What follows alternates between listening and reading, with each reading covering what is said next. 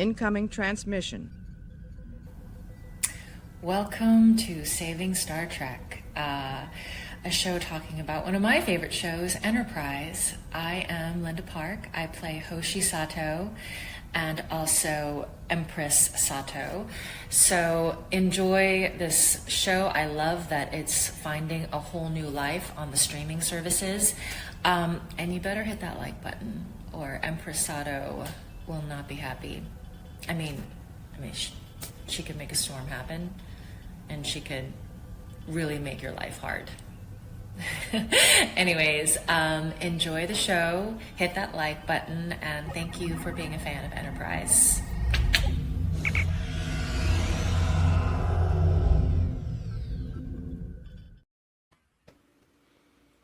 A Terra who doesn't know the rules.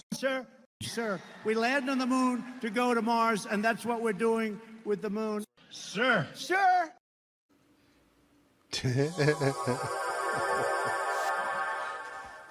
Hello, sirs and madams. It's your buddy Admiral Teag. It's good to see everybody out there.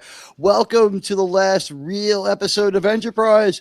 Tweet out that we're live. Tell your friends. Tell your children. Tell the world. It's your buddy Admiral Teag with the greatest panel in live Star Trek review history. With me is my crew. We have been through an incredible journey. This marks about 104 straight weeks with a Saving Star Trek episode every Saturday, and that is a tribute to the community more than it is to any of us. You know, it was brought up on the Friday show where I got to hang out with you guys for a little while, but we'll mention it again now. It was 2 years ago that on the star date we lost Quabi. 6 years ago, the community set out on a journey to review every single episode of Star Trek. And after tonight, really, the next episode, it's such an addendum. This will more or less effectively complete it. We leave that last Voyager episode out there and its mystique to 17 years from now, roughly, when we get there, based on my calculations. And you know what? We have to give it up to the man who started the journey. You know, all hail Quabi. He was a great YouTuber. It was an honor to follow Hendrix at Woodstock because he's Hendrix, but it's also pretty tough to follow Hendrix at Woodstock because he's Hendrix, and no one could ever fill his shoes. We had to substantially change the show, and you know, I want to congratulate though this community, sort of like Magellan's navigator Don Sebastian. Final leg of the journey under Admiral Teag. We finished Enterprise. You guys did every episode of every show and all of the movies. Congratulations to all of you. This is everyone's accomplishment. I was with that community too, as just when I was just Ensign Teag. And you know what? We're there. We did it. Congratulations. A comprehensive review. And now time to go. No Star Trek reviewing show has ever had the kind of experience reviewing Star Trek we're going to have when we go to where most people start in a couple of weeks, to the original series. So congratulations to every one of you for completing your journey. And, you know, welcome to the greatest panel in live Star Trek. Hello, sirs. Let's start with Germ. Germ, how you doing, sir? I'm doing okay. I'm well medicated and ready to discuss some good Star Trek. All prescribed, I'm sure. Don't say that again. I live in Washington. Anything. Oh, okay, that's true. I forgot about that. Okay, so it's kind of technically impossible. He could stand on Fifth Avenue and phaser someone and not lose any support. JT, how are you tonight, sir? You came over from Nick Weiser's. It's good to see you. Hail, and hail everybody joining us from Nick Weiser's. It's great to see you. Yeah, sorry I've been gone the last couple of weeks. You know, the away missions have been long and grueling, and I've had to eat a lot of Leola root stew and other, you know, rough living naturist things. So yeah, it's great to be back. I love Enterprise. This is going to be kind of a bittersweet moment to go over the de facto end of the show, although I know there's one more episode, if you will, after that. I am ready to go. Holodeck program. Oh yeah, well yeah, It's sort of I would call it an Enterprise themed story.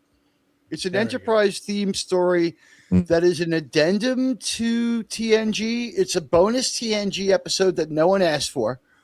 After the greatest ending of all time, we bring back the most failed movie crew with no mystique left, all 17 years older than they're supposed to be, like 20 years older than the episode. It's like a season 5 episode. It's not the Wounded, it's Pegasus. It's like and they didn't wear the movie uniforms. They couldn't even wear the movie uniforms. Well, the episode doesn't. The episode doesn't take place during the movie time frame. It's a throwback to season 5. Yeah, but so why? Why? Because I don't know why. Old and out of shape to even pretend. It just. They should have been like the holodeck cosplay should have been like, we're preparing for our golden years together, Deanna. I'm glad that the surgery made you look much older than I expected you would look in 20 years. Congratulations. It's all the cold here in Texas, Will.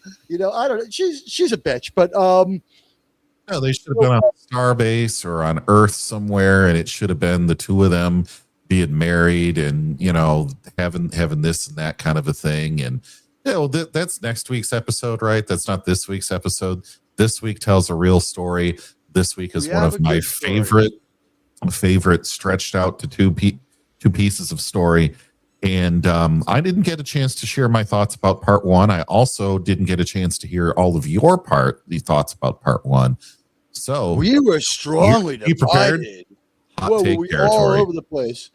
You know what? We can do a quick recap, and I want to thank everyone who came over from Nick Weiser, including new name Deeple. Hello, sir. Good to meet you. And Kal-El. Hello, sir. JP ASMR videos. Hello, sir. Good to see you. And let's say hi to everybody. Let's see who's here. We have John the Beagle Dad. Hello. Resolute is both here and in the chat. Deeple, hello again. JP ASMR videos. Hello, sir. Sean, Kal-El, and JT. And of course, your buddy, Admiral Teag. Okay. So, hello all. And of course, Teag skipped me again. I didn't get to say hi. No, you get to say hi now. And you know what? I skipped Krimwan too. I forgot to beam him up. He does this. Hello, Krimwan. Look, you could have ended up like Krimwan. I almost forgot him in the basement. Hello, Krimwan. I'm sorry. I'm used to the basement. Right. Put your gimp mask back on, Krimwan, and shut up. So I did want to say hi to everybody, and for me, as far as prescribed substances, my Valtrex is working. So I'm happy How's for the that. prep going? Oh, geez. So far, it's working. Right.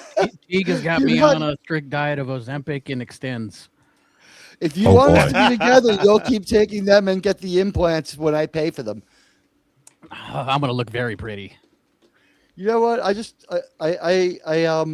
do again really want to say to my panelists and to the community, congratulations. It took 6 years. I guess you would have been done a lot sooner, but I think that this is a different method. And you know what? Going forward into TOS, anybody have any thoughts? I mean, do we have a season 4 discussion and then an Enterprise discussion?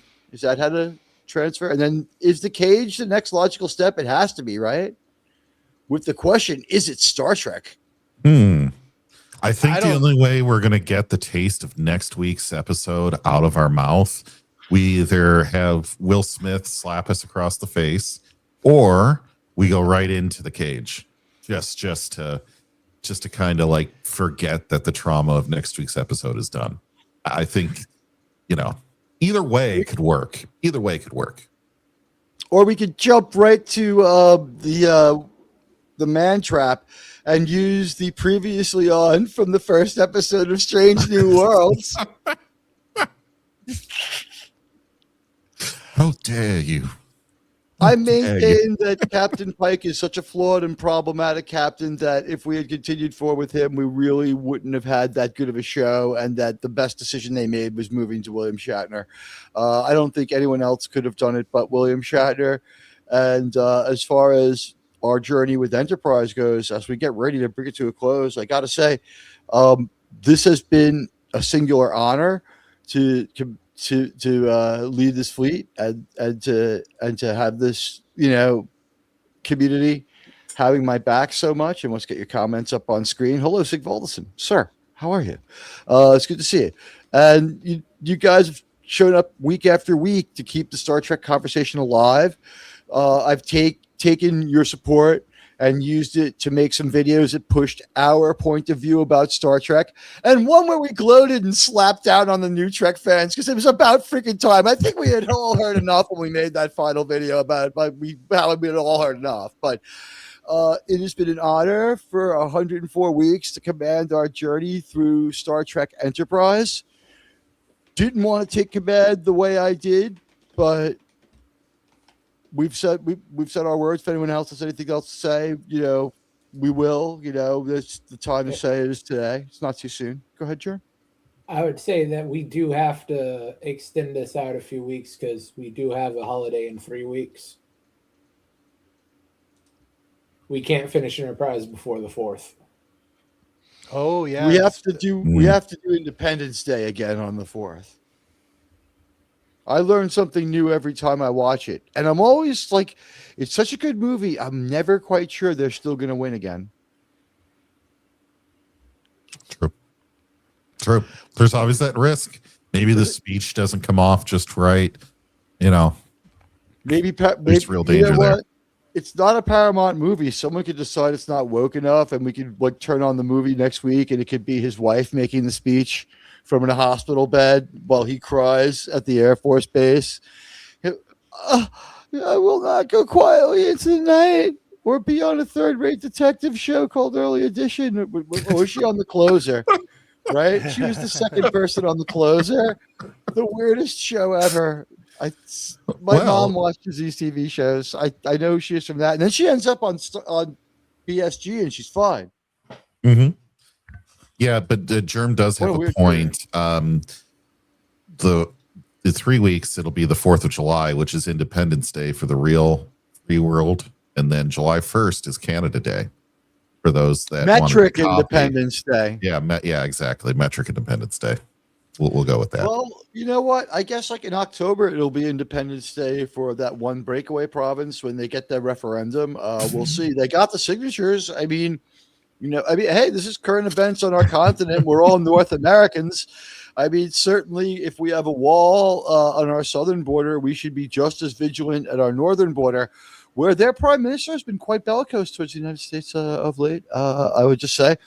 Also, hey, my old homeland, my mother country of Cuba, apparently is on the Freedom Tour. We'll see. But I did pick something up that means a little bit to me, symbolic of the journey, thinking about all we've been through together all these weeks. And you know what? It's time. Kal-El. It's been a long road. So look at Kal-El's last comment in the chat, if you could. Welcome to Earth. I could have been. Chris Rock could have countered with, I could have been at a barbecue. It's good to see everybody. All right. So welcome all. I don't know if anyone out there bothered with Mando and Greg. There was another disclosure day. We disavowed it yesterday. The reviews were so universally blech, and it was called self-important and stupid. And then I finally watched the trailer because I had that little interest in it. That trailer was crazy. That looked like it should have been for Never Ending Story 5 or something. What was going on with the birds landing in the deer's antlers? It was like something. I didn't even watch the preview on that. I didn't watch Mandy and Greg. I didn't care. The TV show had been ruined. The whole universe had been ruined years ago. This is like putting out a Book of Boba Fett movie. Who would care? Was the thing that really killed the Star Wars movie for sure. They're still never living down the embarrassment of that. Obi-Wan compounded it and was worse, but the cat was out of the bag by the middle of that Boba Fett show. I think Gun Train was probably the episode that showed us that it was all over for Star Wars on that one. But you know what? We come here to celebrate Star Trek tonight. And you know what? It's just good to know that we have the original series laying ahead of us because we have a lot of good stuff to come. Guys in private chat, you guys have wrenches. Do as you will. Do as you will. I was expecting a little bit of boisterousness tonight. Somebody out of line. Guys, let's just try to be cool. If I don't think anyone was fighting. I'm sure someone was just possibly being disruptive. Well, I trust you know how it goes. You know how it goes. You're in space long enough, you get packleads. That's what ends up happening, right? So, in any event, Admiral, since I was not here, would you like me to give my episode 1 thoughts? We are going to do episode 2 is called Terra Prime of the Terra Prime saga. JT was not here last week. So right now, JT, first of all, I'm very sorry, sir. They did not have the paper towels. Were not in sick bay. They were not there. We paused and looked. They were not there. They have removed them. So beginning with that, tell us your reaction. Okay, no paper towels. Start with that. Go. Sure. So the opener to the episode, I think, is one of the strongest that the Enterprise series has ever done in terms of getting that flashy opener hook in there on what the heck is going on. You don't start with anyone in a Starfleet uniform. And so that is interesting, but you do get a human, right? So something is already up. Something's kind of getting under the skin there, trying to figure out what's going on. You know, I do love this as the first of 2 parts. I do think since I watched them both today, it is a little bit difficult for me to try to split them up into 2 concrete episodes.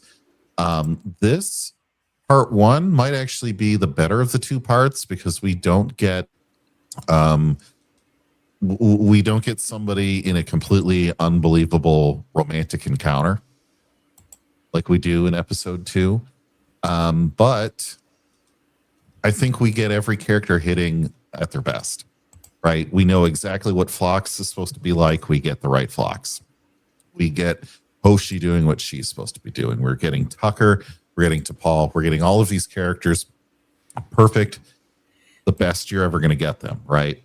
So at this point, I also kind of like to see if you're going to keep a story and continuity over multiple episodes, this was a way better way of doing it, as opposed to the Xindi, where I felt like it was disruptive. They tell a tighter story that shows what happened after the Xindi threat, what happened after the Romulans, all of this. And they tell this introduction where they're all kind of in the Space United Nations in a very positive way, in a very believable way. Section 31, maybe it fits here. Is this the best? There's a couple of things that you've stumbled on that I guess we should point out quickly. The president of whatever this charter writing council is, this constitutional convention, whatever you want to call it, this alliance meeting, Space NATO, whatever it's supposed to be. It's Tam Elbrin from the Tin Man episode of TNG. Oh, really? Okay. It's absolutely him. His acting is developed. He's putting forth a totally different aura than the high-strung freak that he is in the episode Tin Man, where he's got a lot of problems, and he plays an overly empathetic person who is empathetic at birth. Usually, I think Deanna says the empathy comes on in adolescence, so he didn't have the time to adjust to it. So it was a different situation for Tam Elbrin than most other empaths. And he's the one who merges with the Tin Man entity that takes out a bunch of Romulan ships that Picard was too much of a pussy to go after, let's face it. And you know what? My bad. Part 1 is the part where we get the completely unbelievable romantic encounter between Pride Weather and a woman. He tells it well. Believable as him and what Sulu would be like in Mirror Mirror with Uhura. I get just about the same level of I think believability, which Hulu is was absolutely totally not at all. sold it. I honestly, everyone was surprised when they found out George Takei was gay, to the point that I would like to point out that in Miami Vice in 1985, he plays a guy extorting sex from Melanie Griffith. Okay, so Sulu was even That's more how hetero believable than he Pride seems. Weather in here. Pride Weather was so He's a better actor. well, yeah. I would say Pride this Weather was was Pride awkward. Weather's best 4 episodes in a row. Mirror Stud Weather, and Mhm. back to regular Pride Weather.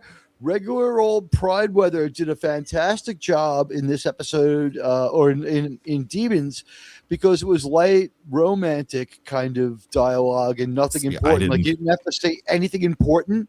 And he goes into soap operas, and like we all kind of felt that this is his comfort zone. He was just like, I care still about didn't you, think he but did I that feel well. like you used me. I didn't disagree. think I still didn't think he not did. very Star Trek or very great, but he did it all right.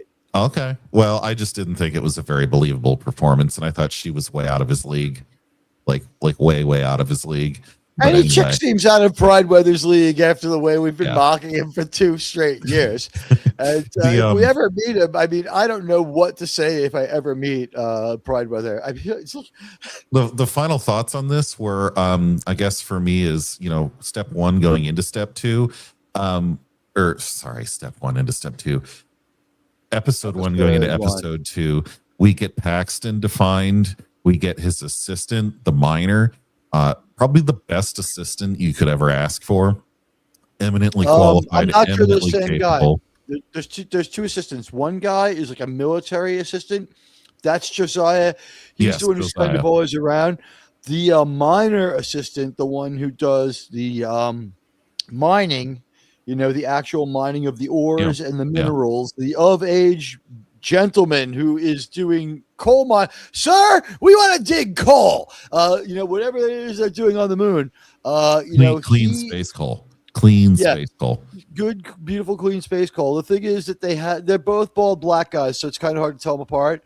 But one of them is a different guy. He's the one who seduces Trip and T'Pol into the seduces Trip into the Terra Prime meeting. He's like, "Hey, you're pretty cool. You want to come to our hate meeting?" Exactly who I'm talking about here. Let me see.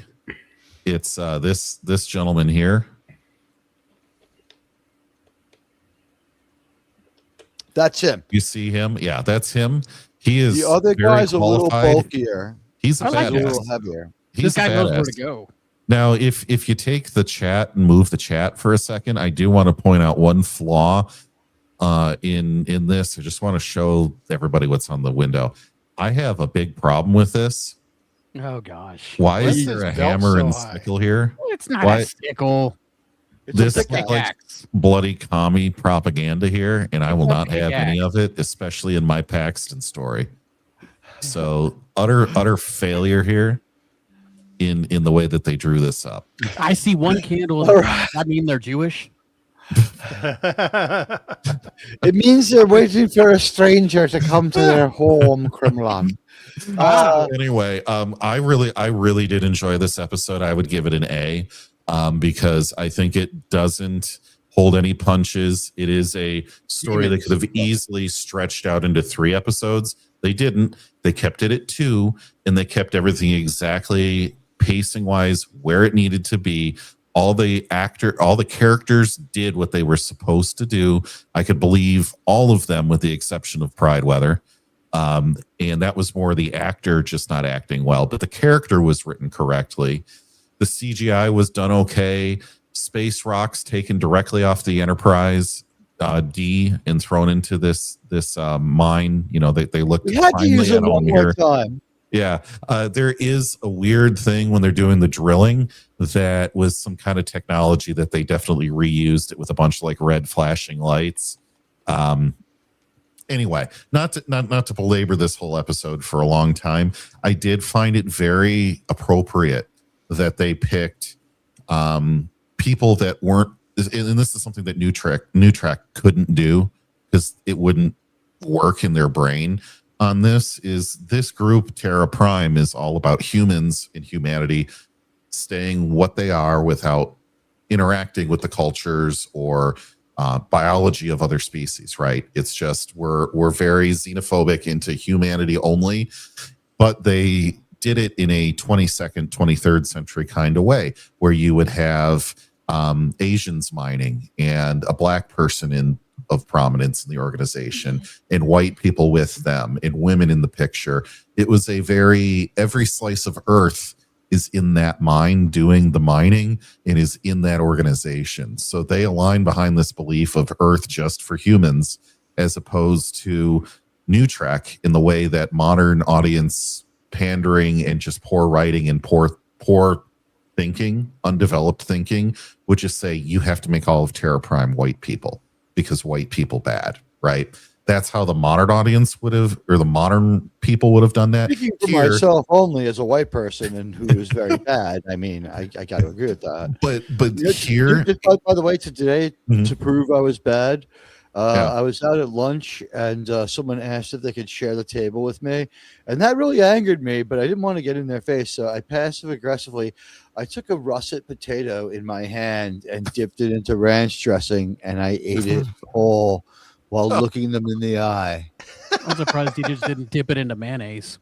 Yeah, I was gonna say, that would have been the better choice. But I went after that. I did look at it, and I did notice it, and it is an important thing to discuss. Is that the futurism of Star Trek and Enterprise was respected here, because something like Paxton could be a possible future for us. And we see his organization, despite all of the progress that humanity may have made, you still see them with a prejudice against others. And the outsider just changed.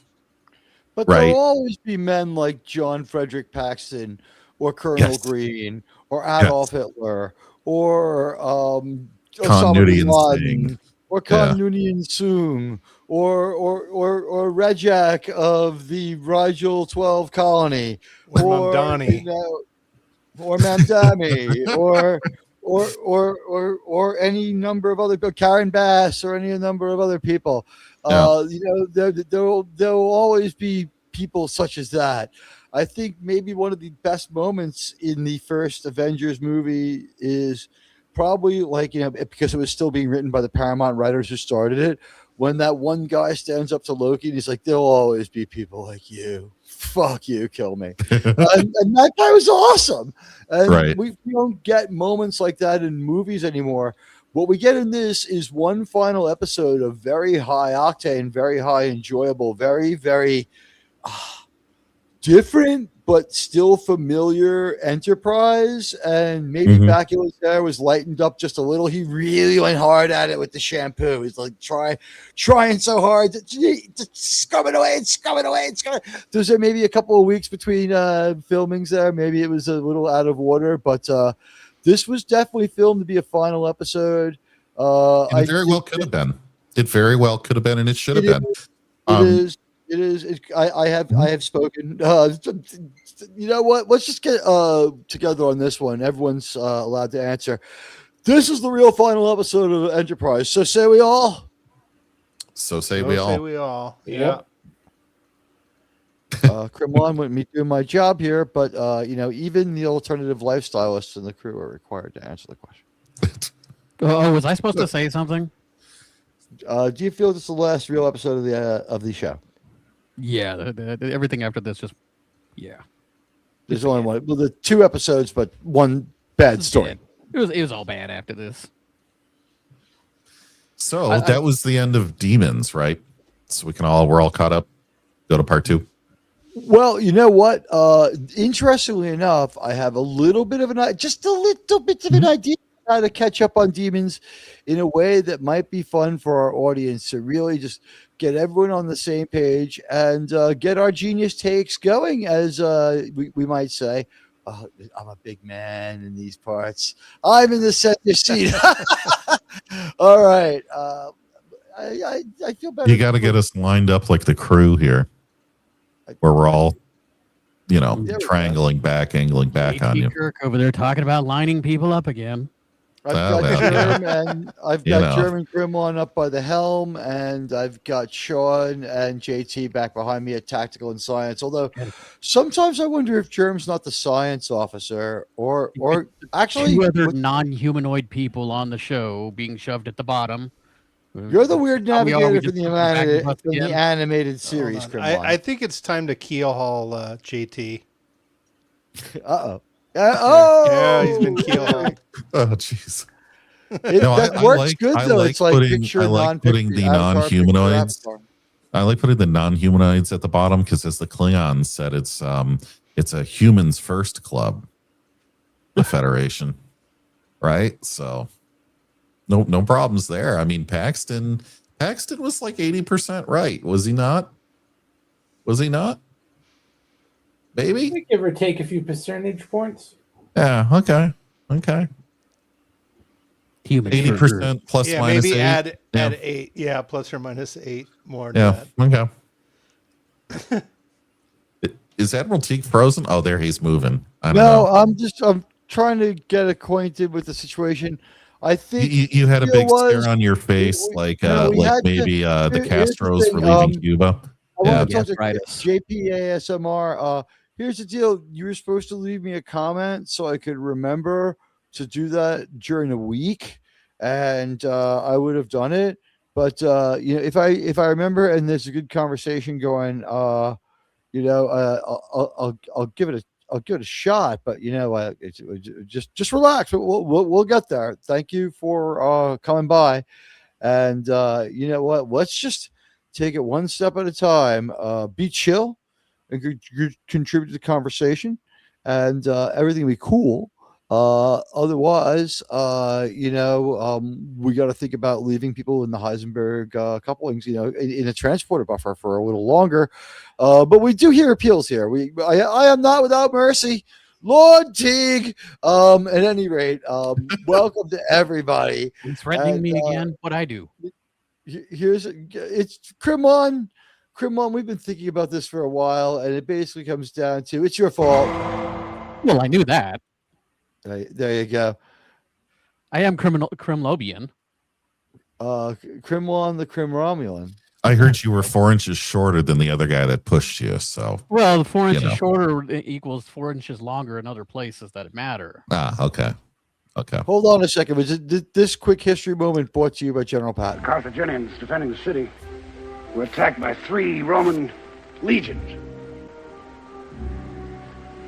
Arab women stripped them of their tunics and their swords and lances. The soldiers lay naked in the sun. 2,000 years ago, I was here. Well, this match will not be postponed. Oh, I feel charged up now. All right. Do you think any of Patton's previous lives knew Flynn the Immortal? Maybe Flynn, or maybe Flynn was Patton. I heard it was Flynn unconfirmed hadn't rumor. died. Well, I guess he hadn't died. But he was more like a Unconfirmed Highlander. rumor, but Patton was there at the Battle of Narendra 3. So Was he a Klingon or was he? but he was a Romulan. He was a tank god. Romulan. No, he was the tank god. By the way, guys, I'm going to crank up the AC right now because it is. I'm sorry that you have to put up with it. Hopefully, the microphone will screen most of it out, but it's just hot. I'm sorry. I have to be able to be awake and alive to do the show. Otherwise, it'll just be terrible if I was to pass out. And Sounds like your Cuban DNA has failed you there, sir. I spent, you know what? I look so much more Cuban after spending like 40 hours out in the sun this week. Oh my God. Like Jerm was was holding onto his wallet with both hands. I was looking so Cuban. He was like, sir, please stop looking at my wallet like that, sir. Sir, why do you have that can of spray paint in your hand, sir? And, all I could say was, make us some Cuban Libres and shut the fuck up. But, it's good to see everybody. Let's start talking about this one. Here we go. This will bring us up to speed. I think this will be kind of fun. Here we go. Previously on Enterprise. Precedented alliance. I do like this intro portion, though. Yes, let me They see if didn't I go can't too jockey overboard it a with little showing in a better. previous episode. They just showed what was relevant and compared to the new crap. They It's felt real good. pretty So confident with their CGI too. That too. I put some of that in there just to show how good it's gotten. And by the way, I put on my NCC, I'm sorry, my NX01 hat. I realize it's real late in the run, but Sean's got his on too. I have come to believe that this is now kind of the symbol of the Star Trek United fans, and the symbol of the Star Trek United resistance, and those who are going to fight for the original continuity. But as we say that, let's check out like what Star Trek can't do anymore. A well-crafted previously on with great original music with alternate takes and alternate dialogue overlapped and wrapped around to make sense with some specific stuff done to make it a better opening. Here we go. Previously on Enterprise. Today. Now we have to be interpretive, so we'll pause it for a moment. I guess this is not Federation headquarters so much as Starfleet Command. However, we see a flag in the far corner. It is the flag of no like United Earth. yet. There's no Federation yet, but I mean, it's not like the United Earth building. It's the Starfleet building is what I'm trying to say. That's the drive section logo we see on a lot of the ships, and the Galileo logo that we see on all the shuttles on TOS. The United Earth flag flying over in the corner.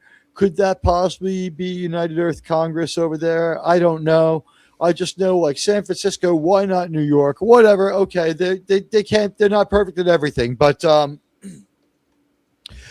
I did think it was a little weird that it was taking place at Starfleet headquarters. However, that's the one thing that's going to sort of unite all the people of Starfleet is it's the commerce with Earth. So it does make sense that the Earth people would be in there hosting this one, and that Starfleet would be the glue that holds them together and have the most familiarity. All your trained personnel with dealing with all these people. I don't know. The Earth Diplomatic Corps seems like it's been just holding Earth together. It looks like Starfleet handles most interstellar relations, doesn't it? Mm-hmm. They might run it by the president. It's like, sir, we want to dig coal. Okay, no problem. It's like, what about your new ships? You put in the warp drives? Sir, we decided that steam is better. It's like, okay, go ahead. Well, no problem. They've never addressed, this is one thing I just realized, they never address in Enterprise whether Earth is a united government now. It is united. It is? Yeah, they've said it several times. Oh, really? Yeah, they called it United Earth a couple of times. Oh, okay. We just don't know if this guy is outright president. It seems to be that he is, but the thing is, they call him both minister and counselor. So he may be like number one prime minister, or he may be minister of this meeting and counselor of the Earth, or counselor of this meeting and we don't know. They keep it vague, and you know what? It makes enough sense. They're not throwing too many curveballs at us.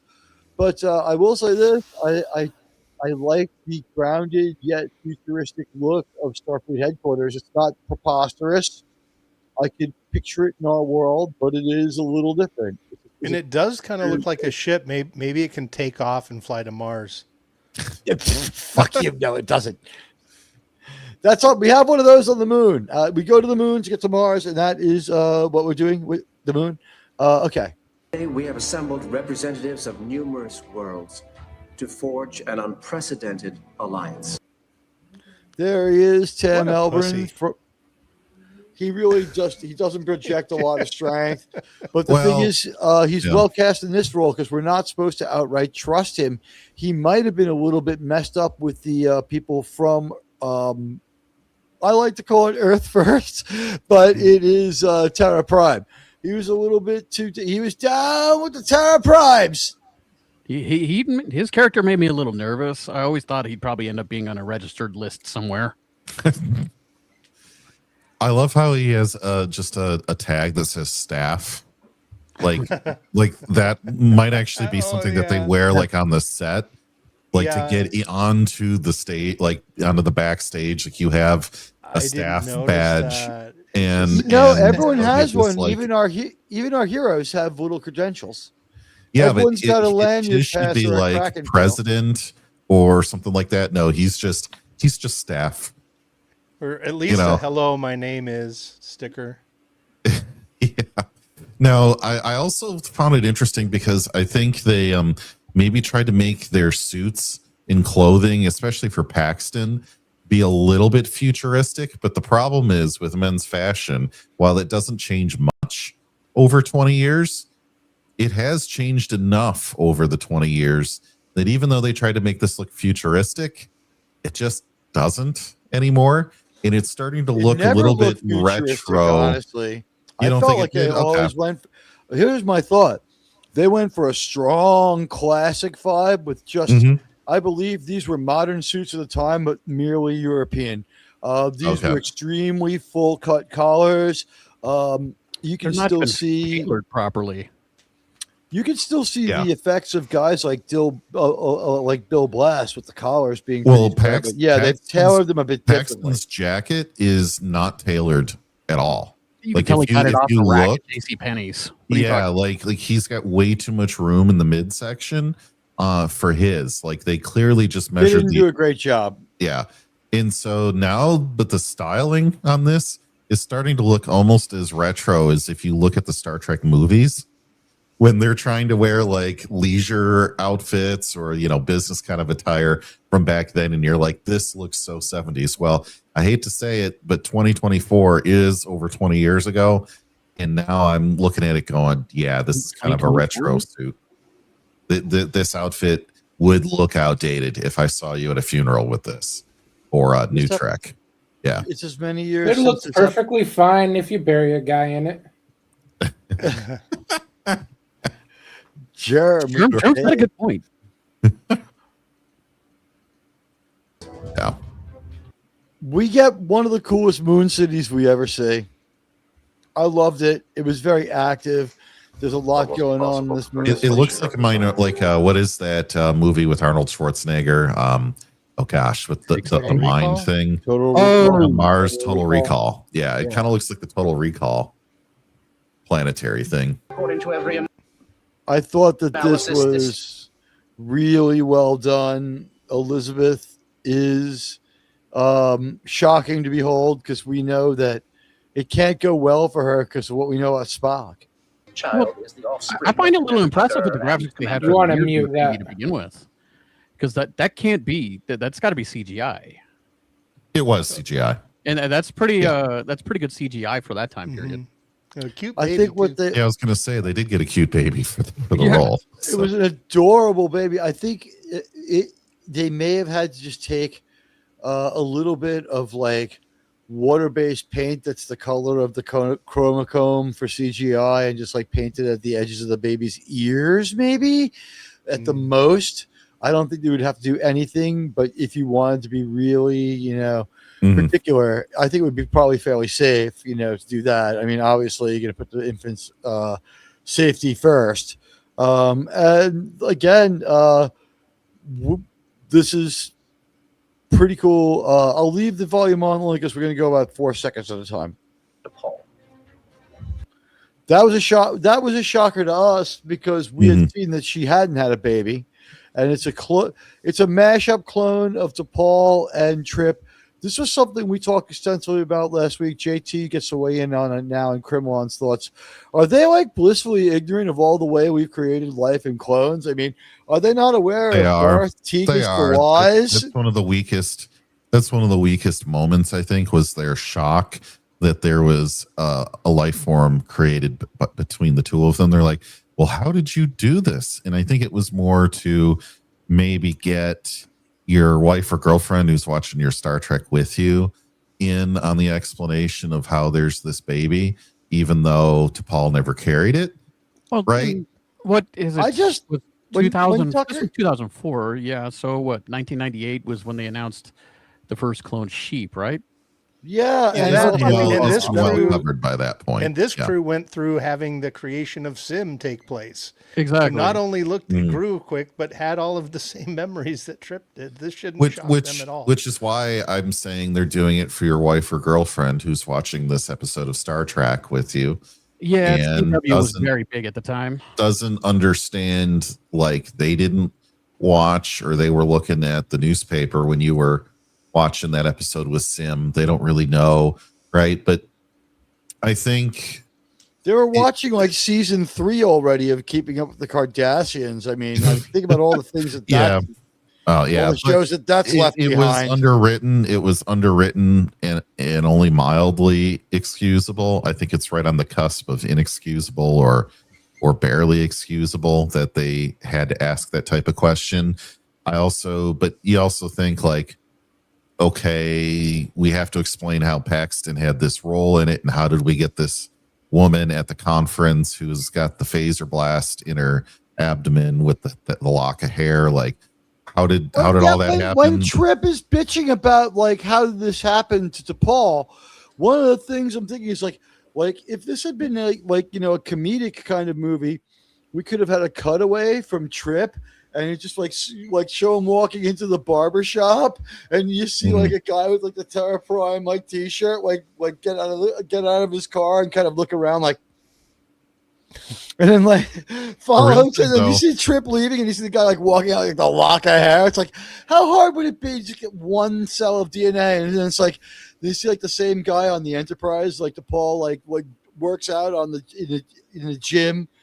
Towels off, and the guy just like walks over, like grabs the towel and splits. I mean, it's the future. Yeah, See, exactly. I think they did the clone thing to let the T'Pol fans know that her hoo-ha was still in good shape. Well, they did basically answer that question that they were intimately involved on a regular basis. Well, yeah, but she didn't by have to revealing give this birth, out. so- Yeah, Right. Yeah, everything's There still- was no involvement there. Yeah. And it really shows I what don't an believe it. alien to Paul is, because think about it. A human woman would have had like 11 or 12 like pregnancy scares. He would be like, so you really were pregnant, huh? You know, it's like, Yeah, it's like Trip's like, hey, I I got am good thinking timing. it's I possible. can pull the shuttlecraft out of the bay at the last second without a problem. This This lock wasn't told my us I fault. didn't need no protection. No, that's just that's what we call amazing pullout game. Florida man. Anyway, never mind. Florida man, There. Randy He's Savage gonna pullout wake up game. one day remembering all the times that he had like somewhat unfulfilling sex with Paul, but then like by the time he wakes up, he thinks it was great because she can sense it and like mind meld with him. It's like it was the most fulfilling coitus you've ever had in your life. And she's like, that was a hell of a night last night at Paul's. Like she's like doing almost nothing for him. Like she has that power now. She's had the USB stick of Sirach for quite some time. But she also couldn't use the headache excuse because of Vulcans. So, but just, we'll throw that out there. Also the line I thought was very interesting, and maybe they were going a bit too far. Hope you didn't notice, is that when Phlox and Trip were talking to each other, and he was like, well, she obviously didn't carry it and she didn't get rid of it. So, and I'm like, whoa. So Vulcans are pro something that I'm not going to say on YouTube. Sure. Okay. And they just came down on that side of it. And I was like, are we just writing things in here now? And should we be more careful to avoid this type of conversation? Well, she's watching the show, here's the right? thing, in context of the greater story, it was done to her without her permission or desire to do this. And then she's immediately completely maternal towards it, and she's ready to kill anyone who's fucking with it. So I thought despite how it happened, she had like the proper reaction. She like immediately activates all her maternal instinct. Like she's more maternal than most human mothers. Like but I thought it was handled well. Guys, And that's the point that no modern writer would put in nowadays. Oh yeah, right. Yeah. That or when Trip is very emotional later in this episode, guys. You might think they were going real slow because we're stuck on previously on. The cool news is this episode sort of concludes in the middle. The story ends in the middle, and then we're just going to talk about the repercussions of the end of the episode, which is a series of goodbyes and farewells and high fives. We think Terra Prime was involved. It has something to do with the child. This is something that you didn't get to comment on last week, but I brought up that's very important that people might not remember. This is only the 5th or so story with Terra Prime. Terra Prime from Deep Space Nine and Enterprise, they weren't evil. They weren't evil yet. They were unprincipled sometimes.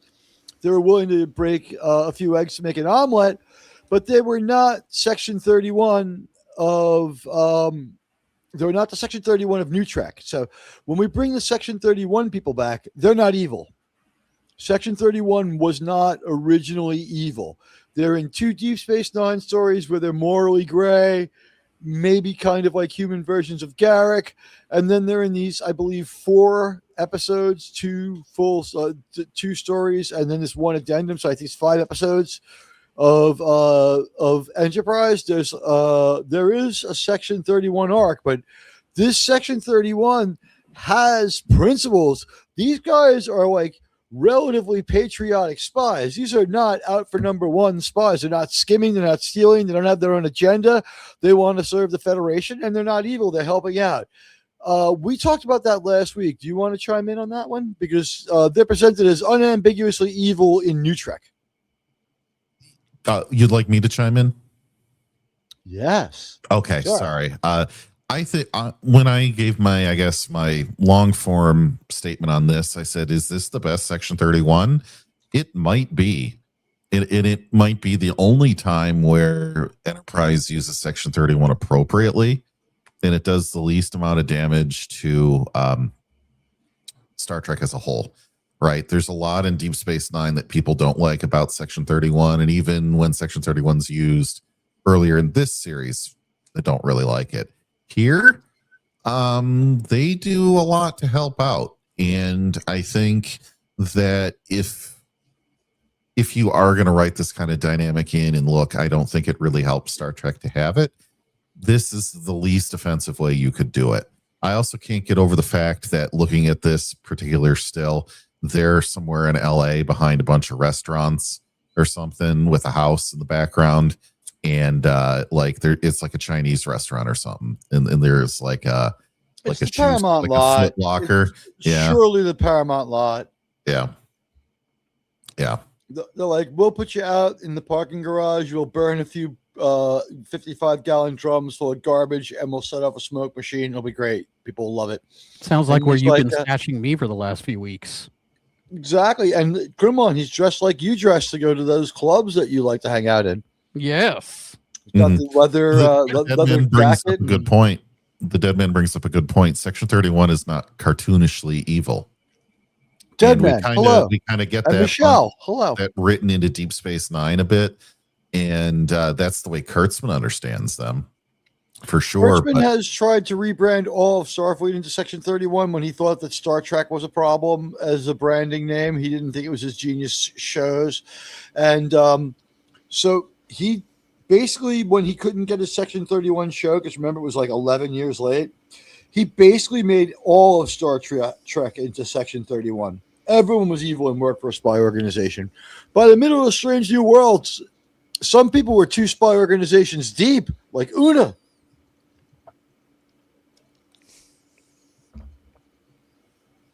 Oh, God. Sorry, I was writing a response to Cal out here. Yeah. Well, I'm sorry, Rebecca Romaines of Becca Multi-Chin Riley. I'm sorry, Una Many-Chin Riley. My God, more than a Chinese phone book. And hello to Michelle Fairy Tales. Who else has come in since I took a look last? It's great to see all of you, my friends. Andrew in too. Hello. Hold on a moment while I reset and see who's coming. We got Andrew Wintu. Hello, sir. Resolute Germ, James Rose 1701, Deeple, hello. John the Beagle Dad, Sean Carter, Cal L64, hello. Lombardi 1969, JT Kirk, Sid Gwalderson, Michelle Fairy Tales, Krimlon, the Dead Man, and the JP ASMR video. All right. Hello to all of you. Hello. How are you? It's good to see you, sir. All right, so let's continue with the pre song. Find it. We'll have the answers. I've never been pregnant, Trip. You know, I mean, if I had a nickel for every time. No, I'm just kidding. Pretty effective. Too bad they couldn't get Bonnie Blue to understand this one, but okay. That poor kid. I know. Yeah. Please put that kid up for adoption and never find it. At any rate, this is the best she's ever looked in the show, by the way. It's too bad it's all happening now. This show ends with 4 out of 5 awesome episodes. And by the way, their last 4 episodes arguably, I mean, maybe this less than Mirror Darkly, arguably our top 100 Trek episodes. Now they blocked there. this very strangely to me. I get why they did it this way, where they're on opposite ends of the room and they're supposed to be showing their individual emotional responses as if they're distant on this. But I don't think that they should have sat this way. I think they should have sat next to each other. It would have made more natural sense than for them to I sit think on it's for opposite what's going sides to of the happen room. next. This is too stage play, if you will. I think it's what's going to happen next. I think it's for us. She's going to stand up and walk right towards our point of view, full stride, looking great. So, as you'll see, but this is one of her best outfits. But you're right. And by the way, this is a little exaggerated because I had to crop it in to get the skip out of there and all the other stuff that you have in the previously on. Then how do you explain all this? I don't care. Just walk towards the camera. She's not here to. They went to black a little too quick to justify it, but last week we saw the whole walk. We got a Mako.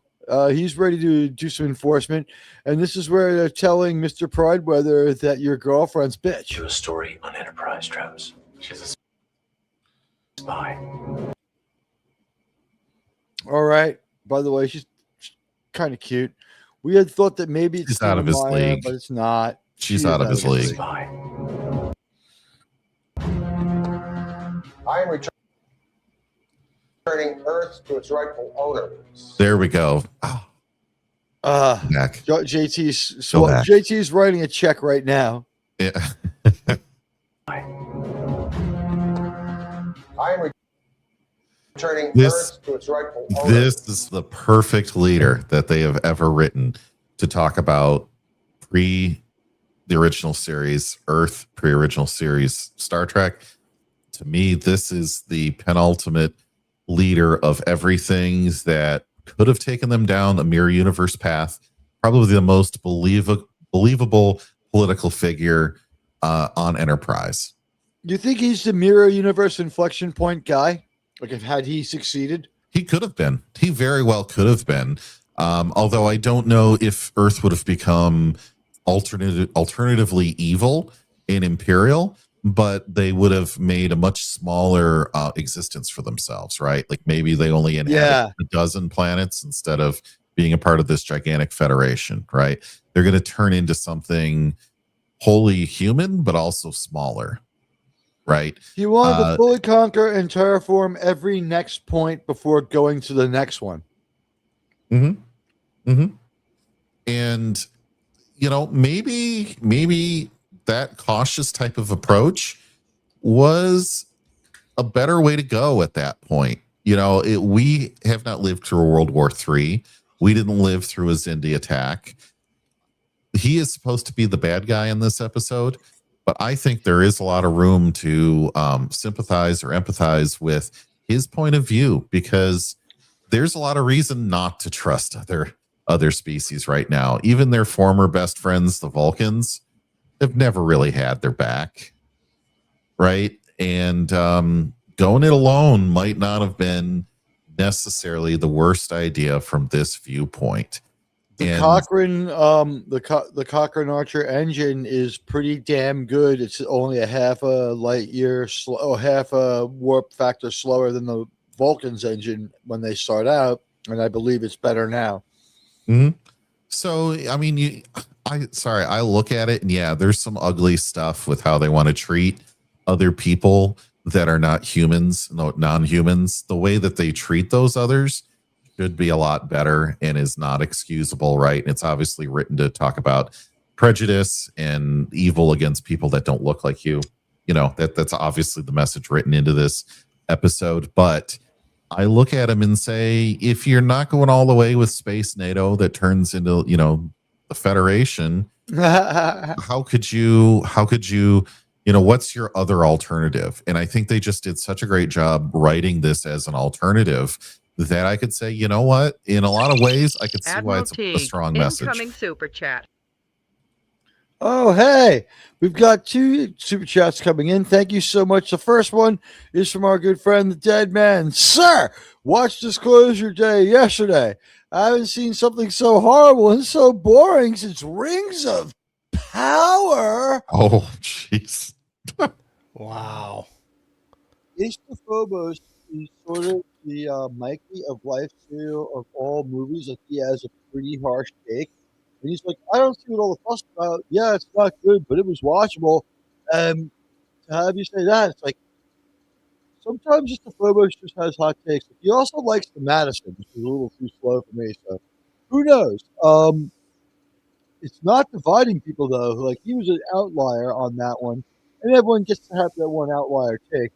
He's a real outlier on that one. You're more with most people, although that is the harshest. I have seen it be very hardcore and very mean spirited and very heartfelt, but I have not seen that level. I mean, Rings of Power, that is garbaggio.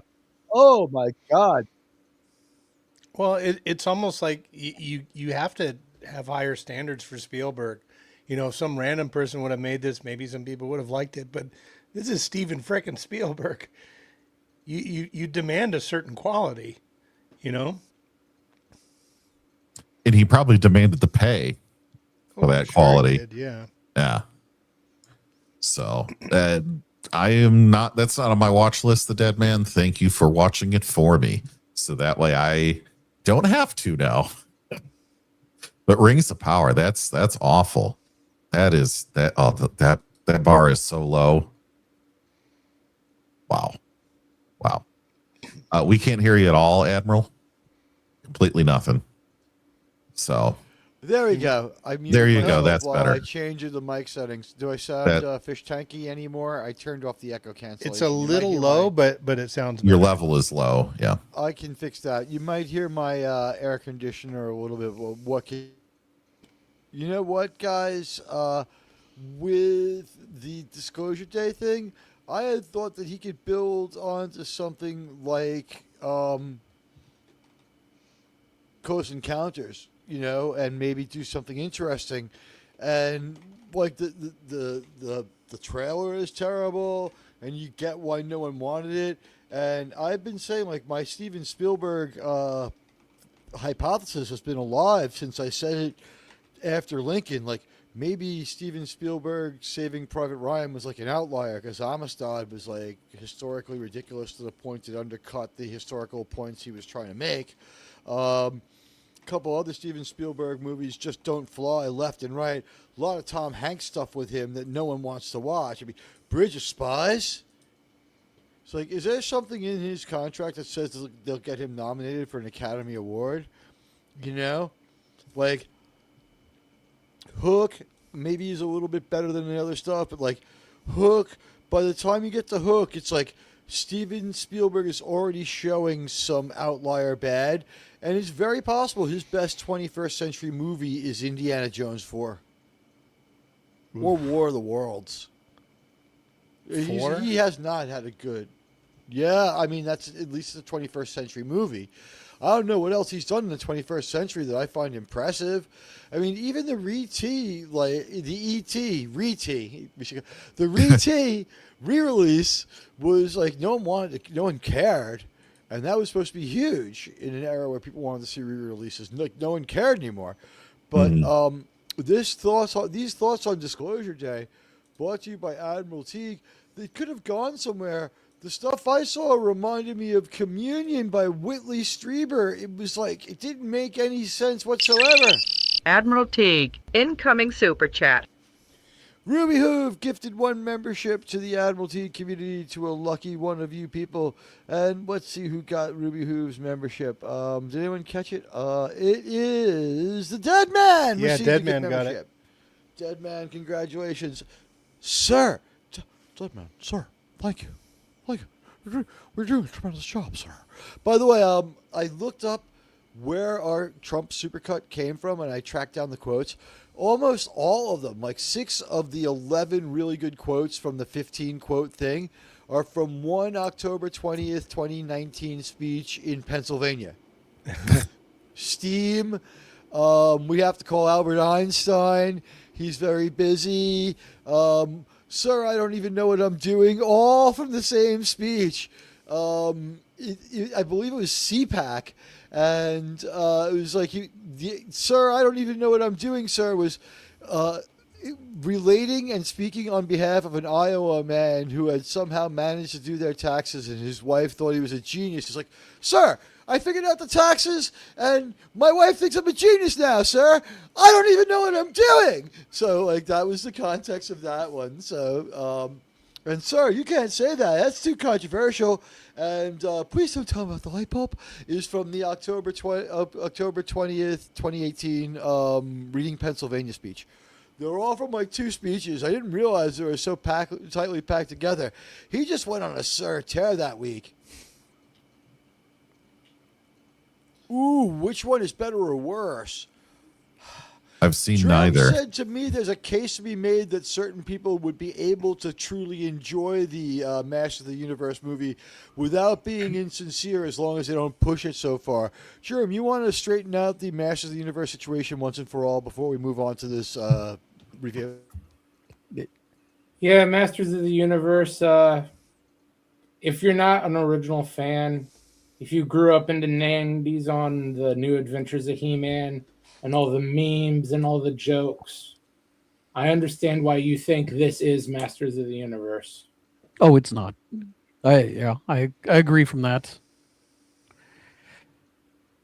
You would have to have watched the original cartoons to get a lot of the jokes.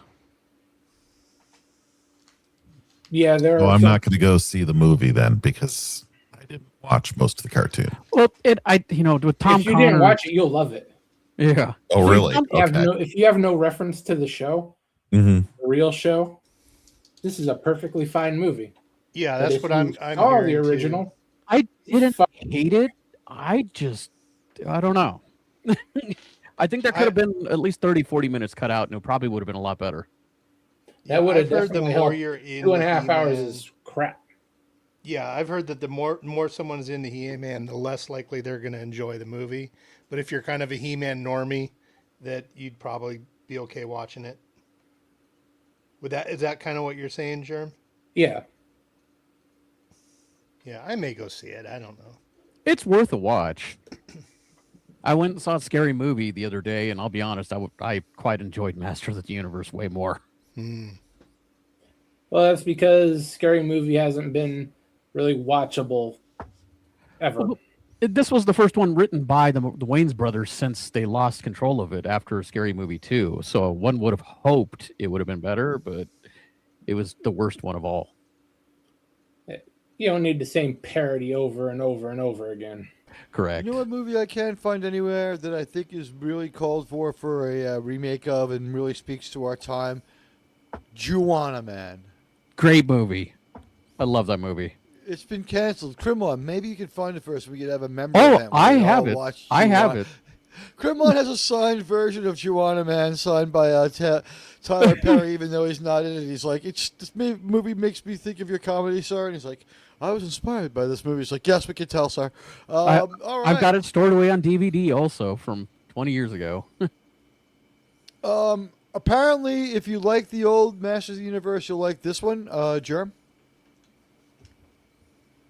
You want If to address that comment? if you like the original Masters of the Universe, you will not like this movie.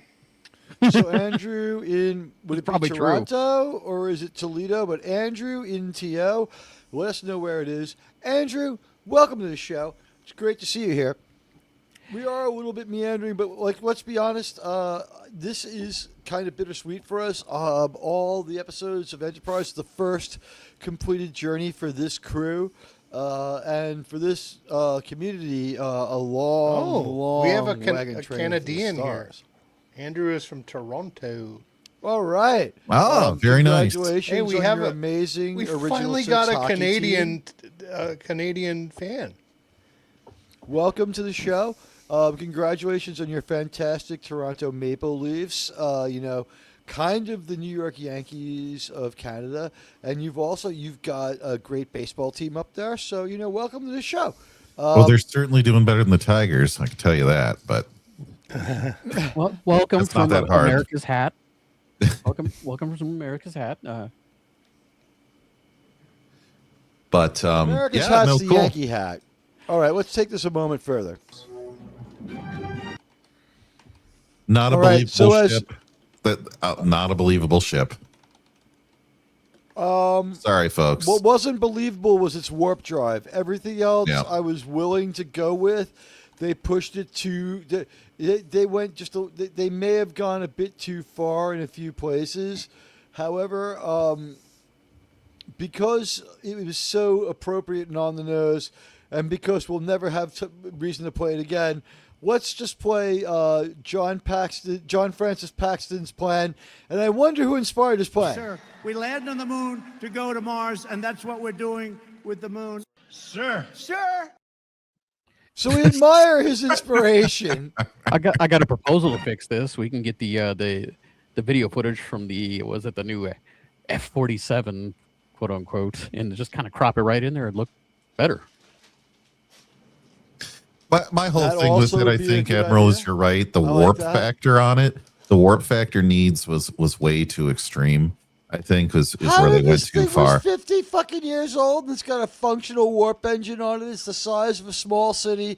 It's supposed to be able to spider out into another mining colony. I could have believed an in solar system drive, and it's like, yeah, you're not going to take us 8 or 9 months, but hey, it's city sized. We'll be fine.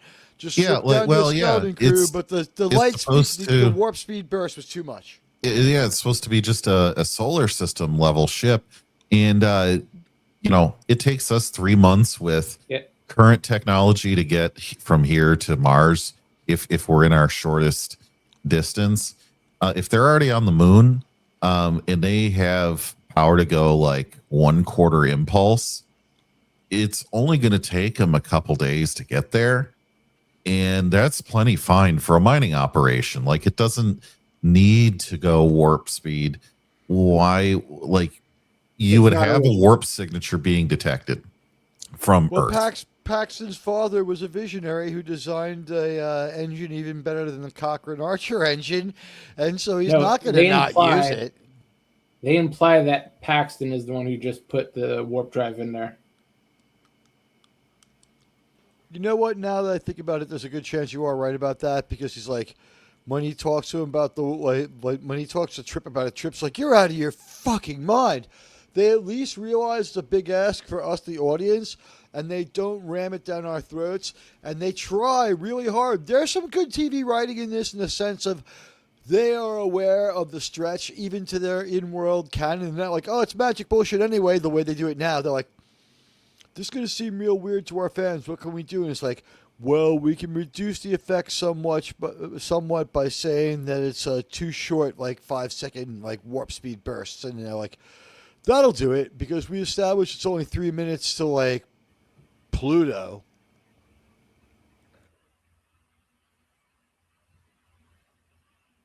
Still don't see how they did So it. at warp 1, if it only went warp 1, it would take less than 3.5 minutes to go from Earth to Mars on the average orbital distance.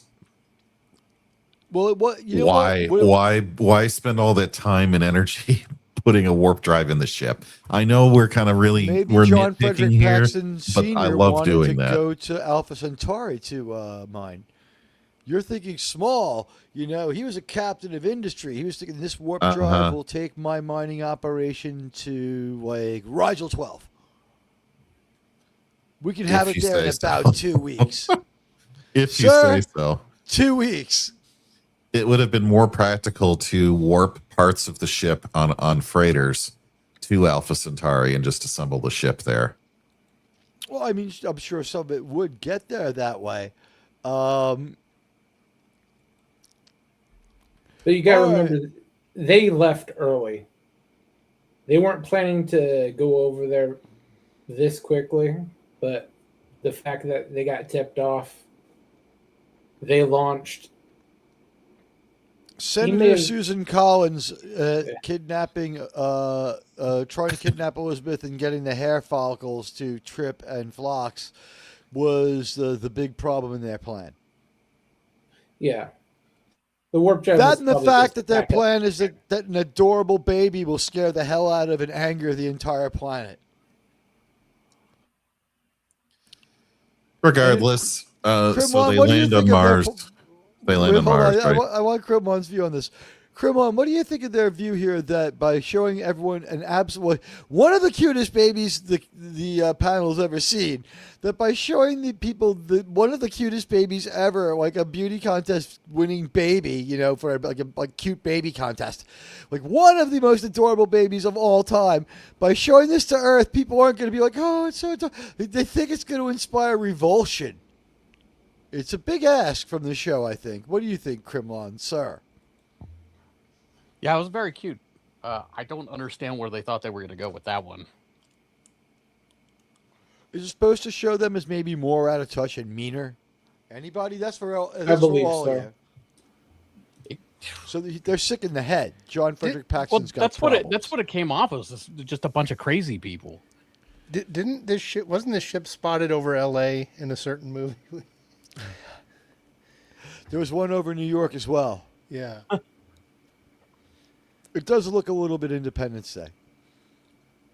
Imagine how massive that thing was. There's the Verteron away, by the way.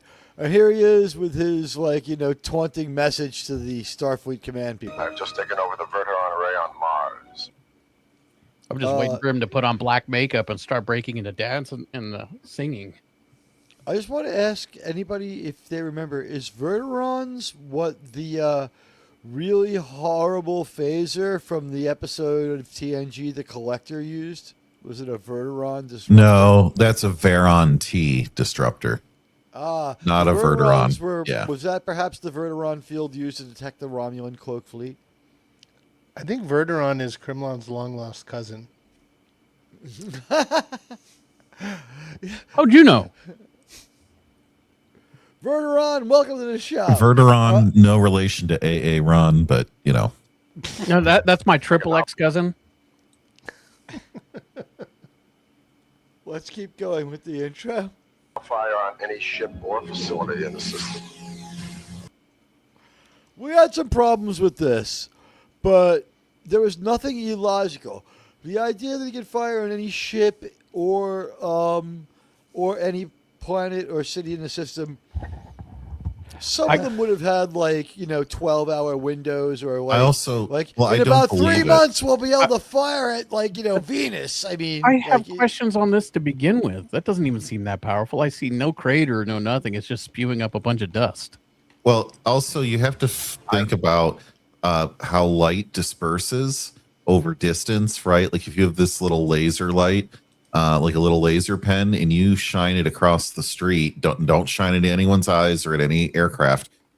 The tiny little dot of a red laser across the distance of like a city street on the opposite wall is going to be like a 2-foot circle. But so you would have to have not such a an laser. incredibly focused laser beam that to have it go all the way from Mars to Earth, millions and millions of miles. I just looked it up. At a minimum, the shortest distance between Mars and the Moon is 34.8 million miles. That's over 3 light minutes. It would take 3 minutes for that beam to hit the Moon, and it would be dissipated. Verteron, they're going faster in light. But isn't this a phaser, not a laser? Yeah, this is some sort of magic sci-fi weapon, guys. Let's not get hung up on the truth. Okay. It's not a laser. There you go. I'm waiting for the quote to go in laser. It still has to be based in some kind of science. Oh, I think the fact that we hate all the aliens and want them to leave is pretty goddamn based. I'm sorry, you meant based in science. I'm just expressing my admiration for John Frederick Paxton. But this just proves that Star Trek is better than Star Wars, because any old bumpkin working in a mining spaceship can just go ahead and generate this type of laser. Star Wars shot a beam across multiple star systems to hit a pinpoint. No, that was J.J. Abrams' Star Wars. That's Disney Star Wars. That's different. I'm talking about real Star Wars. That was the weapon obviously traveled the speed of light, but got across the universe for hundreds of thousands of light years in just seconds. I don't know. I don't see anyone in Star Trek being able to, as a kid, being able to make a lightsaber. Well, why would you when you have a phaser?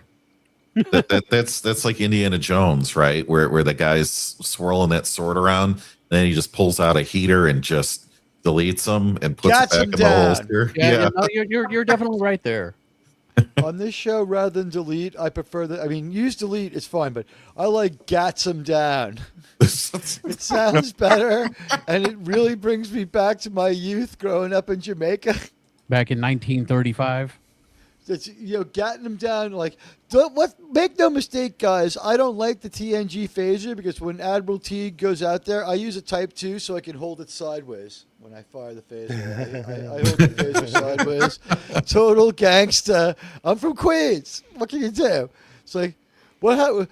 The strange man attacked our ship. He was wearing a green Starfleet tunic and a Met hat. If you squint really hard, you can actually see Queens in the background of this image. Yep, there it is. Freedom Town. No intention of using this weapon again, provided that every single He can't wait to use it again. non-human in our system can be used. How is he going to figure this out if they don't leave? Right. Immediately. But that's like, how does Bane know if anyone has left Gotham or not? He doesn't care. Like, it's inescapable. No one was allowed to leave Gotham, or else the whole fusion bomb would go off. Right. Well, those were the rules. The bridges were mined. Some of them were blown, and the river ice. When the river is unswimmable, and when it froze over in the winter, it was unpassable even when frozen over. We know because the people who live there are terrified to go out in it. Although we're getting to the point where we have a Batman movie that only makes slightly more sense than Batman versus Superman. Like, Nolan really starts to lose his edge at the end there. Sounds like you're living in Gotham already. Well, you could go through the sewers, but you also see all these people that were banished out to the ice. You just could have laid flat, because then you distribute your weight across the entire surface area of your body. And this is a thing that you can do. If you ever find yourself on ice that's starting to crack, if you lay down, it spreads your weight out. So that way the ice is much less likely to break than that is just true. having your feet, all the weight on your feet. Something tells me if you almost made it, they would have sniped you anyway. I'd also say that I hope Ma'am Dammy doesn't see that movie, or he would try to lure the entire NYPD underground. Oh, goodness gracious. I watched that movie this week, which is why I keep bringing it up on the last show and then this show I'm on. I did think about that. I'm like, this feels like Ma'am Danny, like way too much. Way too much. Something he certainly would have enjoyed. Yeah. And here, like for one of our last ever episodes, we roll that wonderful title sequence that we have enjoyed so much that Linda Park introduces us over. And you know what? It's a shame that they didn't do it the way that I have it for this week's episode, where I actually, and I'll put this up as a feature for the channel members. It's the Enterprise theme from it's the Archer's theme. I had made this already, but there's a pretty cool we show off their CGI at the end. So there it is, the real Enterprise. It's only 3 miles away. If I ever have to escape New York, I have a spaceship nearby. Where is it? The Enterprise is at it's at the Intrepid Airspace Museum. Oh, really? Okay. I didn't know that. Yeah, I've been to the Enterprise a few times. I've seen a couple of the other shuttles, because one of them's in Metro. Well, it's Virginia, but Metro DC. It's a lander, not a shuttle, right? The Enterprise never went into space. Right, it was dropped off the back of a plane. It was proof of concept. It also has a really weird tail configuration. It's got like this weird cap on the tail. It's hard to explain. But hey, hear it for the very last time. Enjoy it. There she is. Beautiful. Just beautiful. Our very first Enterprise. I've come to accept it as that. It doesn't bother me at all. I don't need a bloody A, B, or C. And it's an NX experimental ship. Our Navy and the British Navy, long tradition of Enterprises. So there we go with our introduction, our beginning. For nostalgia's sake, we show you the opening. And we immediately have the problem of Trip and T'Pol are captured and held prisoner on Mars. Trip is being extorted and coerced to help Paxton on his evil plan, which is make my ship tougher and help me target the Verteron array better, or I'll delete most of Frisco. And he really Trip's like, F you, I'm not going to help you improve your weapon. He's going to do that in June during this month, the holy month of all times. I can think of somebody out there that sometimes I look at their ex who started complaining about Pride Month like May 9th. Surprised Teag isn't wearing his colors. Oh, yeah. I have the entire rainbow inclusion intersectional flag tattooed across my entire back, so I don't need to. Oh, next to your Totenkopf? Exactly. There you go.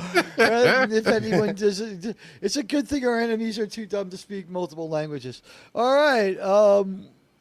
But as we go forward into this episode, we had a great start from last week. And I guess at this point I have to consult my notes for episode Terra Prime. We just saw the catch-up. The Verteron array is a pretty impressive weapon that can very much mess up Mars. And one thing I just would point out quickly is John Frederick Paxton, one of the reasons why he looks so uncanny is because Peter Weller is like 67 years old and built like it, which might explain like the billowiness of the suit. They're trying to make him look younger and more formidable. And hello, everybody. It's great to see you. Thanks for watching with the browser on. We really appreciate it if you could do that. At least for like 15 minutes. It's super awesome for the show's analytic. It helps get our Star Trek message out. And there's an awesome Star Trek video coming this week I'm going to make. Probably work on it most of the day tomorrow. I think that John Frederick Paxton is, as played by Peter Weller. Peter Weller is simply a best-case scenario for a facelift with dyed hair because he's like 65 years old. So his body is that of like an old dude who's just not in very good shape. And his face still looks more or less the same, except his hairline has moved so far back. He looks like RoboCop because he's got like as much face as Murphy. His hair starts exactly where Murphy's face ends. It's weird to behold. I admire his work as a history guy, even though I disagree with the veracity of some of his takes. And but guys, he is not the greatest doctor of history. He's just one of the better presenters and brought a lot of attention to it. So I do admire that. But moving forward with the episode, Archer wants to stop this transmission going to Earth. It's extremely upsetting to him. He can't jam it. And I think it's very important here that for a moment, I reveal to you that the person whose job it is to try to jam this is none other than the gorgeous, you know her, you love her. She is the beautiful Hoshi. I think we just need to see her. Guys, there she is. Isn't she beautiful? Linda Park, for one of the last times you're going to get to see her, just looking great. And it's fantastic to see her. Our saving Star Trek model, spokesmodel. Go ahead. I would like to say that, we really talked about this in season 2 and then more in season 3 with the Zindi, right? About her character arc. And this episode has a speech from Archer. It's somewhere in the 2-parter anyway. Has a conversation with Hoshi about it's right here. How much, I remember you used to tremble or whatever when you go to warp. Every time we turn on the warp engines, and she's pushing for more aggression and higher warp. Yeah, and you just see how far that she's matured as a character in this show, where it was kind of like she was just in Starfleet to be a communicator and all this kind of stuff, but it wasn't really her thing. For Starfleet, they give her ensign rank just because she hasn't been to the academy. She's good with language stuff, and she probably taught at the academy and probably taught them. She's PhDs, right? So they're going to make her an officer really from that. But here she has grown into someone that I could be like, put her in the chair for a while. If Archer and T'Pol are off on an away mission, I could see her getting in the chair. And by the way, far better than Hairless Kim. Far better than Hairless Kim. And I would say this is based on that final episode of TNG where Gates McFadden commands the Enterprise, and she's pretty resolute because she's going to have a point later where she has to show her quality, and she gets challenged by, we bring back a TOS trope, a Federation commissioner who's a namby-pamby, panty-waist dick, pencil-pushing loser. And it's going to be Tam Elbrin. But she looks beautiful here, and we were glad to see our friend Linda Park featured in the show, and she has more than just a brief moment. And let me just remove that from the screen. I've been told it is unprofessional, sirs and madams and sirs, to leave the to leave the slideshow up when it has the indications for like fast forward and reverse. So a lot of beautiful pictures of Hoshi, and then when we get back to the action, one of the things we see is the crew sees Elizabeth. This is part of the Terra Prime broadcast. But yes, before we get sir. to the next part, there's a request in the chat from Andrew in Toronto. So I would like to oblige. Okay, you can see her in the mirror outfit in the in the what do you call it? In the emoji. We have an emoji of this, but it's not large enough. Here we go. There we go. Yeah, there we go. There you go, Andrew. Yeah, she is beautiful. All right, Andrew. Andrew, that was a well thought out request. She is beautiful. Yes. Yes. We can just leave There you this go. up. We don't even need our avatars up. We'll just leave up Hoshi. If we stop talking and leave up Hoshi, like the concurrence will hit 30 in no time. Guys, we'd love to get to 30 likes. If you can hit the likes if you're just getting here. By the way, I love the control surfaces of the NX-01. Highly believable. They had to make them upscaled and believable for this generation, or it would have been like that episode of Strange New Worlds where they punked Star Trek, but it still has enough relation to what they did in TOS. I believe this interface. I believe that Mr. Mayweather can control the ship from here, and I do sort of love, like, is that the thruster array to his left there? Is that speed control, or is with the I don't know, but it looks way better than anything Kurtzman ever came up with. It's Yeah, badass and it screen looks is orbital functional. plotting. What you're probably right. You know what it doesn't do, Jerm? It doesn't present preposterous questions that don't make sense. Like when we're on the bridge of Kurtzman's Enterprise, the shields are always up and it's always red alert because they don't have any other setting. Like even when they're just casually talking, if you notice, it always says like alert status, like red. Like that's part of the superscript on everything, like condition red. Fucking you don't know what they're doing. So here's the flaw in the Terra Prime plan. This is going to terrify everybody. I don't know if gorgeous, beautiful child and just absolutely adorable Elizabeth is going to make people freak out and not want to have people on Earth. But the show maintains that it does. Yeah, they kind of had to stretch certain parts to make them look more evil because they didn't want to risk people actually siding with Paxton. If half He's the a audience says, charismatic hey, villain. this Paxton guy is all right, not very good for the show.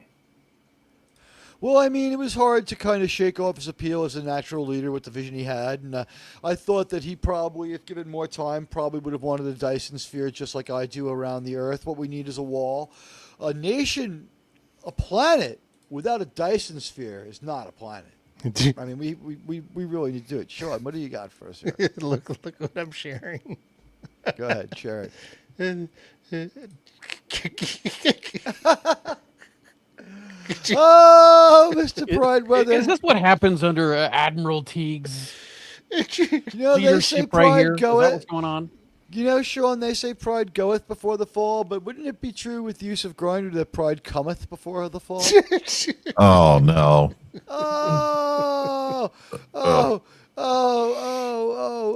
He shot some mayo into a few men's brains.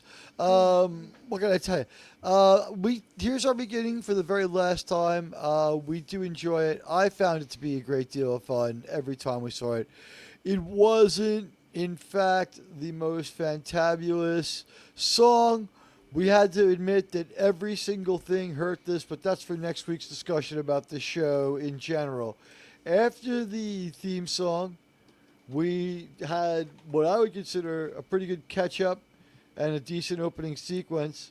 And we see the Vulcan embassy, and I'm sorry, we don't see the Vulcan embassy. We see the conference that they're having at Starfleet Command, and the delegates at the Starfleet Alliance meeting. They're like, this is supposed to be freaking them out and making them like grossed out and sick, and here they are like, we all know that if the Earth ambassador is from Ireland, he's watching soccer on his phone, but that's really not the point. The thing is that all the other people are terrified.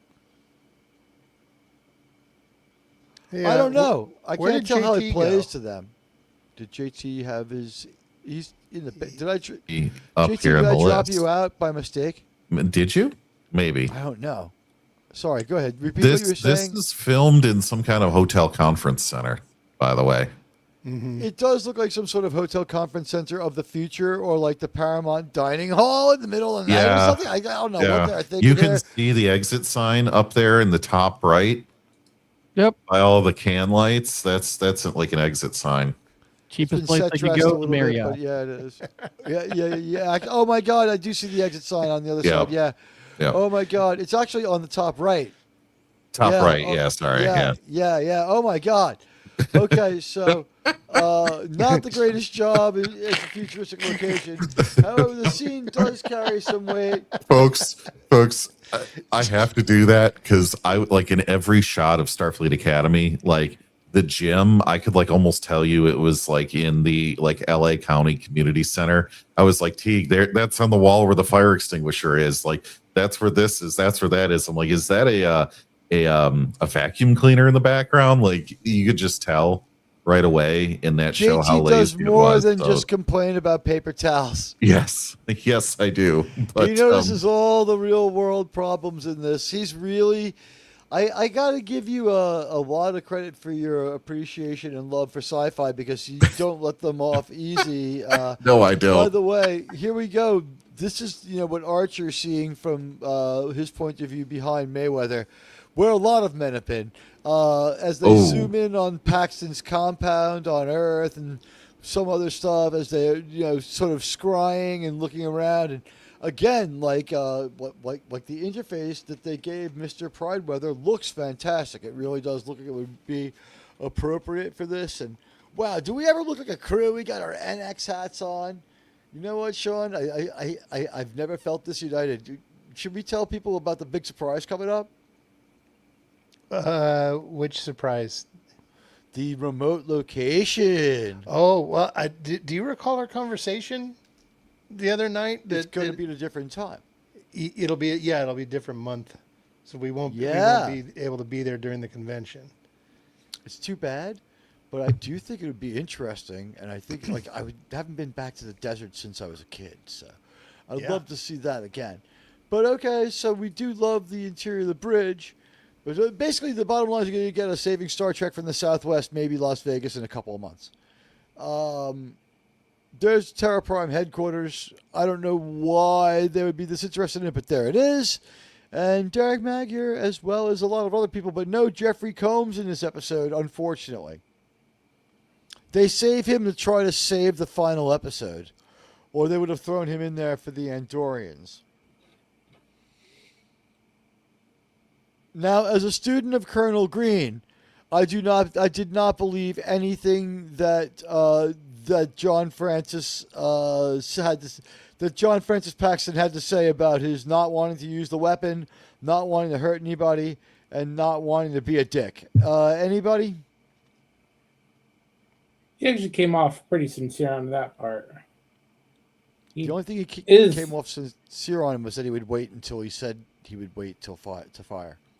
When he'd wait, but he's willing to do it. He's kind of looking forward to doing it. He hates Starfleet. He's going to destroy Starfleet one way or another. He just doesn't want to take out most of San Francisco if he can avoid it.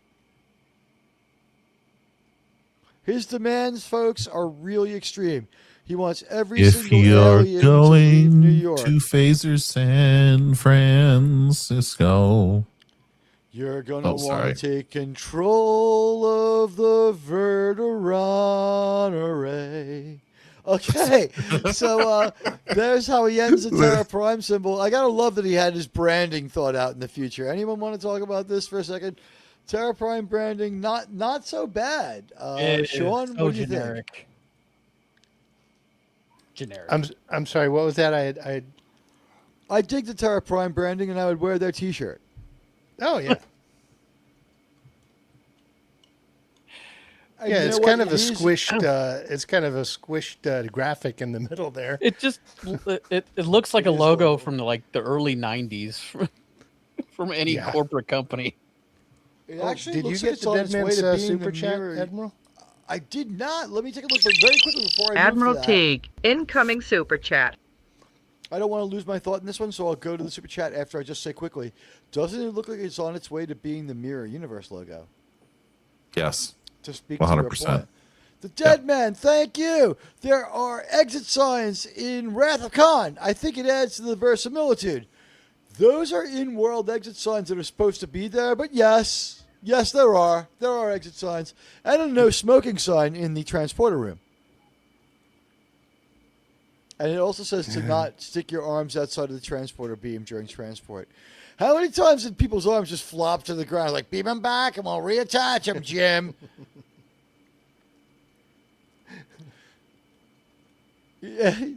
Kal-El making a very prescient point, and Andrew validating that he believes it may be Paint Shop Pro, best case scenario. Yeah, I mean, it's the most basic lettering. It's very simplistic. It's not a big deal. And they're not trying too hard to make it the greatest lettering of all time. But what are you going to do? It gets the point across for the scene. I think part of the problem is you have to make it recognizable as some kind of and I don't even know what political side of any spectrum or whatnot you would want it to have, but it has to be recognizable as kind of a inward looking movement, I guess is the best way to say it.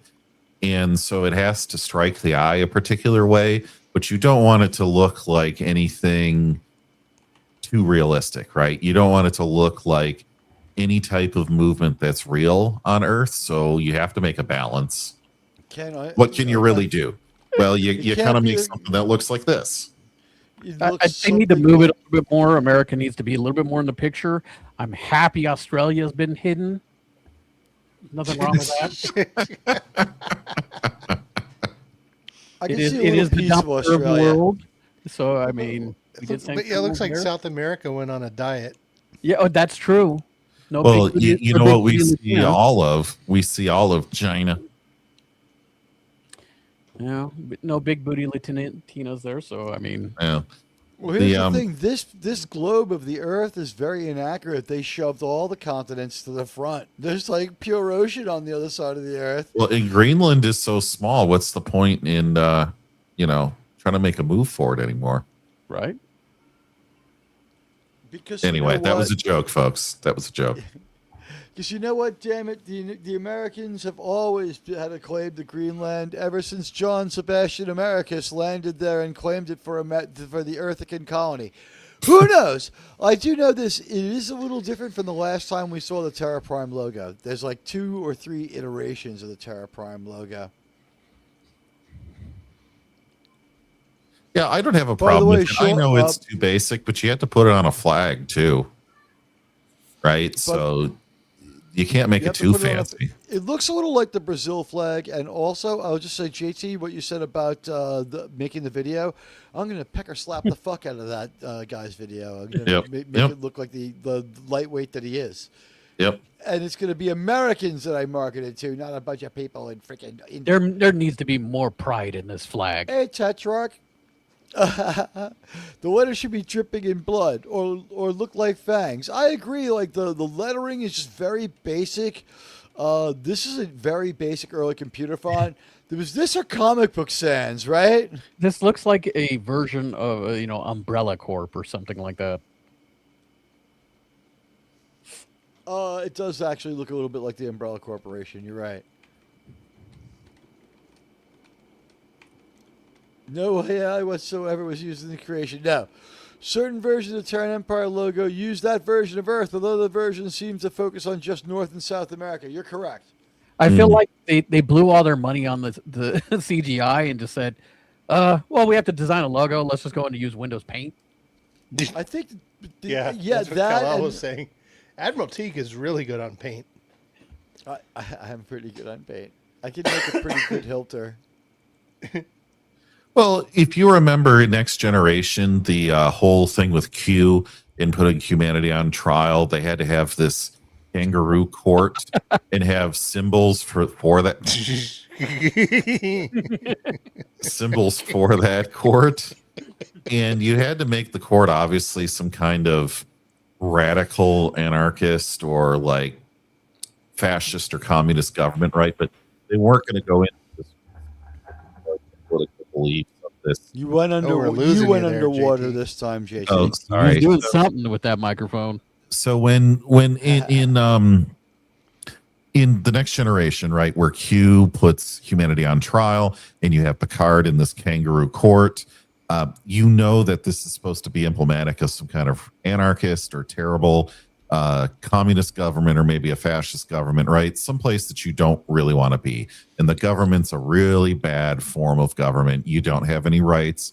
How do you make a symbol that is not a swastika, or it's not the hammer and sickle?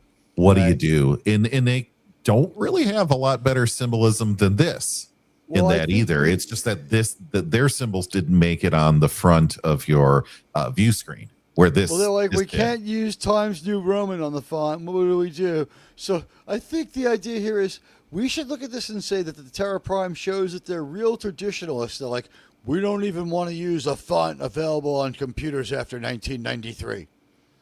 Fuck that. We're tradition. Colonel Green wouldn't do it, and neither would we. Colonel Green tried to bring back Sanskrit. People don't talk about that. I feel like the only thing they could have done to really enhance this, though, is put like under the earth. Would you like to know more? ?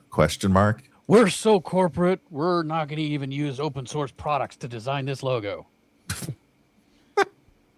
If only we had more of this early on in the show. The ship looks great, speeding through space. It's absolutely beautiful. You know what? I am going to risk having some of this on just to show you some of this cool shit. How badass is that? With the array. I mean, it was a cool looking beam. Yeah. Now, this is what we use to blow apart snowballs in space. Apparently, they don't like being scanned. Get us out of here. Let's see if we can show you guys the Verteron beam again. Here we go. It looks like it kind of hits him a little bit. It goes right through him, but he's only using 2% of the power, which is another indicator, I'd say, that he's not really trying to rack up the body count. It's like me after five cans of Miller Lite. One of the reasons he's put off firing on Starfleet Command is because he's trying to get Trip to calibrate the weapon to be more precise. You get super chat, sir? Oh, I had forgot about. I am such a bad super chat reader. I am behind on the. I got the Dead Man's T-Walk chat, and I thank you to the Dead Man. This tangential rad brought to you by Admiral Teag, RRTNZ, who will be here with us next week on behalf of Star Trek fans, discussing Enterprise and his pivotal decision where he can change my mind about season 3. Here we go. Admiral Teag, incoming super chat. Hail team! RR had a pass. Can't join you today. Happy streaming, lads. Chuck Norris could throw the one ring into the fires of Mount Doom while he was still standing in the Shire. Live long and prosper. That is true. Did I forget to send RR the pass? Or did I not? I think I did. I think I gave him the pass. I don't remember. You know what? Next week you're definitely here, though, as we discuss these are the voyages which we're not going to get too hung up on. And mostly Enterprise Season 4, I think, will be that one. And then maybe Enterprise retrospective the next week, unless we get it all done, because who knows? This episode, believe it or not, as crazy as it sounds, is slightly flying by because the events sort of come grinding to a halt in the center, and we spend a lot of time sort of feeling our oats and reappreciating all the things that we did. And you know what? This broadcast brought to you by Terra Prime. This is my redesigned Terra Prime logo, brought to you by RRTNZ. What do you guys think of my Terra Prime logo? Oh, actually, that looks way better. Not bad. Yeah. Looks a little more Klingon though than human. It doesn't look like a corporate company now. John Frederick Paxton is a corporate miner. I mean, come on. I think this is fantastic, actually. I got one for you, Admiral. Although it does kind of look like it came out of the world of the Teenage Mutant Ninja Turtles. Here, Admiral, I got one that I made.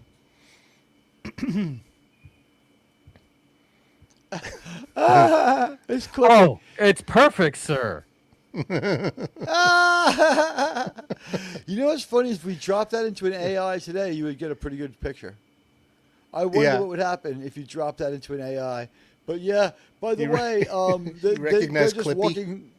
Yes, I did. I recognize Clippy. I gave him a shout out. He taught me everything I know about the computer. By the way, I think that should have been the logo, Clippy. So the Andorians, Tellarites, and others have mentioned that there's protests outside of some of their embassies, and the Earth people are getting pretty fired up by this Terra Prime thing, and it doesn't make a great deal of sense that Terra Prime is catching on so strong and they didn't know about it till now, but I will say this, it is good for Star Trek as far as a story, and this is a pretty Star Trek story because what we're seeing now is these different groups, trying to stay bonded together despite all the problems they're having. And again, we would have been better off with Shran in this Andorian ambassador role. Another awesome view of the ship. It just looks absolutely fantastic.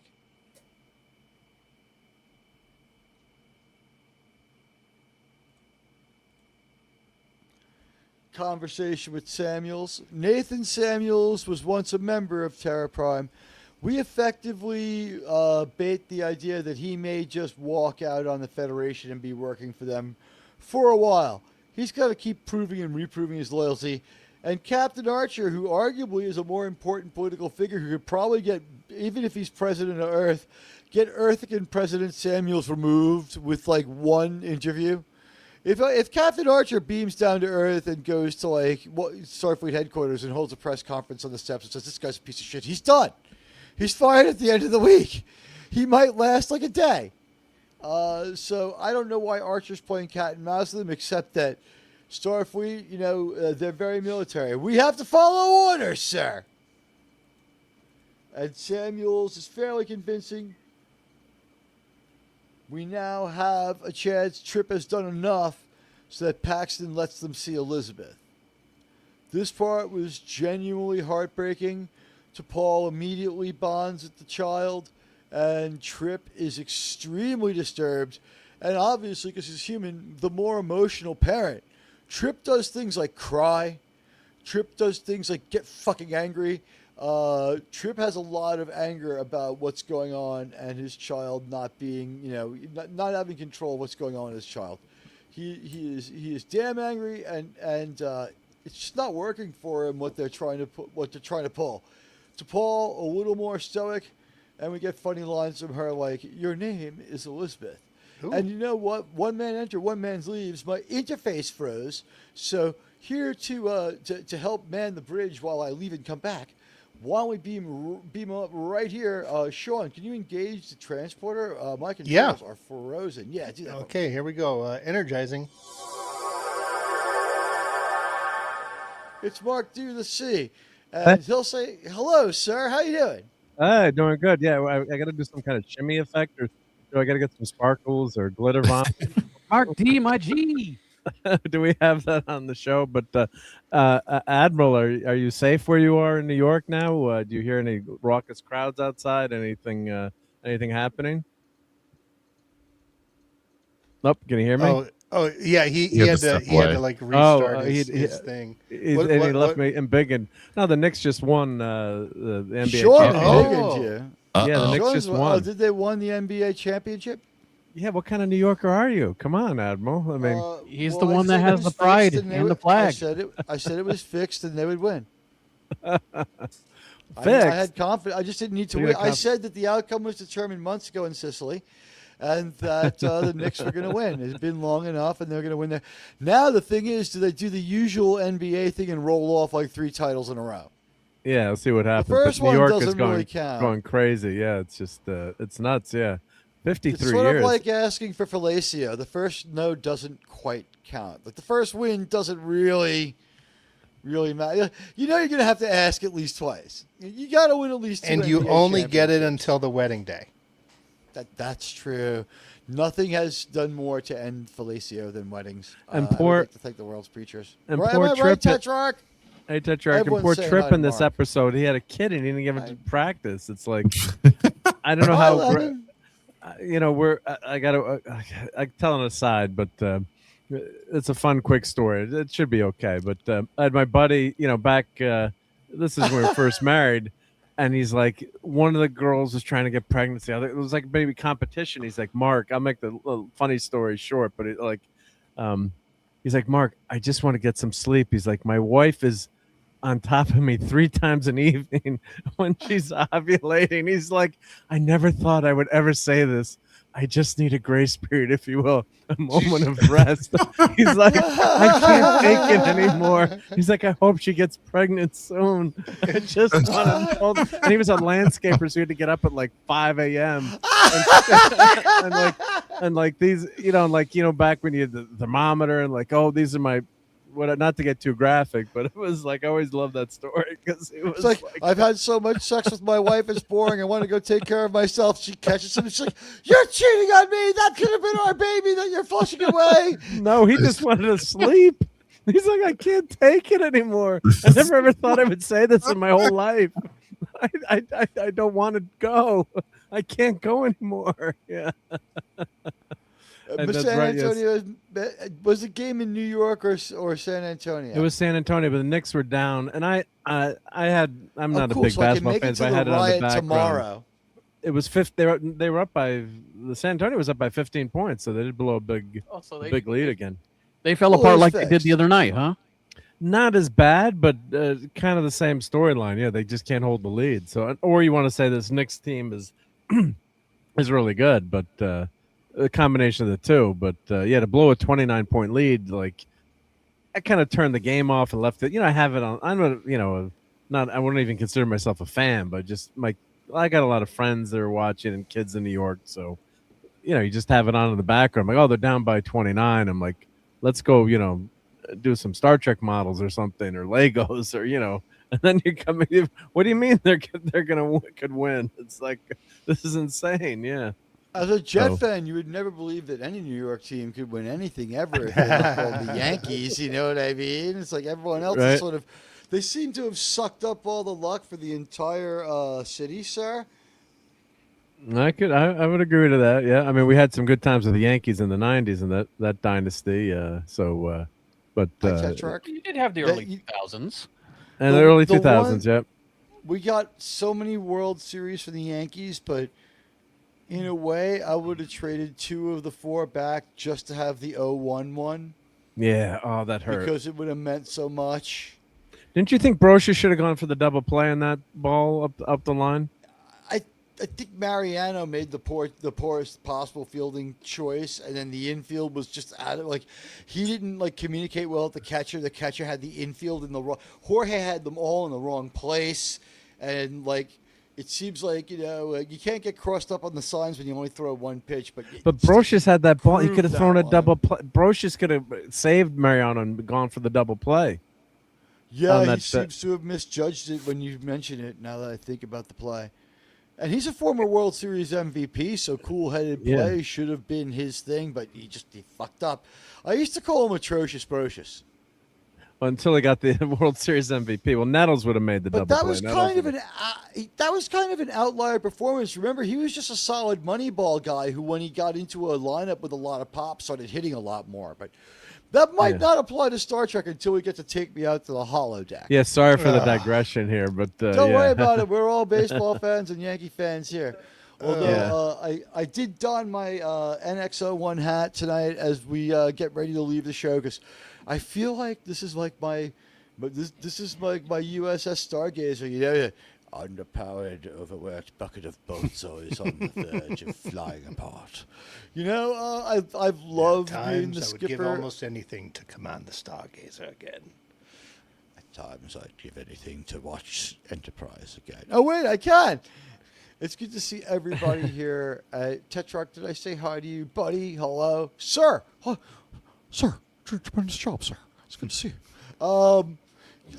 You know what? As we proceed forward in the episode, Elizabeth is a threat in the mind of John Frederick Paxton. Meanwhile, she's adorable. T'Pol is immediately pissed off. She's just being an angry Vulcan, but you know, she's keeping her emotions within that window of Vulcan emotion. She's strident and joyless with her delivery, and she's been smoking enough space crack and other stuff that she really hates John Frederick Paxton. The way a human, hey, real head case. The way that John, the way that only a human can. She's got just a little bit of her Romulan side coming through. She's like, you know, you bastard. And again, I'll say this: they're a little too fascinated about how this clone was created. It was just like, again, like when Trip's like, how'd you pull this off? It's like almost like a Family Guy cutaway with like the Terra Prime guy like following Trip to like the barber shop, like. Yeah, that is a great analogy. You already know that the entire Family DNA Guy cutaway, yeah. You know, it's like I've never been pregnant, Trip. It's like, but how did this happen? It's like maybe it was like when you stuck your arm in that tub of bath salt, you freaking bumpkin. Yeah, Peter comes up behind him with a little swab and. Yeah, how do Vulcans get pregnant? I don't know. Saliva. You know what? The rhythm method works very well when it's only every 7 years. It's never a pond too far. But I'm pumped. Yeah. That was horrible. Your agonizer, please. Do you have that agonizer clip? Yeah, right. City kids don't know how to play ball, not like country kids. That's why New York doesn't do well. There have been several notable New York City baseball players. Whitey Ford's in the Hall of Fame. Although, I guess, smaller city back then. But remember, baseball was invented in New York, and the rules were written in Hoboken. That's true. They went to where Alexander Hamilton was shot to write them down. They're like, this seems like a good place. It's not like a bunch of black guys are going to come here and start singing like freestyle poetry one day. Vulcans get pregnant by stroking the Calto puzzle. I remember it's only because of this show do we know what the Calto is. That's the USB stick of Serac. And it's not the Deanna Camelto. No. But we'll be seeing that next week, and it's more like a moose knuckle. She's gotten kind of bigger. You like that? So Trip and T'Pol have the appropriate amount of emotion for their child. They care. And John Frederick Paxton once again tells him, "You're going to do what I say."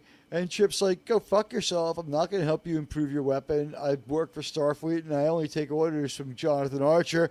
And so they do this and slap a gat right to T'Pol's head. And he's like, "Well, now that you put it that way, maybe I will calibrate your aim factor there so that you don't blow up half the city of San Francisco." And then we have a fateful meeting. And we had talked about this before. And we're going to take another moment to address it again. We've got a nice amount of people here. And we want to thank you all. Help us get to 30 or even 40 likes. It really helps the show. And we got a pretty tight version of it going tonight. It'll be chaptered later. Here it is, the final time we see them, and like the last time and the first time of an arc for them chronologically. Section 31 goes back to Starfleet's charter. They're already up to stuff, but here's the deal. we said it before, we'll say it again. These guys aren't evil. They're somewhat unprincipled. They will not overrule Starfleet Command. They would never try a coup. They're not that big on blackmailing people. They'll pressure you, though. They recruit you, and you have to want to be part of it, but then you can't quit. That's a lot less unprincipled than we see in New Trek. This is not the Section 31 of New Trek. They're on the same team. They're just different kinds of guys. They needed a spy organization. At this point, they still make sense. There's not even damage control being done because there's only 2 Deep Space Nine stories over the course of about 4 episodes with that one. So I thought, Admiral good Teag, job. incoming Great super shot, chat. Carter. I was right about to get on attack with that. Thank you, sir. Mr. Carter. RRTNZ, author of my X-Bio, says, Vulcans have a very stoic and fatalistic outlook on life, I agree, because it's part of their central philosophy. As they say on Vulcan, Que sera, sera. Nice. Oh, God, that's bad. That's bad. I've Kashara heard some better Vulcan jokes. All right. That's funny. It's bad. Vulcan dad jokes. That's like one that, like, Spock was like, growing up, my father would say, Que Serac, Serac, and my mother would say, oh, sir. Anyway, the Section 31, at least, they get off their asses and they get on the team for this mission that could affect the entire. Therefore, the idea that there's a Starfleet alliance. They're not so paranoid that they're trying to sabotage the conference. They're trying to make sure it works out, and they want control of the Verderon array back. They're pissed off about people doing things that only they're supposed to do, playing games with what's going on. Oh, sir. Oh, sir. Your agonizer, please. There we have it from days of yore. From days of you wanted the agonizer quip, you got it, sirs and madams. Oh, brings back good memories. Yep. Thank you, sir. Yeah, and thank you very much, RRTNZ, sir, for your very generous $5 New Zealand super chat. You have been, guys. I haven't been on much this month, and I just want to say I'm so glad that this week I'm going to have time to spend a little more time with you, and thank you so much for keeping the faith. Well, I had to do stuff to keep the lights on. The things I had to do down by the entrance of the 59th Street Bridge. Oh, Mark, thanks for sending those friends of yours my way, though. I took care of them, just like I said I would, right? Good, yep. Tender That's and when you were in the van down by the river. Yeah. I thank God I won't have to move to the van down by the river just yet. Although, a van down by the St. Lawrence Seaway, who knows? Good to see everybody saying hello to each other. You're saying eating eyeballs is not mandatory? Guys, it might happen in the last 26 episodes we have to deal with, but the days of Starfleet eating eyeballs are over. They're over! They're over! We might see it again in Kurtzman Trek, but that's not Star Trek anymore. It's already got a huge asterisk. It's gone away. It's canceled. And there's going to be a series probably of fantastic videos about what's going on with the Star Trek people and the problems. And by the way, it is just like space weather be real bad these days. On Mars, we have a series, and I mean a series of meteors that are going to hit the planet. Here's just one of them. 12 of them are going to hit in the next couple of weeks. This is crazy. How heavy is the space weather? Yeah, how often does that happen where 12 meteors are coming towards the planet? I mean, they're not meteors. They're comets. They're very specific. The comets, right? Yeah, but how often, we haven't been hit by one since the dinosaurs went extinct, I guess, or a big one. Well, 1908 in Russia, there was a big, was it 1908 or the Tunguska one? Yeah, that was probably around that time, yeah. Well, I mean, there was also a previous that one that erased the dinosaur civilization that we see in historical document Distant Origin. which of course is a factual documentary and is just an episode of Cosmos that was recast into Star Trek. We all know that that's totally true. We also, besides the fact that we didn't believe that this many comets would be hitting of such significant size, we also were told that the atmosphere on Mars has been terraforming and is thus far thicker than what it would be in current year, right? So it's not at the upper level, That's though. what they're using They the had a comet hack. for. They had The a good hack Verteron on that array. one. The Verteron array is why the comets are coming in.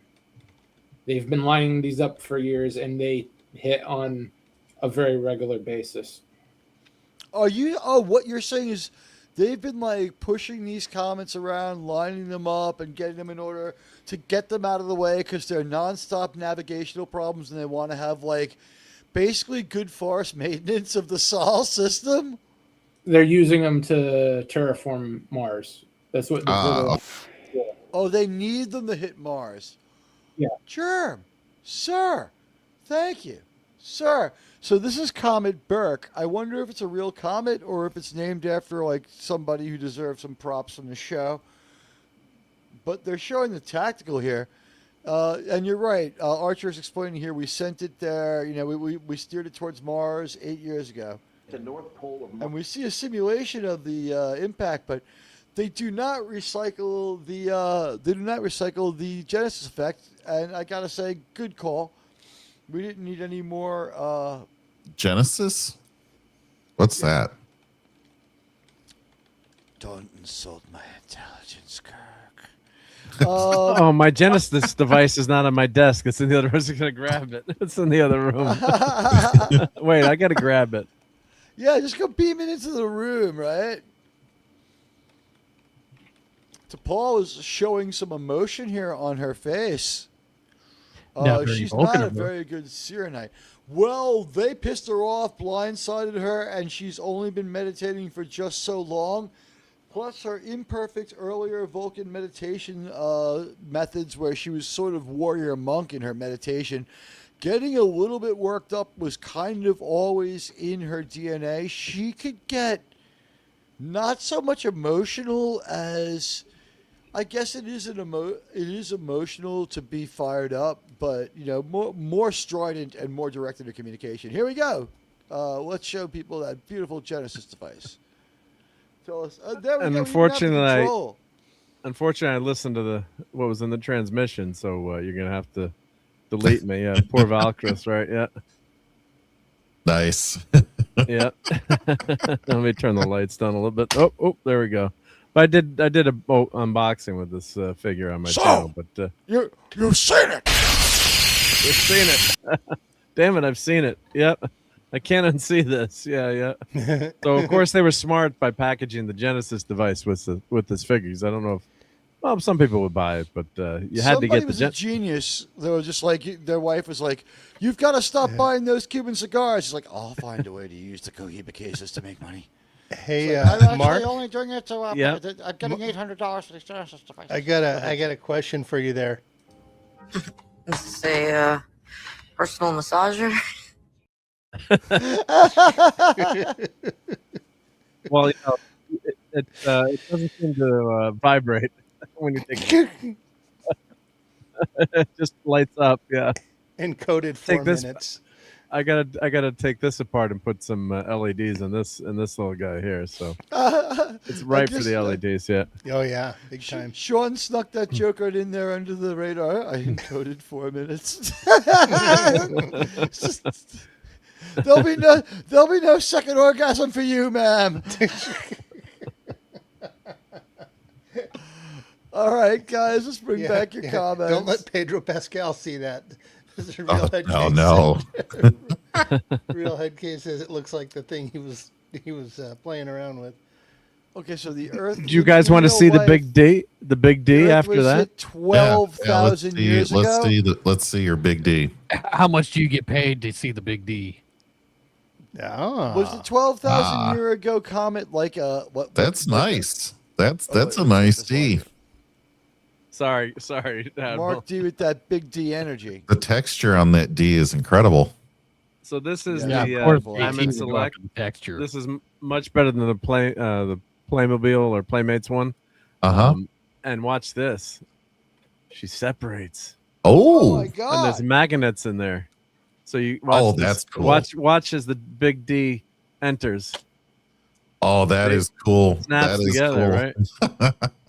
And That I is- have the batteries out because I have this in storage, but it makes the docking sound too. So there's really strong magnets in here that keep this together. So this is the Diamond Select one. I have the All Good Things version up there, but I think these are some of the best models. I mean, not as good as Sean would make, but pretty damn good for a toy. I mean, oh yeah.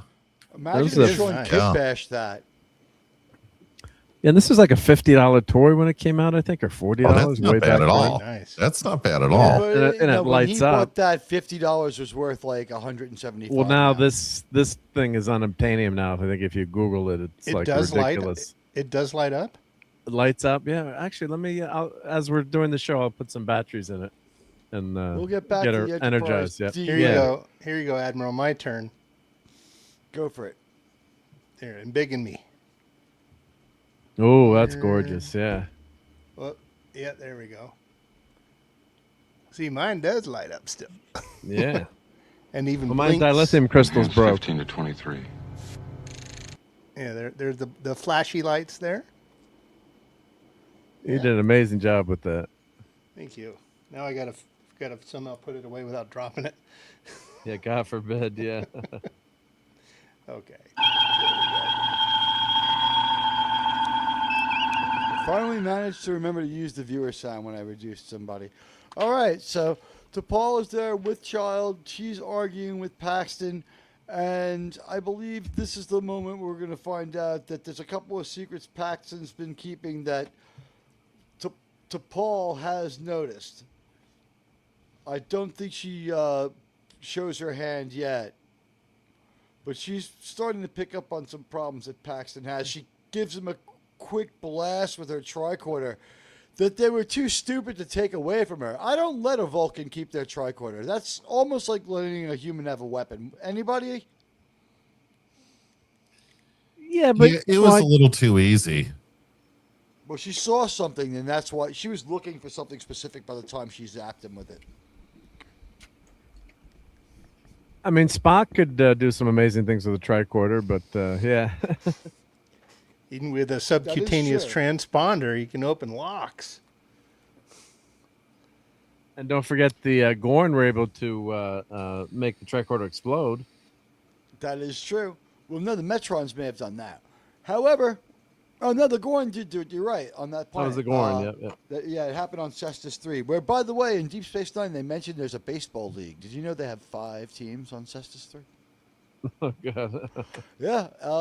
However, what we do here is we have setup and payoff in this episode, at least, which is great. We have the guy who replaced Trip as chief engineer and got busted down to assistant chief engineer. He's having a heroic moment, showing his quality in the engine room and doing his job like nothing ever happened and like he isn't upset about what went down, which was not the way Trip was taking it. But it turns out, Trip, a better mechanic than he is maybe a leader or a judge of character. He's still working on it. He's still developing that one.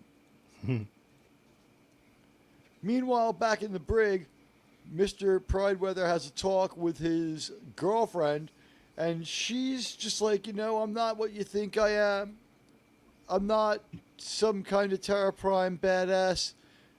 I'm Federation security. I'm Starfleet intelligence. And he's like, you're SI? And I'm like, I mean, I could see her on the cover of SI. I put a bikini on her, man. She's got a hot body.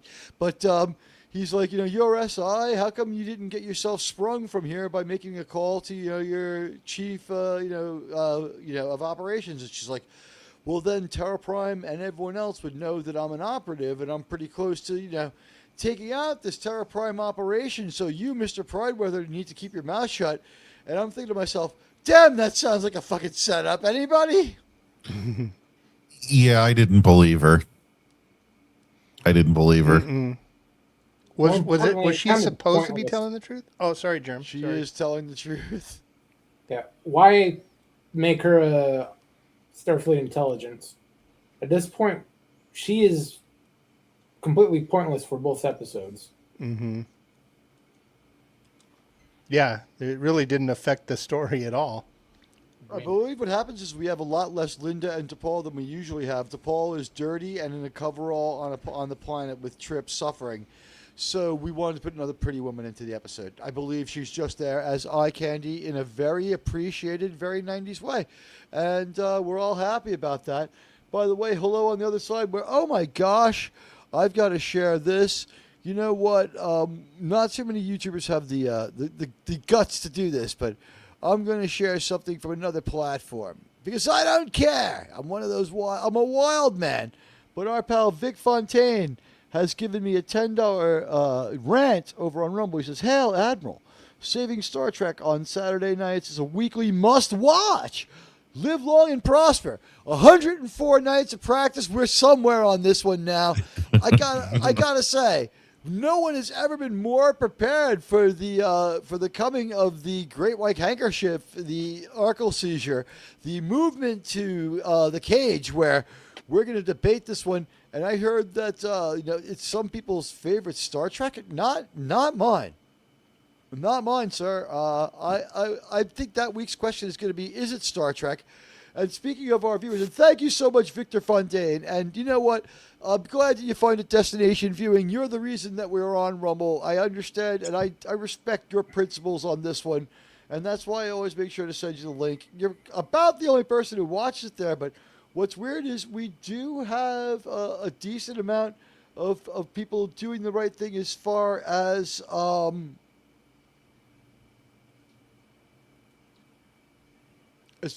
Sorry, guys. I just had to you okay? Mess around. Yeah, no, I have to do some technical messing around. I don't know if I made things better or worse with what I do. We'll find out. Anyway, I think all I did was update the browser to be the same as it already was because I hit it on another device. But Vic, thank you so much for encouraging us to be on Rumble. Who knows? It's always good to have another place to play around. And I know that the Yellowstone streams on Rumble are starting to gain a little bit of traction. I would love it if Radioactive and Crimlon get up to speed for episode 5 and 6 of Yellowstone, so we can have a mid-season discussion. It's only about 240 minutes, and Germ and I can vouch. So far, pretty darn good. About Landman quality, Germ? Is Germ BRB? It's about Landman quality. No, it's about Landman, almost Landman quality. I'd say about the quality of Yellowstone originally. It's not as good as Landman. Landman is pretty darn good. Yeah, I do got to catch up on that. You know what? It's even better than 1920. How dare you? Harrison, shut the fuck up. You were good in that, but I mean, it had been a long time since you'd been good in a movie. We would have to analyze and look pretty hard. Enhanced 15 to 23. We don't have time to do it now, Harrison. You're not going to disprove like an entire century with only one good appearance. You were good in 1923. The rest was Drac. I'm sorry. You're terrible. At any rate, let's continue with this wonderful episode. In the brig, Mr. Prideweather talks to the girlfriend who we thought was media.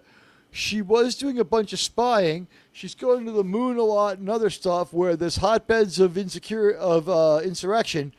And it makes sense that the only two reasons she would have to go there were her news agency and Starfleet intelligence. We already found out the news agency didn't know why she was going there. We don't even know what she's doing, sirs. How does Meriwether get in the cell with her? Like, is there there's an override there? Like, can anyone get in, or he's high enough rank that he can get in there to, with his girlfriend in the I prison don't know. cell? He's Ensign Mayweather. I'm thinking he shouldn't be allowed in the cell with her, right? You never know what could happen. That is classic sucker trap. She's like, "There's something I really, really need to tell you." Yeah. It's super important.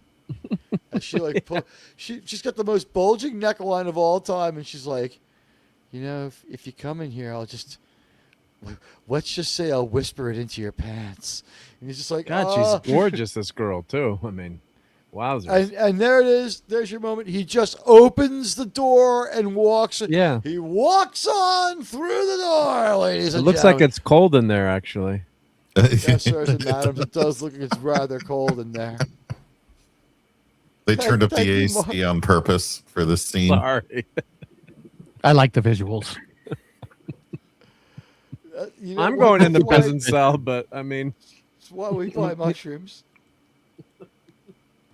Let's get one more look at this beautiful woman. She looks in the face like Dina Meyer. The reason I knew she wasn't Dina Meyer kept the thin, athletic, whip-thin build with the small boobs. This woman's got huge cans. So it just looks like Dina Meyer. I saw a video of Dina Meyer from the other day. Wow. she's good looking. Yeah, still. She's like, what is she, 60? She's still, like, she could still walk around in great skinny shape, jeans yeah. and a T-shirt and a pair of, like, Converse and doesn't need anything else. She's from Queens. Right. Did you know that? No. And we're showing off some new uniforms.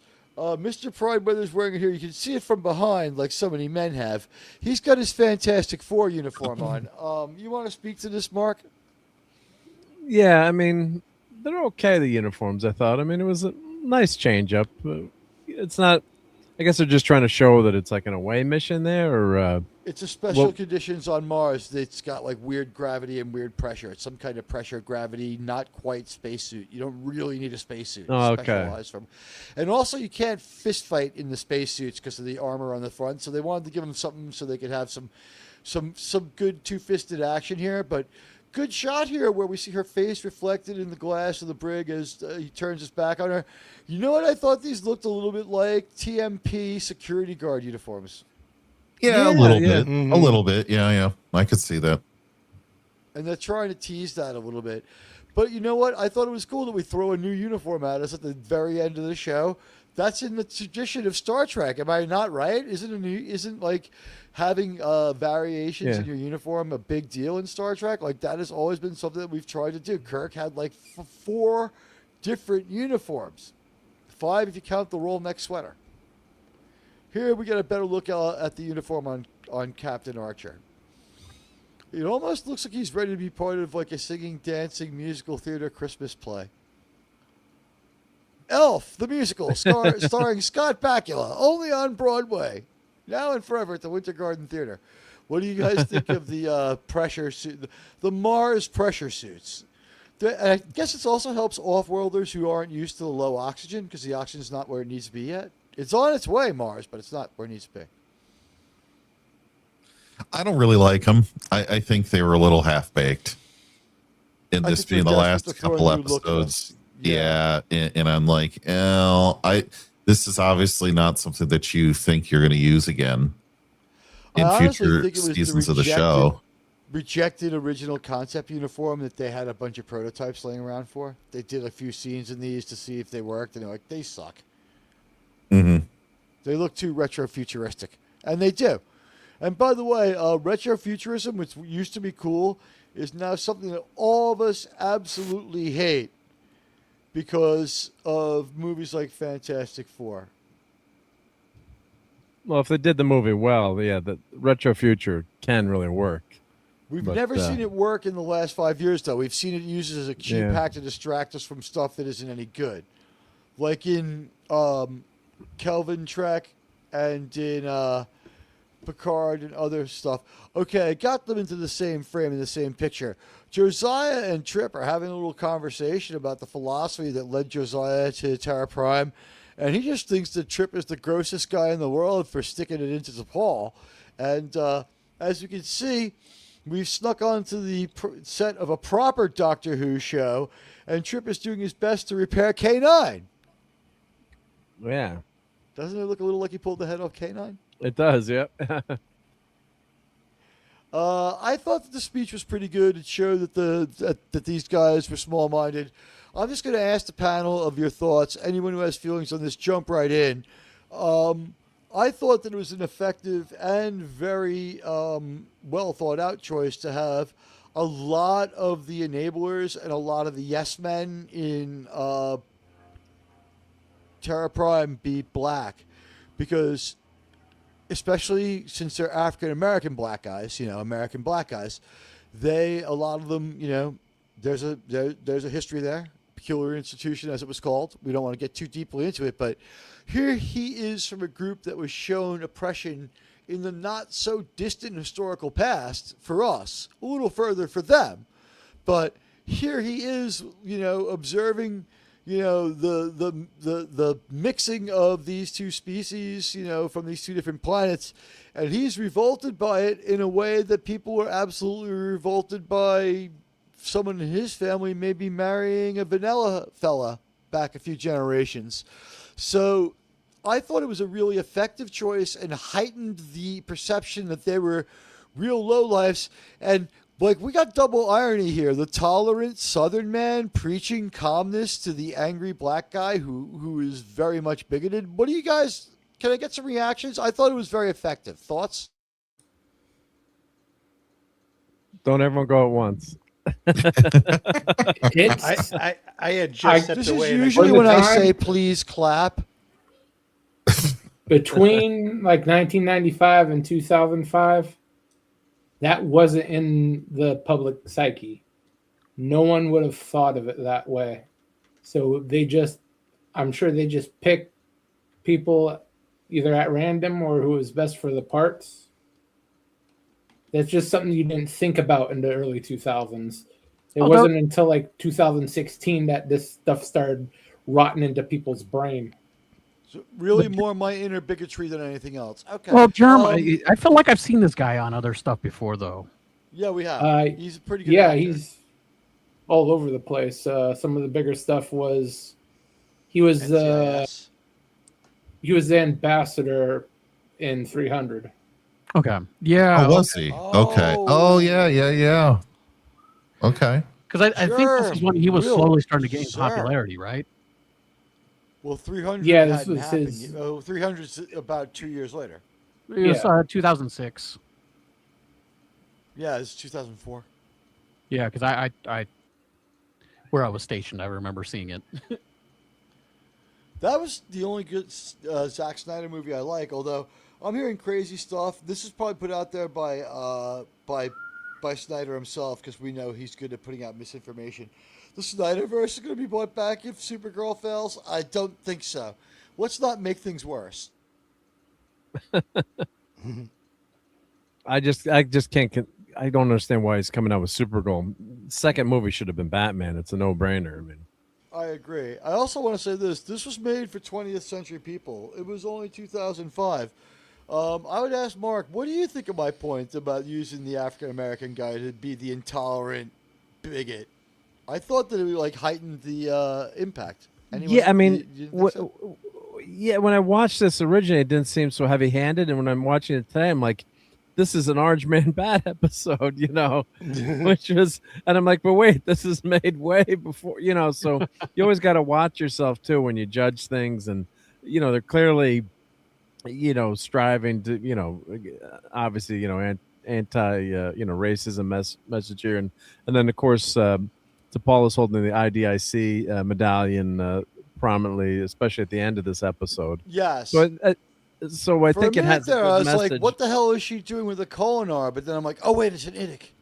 Idic, yeah. So I think they're a little heavy-handed in this. I just can't, because we're past Khan, and we offered the world order. Should we have gone 3 episodes? Is that why it's heavy-handed? Is it doing too much? Yeah, and it doesn't make sense. Like, in this hopeful future, that, I mean, yes, you would still have people that are acting like idiots, but to have this much power and sway, and it just doesn't make sense. Like that speech about basically I'm choosing my words carefully, like replacing everyone, and like, how the heck would that ever happen? I mean, you're talking about this person would change her mind. Yeah. So Testing.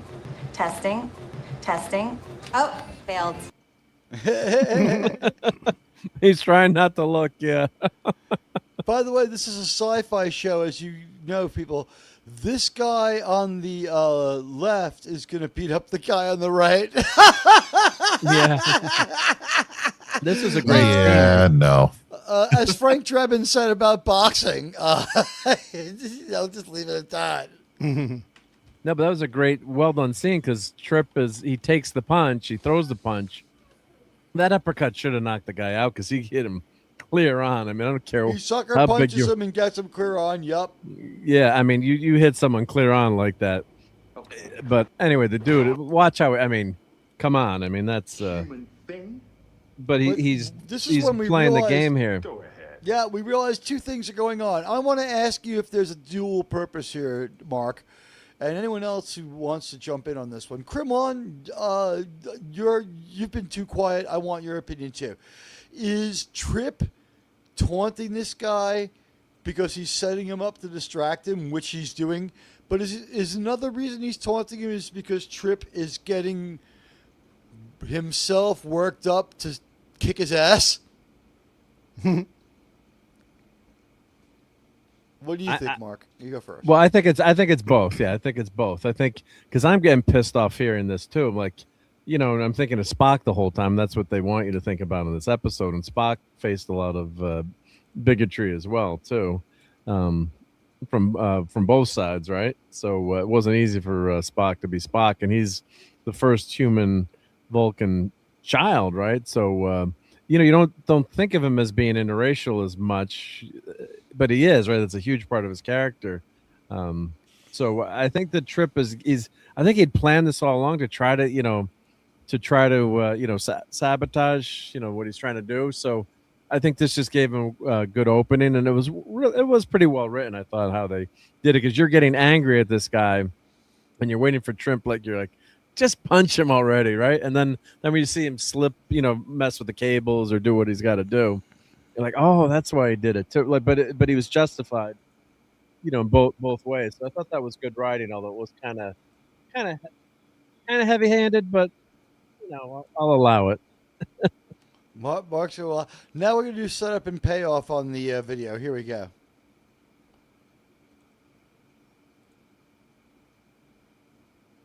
Can you just look at my book? I don't know if it played the whole thing, but oops.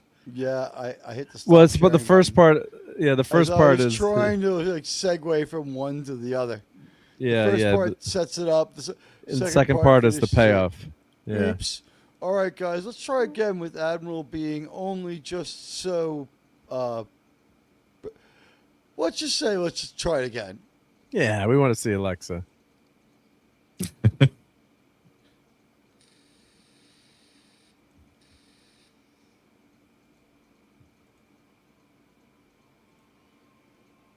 Testing. Yeah, we can hear you, Mark. No, I want to see the clip. Are you going to play the clip, Admiral, or? Oh, I didn't get it on stage. Yeah, no, you didn't play. It didn't play. Yep. Everyone's in. All right, here we go.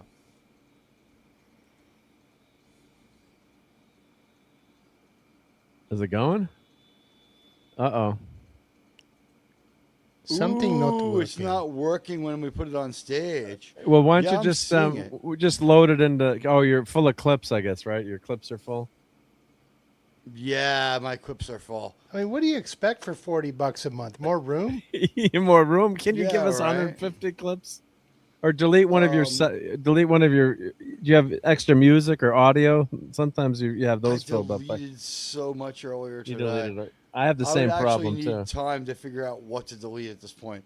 So, all right, guys, I'm sorry. Admiral Teag is just overburdened the ship's computer. The computer's bypassed like a Christmas tree. Well, anyway, it started to play, but I love that clip from Baywatch where she's like testing. She's bouncing up and down, and it failed. I like the Krimon registered his only approval of the night when we were showing the woman jumping up and down, shaking her boobs. Yes. There's All no right, disagreement Trip here. Tucker is doing the unthinkable. He's a Southern man who's been taunting a black guy for a while now, and he's sort of had it with this guy. This guy has been a dick to his girlfriend. He's got it coming in every way. He's like number 2 guy, and I believe the writer term is dragon to John Frederick Paxton, douchebag of the episode. So he's just like, you don't like me, do you? You wish you could punch me. He's like, you know what? As far as that goes, sir. Okay. So that's the punch. As we said, like, why does he still have teeth, a nose, an orbital bone? Yeah. So Trip knocks him for a loop. Then He's they in go pretty at good it. shape, Trip. I mean, he's not a small dude. I mean, the other guy's a giant, but yeah. Underwear model Connor Trenier was in good physical shape. That's what he was. He was the guy who would make you feel uncomfortably gay when you would have to go buy briefs. In the Sears catalog? No, I'm talking about like when catalogs became impractical because like very affordable big box stores came around, and we had the unbelievable experience of guys, sirs, madams. You need to understand this one. The panel will back me up. You used to have to go to a big box store and stand in front of a wall of underwear. And some of them were really immodest and weird. And some of the underwear you all wear, guys, I don't know why you need that little thing that just only hugs your balls. Except, Kremlin, please don't tell me why you get that kind of underwear later. But, you know, just like the thong for men. Because, you know, certain people need a lot of support, right, Kremlin? No comments from him. Other people don't. Yeah. I'm yeah. I don't know about you guys, but I just go commando. Look, I'll show you. Look, I mean, from someone that doesn't wear underwear either. I mean, yeah. Tidy boxers or briefs? I'm commando all the time. Okay. Same here. I do the show pantsless at all time. I'm naked from the waist down. All right. It's nothing like going. You know, I sure hope you don't have a leather chair. Oh, I've had leather chairs, and it's nothing wrong with that. You have an only scans account. You only scan for things. Yeah. Well, you know, it's even like better when you're sitting peeling in a Zoom call and your boss is talking to you, and all of a sudden he hears. Yeah, you hear the slight peeling and suction sound when he stands up. You didn't hear anything, sir. Guys, as we get ready to try to round out the episode, we drop a shuttle out. It's following a comet. It's how they're going to try to sneak down on the planet. TMI, gentlemen, TMI. All right, we'll We're rein it just back kidding. in. We're sorry. You know, it's a family show, though. We might be getting a little too. Teag's like, can we move? Hey, can we guys. move on now, please? It's a From the joke. leather chairs. It's a joke, not a dick. Don't take it so Oh hard. my gosh! Oh, stop! If people are allowed to register their discontent. I know. Hello, Andrew in Toronto says he's an ensign, but as a bridge officer, he's part of the senior staff, I think. He does get to go to those meetings because he's like an expert helmsman and all the other shit, so you're right. They should have filmed it in the decon chamber, I agree. Ride the snake out at RRTNZ.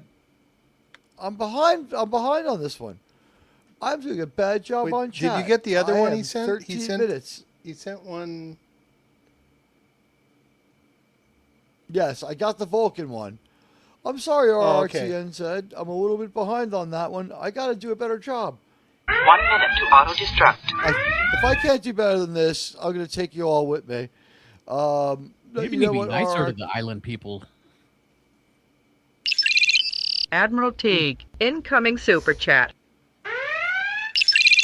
Admiral Teag, please stop using copyrighted material. If I did, I would at least transform it. Sir, we have to send for Albert Einstein. Sir, he's very busy. Sir, that was so controversial. Sir. Okay. I'm still RRTN waiting for the said, peanut clip. You know, I apologize for the delay on reading the super chat. Guys, keep your eyes on the scanners for super chats. We missed this one. Okay. Captain Kirk once lost a tennis match to a time-traveling secret agent. The match was tied 6-6 for ages, but in the end, it was Kirk 6 and Gary 7. okay, that was a horrible 6-7 joke. Come on. 6s and Oh, 7s I didn't even get the found 6-7. a way. 6-7 joke. Horrible. Yeah, Krimwan just showed us that the joke was maybe a little smarter than the people who read it. You know what? That Arnie, had did you 3 think it was layers of funny? humor. You asshole. Very well done. Schwarzenegger Look up 6-7 on the periodic table. That'll tell you everything you need to know. Hold on. Let's ask George. George, can you tell us? Carthaginians defending the city were attacked by 3 Roman legions.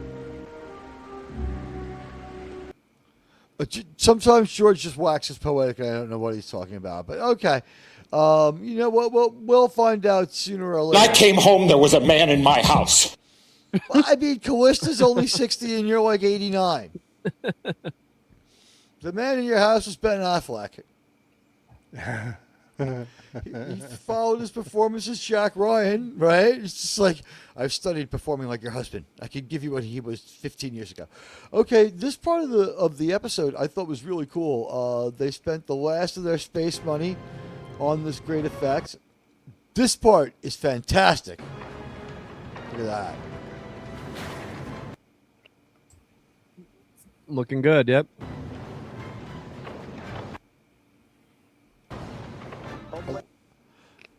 This brought to you by RRTNZ. Thank you for underwriting this wonderful transformational passage where we got to show people just how cool that was. We had never seen stuff like that in Star Trek before.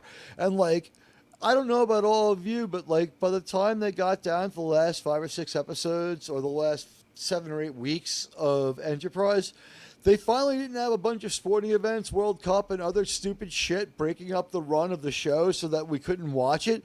So, like, we got a bunch of episodes in order, in a row, and the quality's rising. And you find out the show's been fucking canceled. It was the most maddening experience I've ever had with Star Trek. That was a bummer, yep. So we've got to get to Mars, take the Verteron array offline, rescue Trip to Paul, and hopefully Elizabeth. T'Pol is absolutely worried about the safety of Elizabeth. The baby hasn't been named yet, but they're going to name it after Trip's sister, making this the second Elizabeth to not have like the most fantastical luck. But as we can see here, we have chasing the comet. This was cool. I mean, this is cool stuff. And this is why Mr. Prideweather was supposed to be on the show, to be a convincing pilot.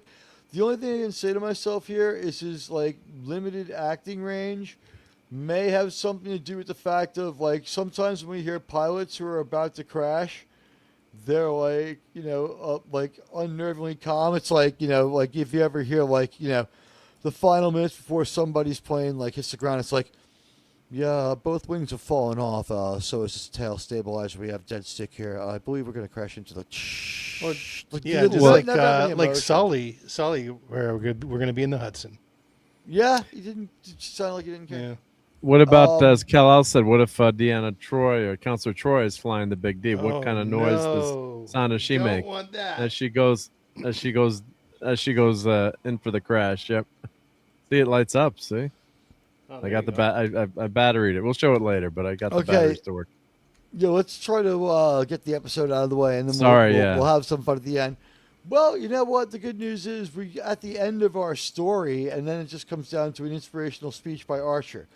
After beating down his oppressor, Trip the engineer picks a couple of locks, gets himself out, and in the meantime, we get a kind of a cool moment. Like I said, they're spending all their money on this final Star Trek show here, and its final moment. So that, every spectacular thing you can do, we're chasing this comet down, and we've got to pull off before the comet impacts, obviously, without being seen. So we got to do it at the last moment. So here's the comet impact. Pausing it right there probably was I think that was. I don't know. My sense of 5 seconds isn't good, but yeah, it's a good moment to pause it. So we can see this is part of their terraforming effort, and that's pretty cool. That's very Battlestar Galactica 1.0, huh? Mm-hmm. Yep. And Mr. Reed is like, I guess I'm not going to vomit anymore. So they've made it to the Verteron array. People on the inside are breaking out. People on the outside are breaking in. It's the kind of symmetry. It's like a poetry. It comes back to you. And we have some pretty good Mars EVA suits. I don't know what else to call them. Like, Mars is like 2/3 of the way there. So all they need is respirators to help them out. It's not rebreathing equipment. It's something to enhance the quality of whatever it is in the air. It's like to super concentrate the oxygen and filter out whatever garbage is in Get there. your ass to Mars. Yes. 2 weeks, Sean. Mark, you're going to stay there for 2 weeks. 2 weeks. Total Recall. One I of the remember greatest that. movies of all time. Hey, Critically Thinking and Drinking is here. Good to see Critically Thinking and Drinking. A great X follow. Let's see if I can find that one. Follow Critically Thinking and Drinking on X. Always a good friend of the program. He loves Star Trek. He loves my poll deserved a better fate today. He retweeted it for me, and it should have caught fire a little more. It was, who looks more like Popeye, Bono, Phil Collins, or Sting? Anyone want to weigh in? I believe that it is Sting. Bono. I think Sting. No, Sting's too good looking. It's Bono. Well, Phil Collins definitely at times looks the most like Popeye. But well, I guess you're. Oh yeah, I think with the hair and the. The thing is, he looks more like King Feature Syndicate Popeye, whereas Bono looks with the big forearms and stuff like that, and the way he's built in that one crazy eye. Kind he of looks Robin much Williams more like Popeye. Fleischman Popeye. Yeah, the Okay. Popeye that they go for in the Robin Williams movie. But Yeah. here's to get you. And thanks, welcome critically. It's good to see you, my friend. We're trying to get back on top of the super chats after being a little bit behind. It also goes to just how radically Earth society has changed that by this point in the 22nd century. Even the hard feelings about the oppression seem to have completely disappeared. You're right. I mean, they're doing a good job of building the world. Trip being Southern doesn't really occur to me as I'm not American, but the rest did strike me at the time. I'm glad that other people felt it. The thing is that, like, Trip is as bad as me with leading with where he's from. Like, it's like if Trip was Admiral, if they made an Admiral Teague version of Trip, it would be like, I'll bet you that I could eat 4 hot dogs in a New York minute before they could come back and shadow this ship, Captain. Why I'm doing the Southern accents beyond me, but Crow from I'm blanking on the name. Mr. Science Theater, 3000. Thank you. And it's good to see everybody here. All right. So their encounter suits are cool and make sense, but we're throwing everything we can at you. And this is where T'Pol confronts John Frederick Paxton, hero to many in this room. And Josiah leaves. So say we all. Yeah. I like that he begins this by dismissing his henchman who's black. He's like, leave us. It's just like more like kind of just like it's a little cringe. And T'Pol's just like, you're going to help my baby or it's not going to go well for you. And Paxton's just like, you're freaks, you're weirdos, you're lowlifes, you're scumbags, I don't like you, you're freaks, you're monsters. I don't, and she's like, you're going to give this child any medicine that I tell you to give it. There's a hospital on this particular planet. It'll do until we can get her all the way back to Earth. We're going to bring in some Vulcans to work on this. I don't know what the hell you did wrong, but you did a pretty shitty job. And he's like, I don't approve of those methods, and I'm not going to give you any sort of alien medicine that's going to help out your cause here. And at that moment, T'Pol, she scanned him, and she's pissed at him. She grabs his hand and holds it up in front of his face and goes, this! Because we've seen every once in a while his hand kind of just goes like that. And she's like, you've got Iromonic syndrome or whatever the hell he's got. And she's like, the only reason you're alive is because you're using Regilian treatments, the very thing that you oppose. You would die if Colonel Green had his way. And he's like, well, kind of making up for it by taking out other people like me. It's all right. He says, I wouldn't be the first aspirational leader to fall short of the idea. And I'm like, World War II a little bit here, folks. But who was president back then? Bill Clinton is president back then? No, George What W. year was Bush. this? This is Bush? Admiral, there's a subspace message there. Correct. First term George Bush. Oh, W. Okay, Jared, Yeah. You're going to be beaming off. So before you leave us, why don't you give us your grade on this episode and tell us what you thought, my friend? I gave it an A+. Very well acted. This is a great series finale, going out on a high point. They couldn't have asked for more. All right. I appreciate it. What's going on your channel this week? Anything? We'll have Godzilla versus Space Godzilla on Monday. All right. I'll hopefully see you there. I love that one. With that, sub to Germ. His channel's on the bottom of my homepage. And with that, I bid you adieu. Bye, buddy. Bye, Germ. Bye, See you, Germ. everybody. Even if I have the volume up too high on the next generation transporter, it's not like the original series transporter that will just like blow up your brain. Nowhere near as grinding.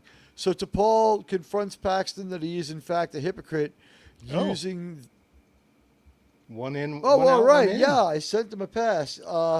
Let's see if he can get his device up. I think your camera's disconnected, my friend, but we have a special guest for you. It's Doomcock. No, just kidding. It's not Doomcock.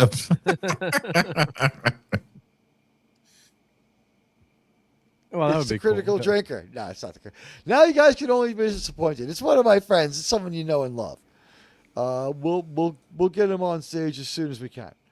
But T'Pol confronts John Frederick Paxton with the fact he's a hypocrite, and he's like, he says, yeah, he's like, they say Hilter might have been, from the central non-west, and she's like, she basically makes a bunch of demands, and he's ruthless, but he's not sadistic. It's really weird. So there's a few things that he won't do. Like, he won't be overly of a douchebag. But since her face is on camera here and we don't need to see ugly ginger Tam Elbron, Linda Park does something that I've never seen from an Asian woman before. She gets very angry and takes control. Oh, you're going to get canceled for that one. Yeah, you will, indeed. Yeah. Now Linda Park is not going to come on the show in a few minutes. Yeah. That was the other special guest. Come on, Teag. Oh, I'm sorry, man. Linda. No, Linda, don't leave. Oh, she just dropped out of the green room. Damn.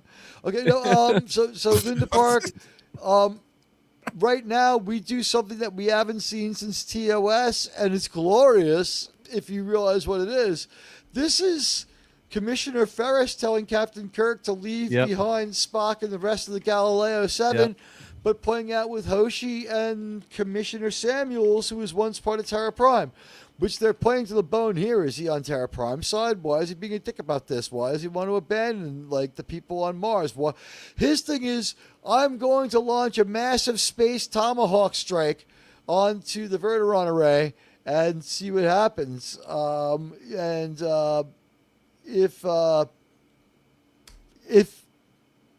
If we can't get this,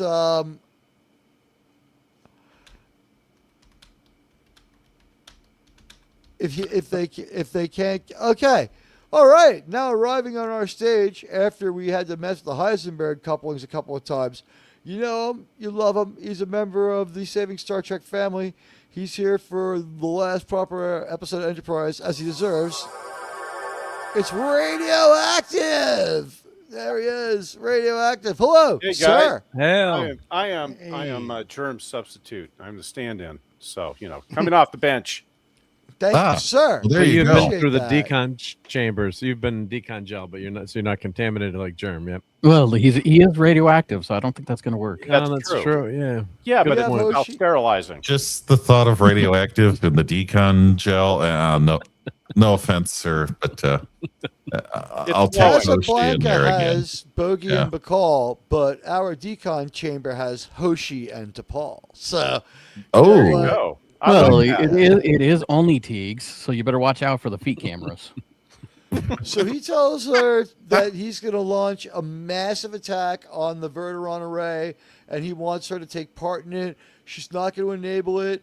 And he's like, you're going to attack right now and launch 1 million space tomahawks at the Verteron array. And she's like, you're going to kill like a few thousand people. You're going to kill all the human shields. You're going to delete all these people needlessly. This is an untoward course of action. And I refuse to recognize this command. And he's like, fine, I relieve you. I relieve you of command. She says to him, and I love this. She goes, actually, I can only be relieved by someone in my direct chain of command. To which he says, fine, put me on the phone to Starfleet Command to an ensign rather than her. And Hoshi just goes, belay that order. And by the way, I noticed she has a pip. Is she Lieutenant Hoshi now, or is she still Ensign Hoshi? Ensign is 1 pip. She should have had 2 by now. She's done so much for Starfleet. Their promotions are just out of control. By season 3, everybody should have had 2 pips. I mean, even Mayweather. Everyone should be lieutenant level by now. I understand keeping the crew together, but their promotions. And by the way, there aren't a lot of other ships to transfer these people to. So having a glut of high-ranking officers, this is the core of your fleet. You know what I mean? Like, these guys are all going to be captains. All your officers are going out there to be captains. Archer's going to get this ship stripped down to the bone. It's going to be him and Trip. But she refuses to put him through the Starfleet Command so that he can relieve her of command, and she refuses to take part in an attack on the Verteron array, which would cause needless loss of life, and also they would be unable. I believe they still have some steering of the comet to do to make sure it hits the right place, etc., etc., because there's a bunch of them coming in. So she's like, no, there's like 11 more comets that are going to like slam into this planet with no guidance. Fuck you. So she refuses to obey his orders, building tension down on the Verteron array. Archer and the rescue team have reached the relocated mining ship, and a confrontation is about to take place. Mr. Reed is among the people who get stunned. So is Trip. And we have a good old fight right here in the control room. And they try to take Paxton prisoner. Here you can see Archer ineffectively playing space cop. This is where that's not actually his communicator. He's reading his space Miranda rights. He's like, you have the space right to remain space silent. You have the right to a space lawyer. Should you not have enough space money to have a space lawyer, one will be provided to you free of space charge. But it gets a little out of hand. I think we fire a phaser right away.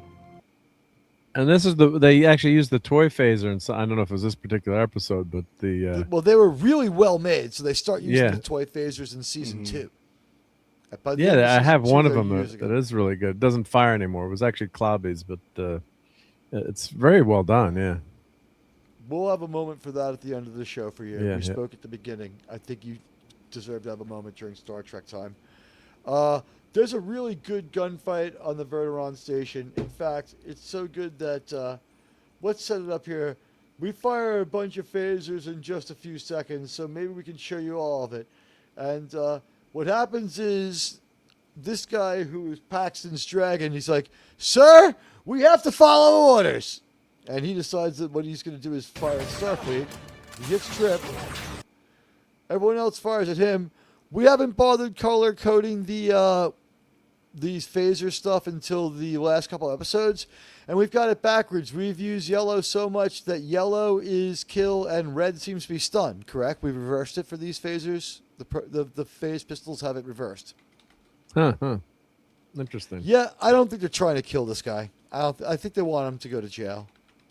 Don't tase me, bro. Yeah, don't phase me, bro. Archer has shown a lot of propensity to follow, protocol and to respect people's space rights. Then he starts shooting it out with Paxton.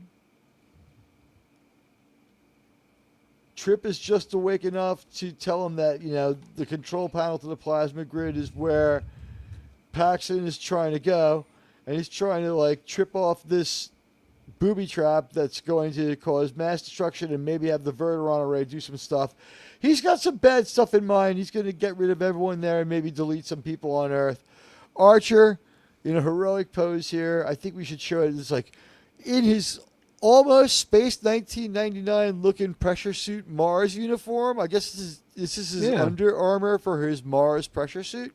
Looks it's good. Pretty cool. I called it his Fantastic Four outfit. What do you think? True. Is he Stretch, I guess, or who would he be?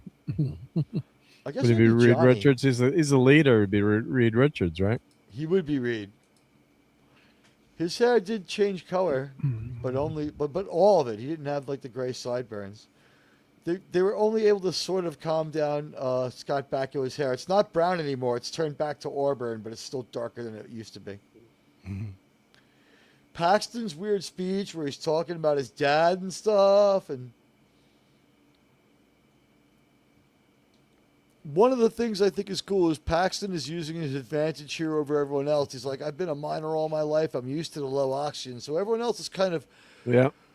they're like certain YouTubers. They're very low energy. And Paxton here, he's full of vim and vinegar. He's giving Trip Archer a little motivational speech about why he should switch sides. I mean, too late. This is the man who saved the Earth for the vision that is being championed by his friends. And I just kept thinking RoboCop the whole time. Weller is so good, but I'm just thinking, RoboCop. It's bad, but he does give a good performance here. You're right. You never stop thinking RoboCop.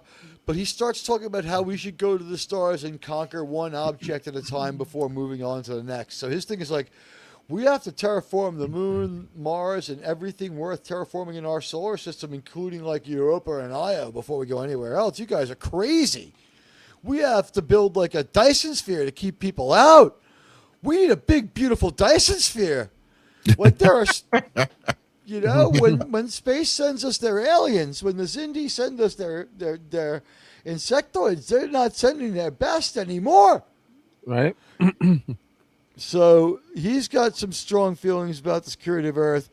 And I thought his dialogue was well considered, well written, reflective of the political dialogue at the time, but not overly in your face, in no way preachy, kind of fun, and removed enough from reality. And Jonathan Archer's just expressing the kind of tolerance and the kind of constructive ideas that we've always had, that reasoned people have had since like the 15th century. It's fantastic, and I think it's a lot of fun. This is where the window finally breaks, and Paxton's got like the full advantage of the low oxygen. Archer's kind of out in the tiles here. Go ahead, Mark.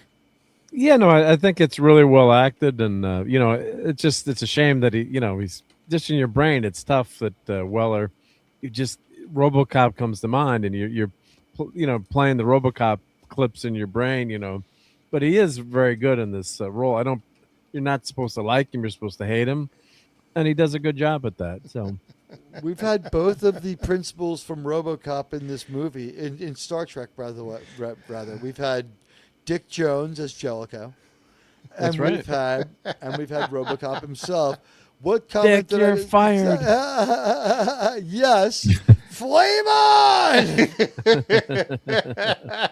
It's Pride Weather's month. Happy Pride Weather month, ladies and gentlemen. We're finishing up Star Trek on the channel, but we have like 2 more episodes left. It'll get us to the end of Pride Month. What can I tell you? And we've passed the 3-hour marks. We have utterly failed as reviewers, but you know what? We're having a great conversation here. And you know what? We'll trim it back down a little bit. I'm sure we won't have 3 hours worth of stuff to say about the original series because it's all been so covered. But we appreciate you guys hanging in there with us. We got a lot of people here for this final original episode of Star Trek. Next week, These Are the Voyages gets a quick treatment, and we will have more thoughts on Enterprise Season 4 will be most of next week's discussion. So, let's continue. Sirs, madams, thank you. Thank you for being here. You're doing a tremendous job hanging out with us. So the brawl with Paxton ends up with Archer prevailing. We got a good Dick Jones face here. Did he maybe call Dick Jones and say, when you were choking on Mars, it just so happens I have to do the exact same thing. What do you recommend? Make what your was head your explode. method for choking on? Yeah, have your eyes pop out of your head. Yeah. Right. But he does I thought he did a good job here. Choking out on screen is something that is very easy to get wrong. He does it right here. As you said, very convincing performance by Peter Weller. Archer, of course, very soon discovers T'Pol, who shockingly is not crying. And there, of course, is Elizabeth. and they've covered her ears so that we don't have to put the ears on the baby. Very considerate. Now, I'm sure that we would get blamed for something by Kurtzman had he had to do something of that nature. Or Kurtzman just would have put ears on the baby because he's a dick. Well, they did have one shot with the baby. The baby had the Vulcan ears. Yeah, we looked we at thought it. on It that was one pretty subtle. CG. It was a CG shot. I think it was CG. Okay. Yeah, you We could were see when he thinking did the about freeze this. frame, you could tell. Okay. Our thought was that perhaps they took some sort of water-based chromachrome blue or green paint and painted it around the top of the baby's ears so that there would be no bias line and perfect CGI, because that is such perfect CGI. Better than anything we get in new modern Star Trek. But that would be the most we imagine they would have done. Sean, that sounded about as far as they would have gone, right? Yeah, I think that's probably very plausible. You've been on enough film sets where you see how careful they are with the children. Ever since that Twilight Zone filming, people are a little more careful with the child actors. They're not just little adults anymore to Hollywood. Well, especially around Tell that to Nickelodeon.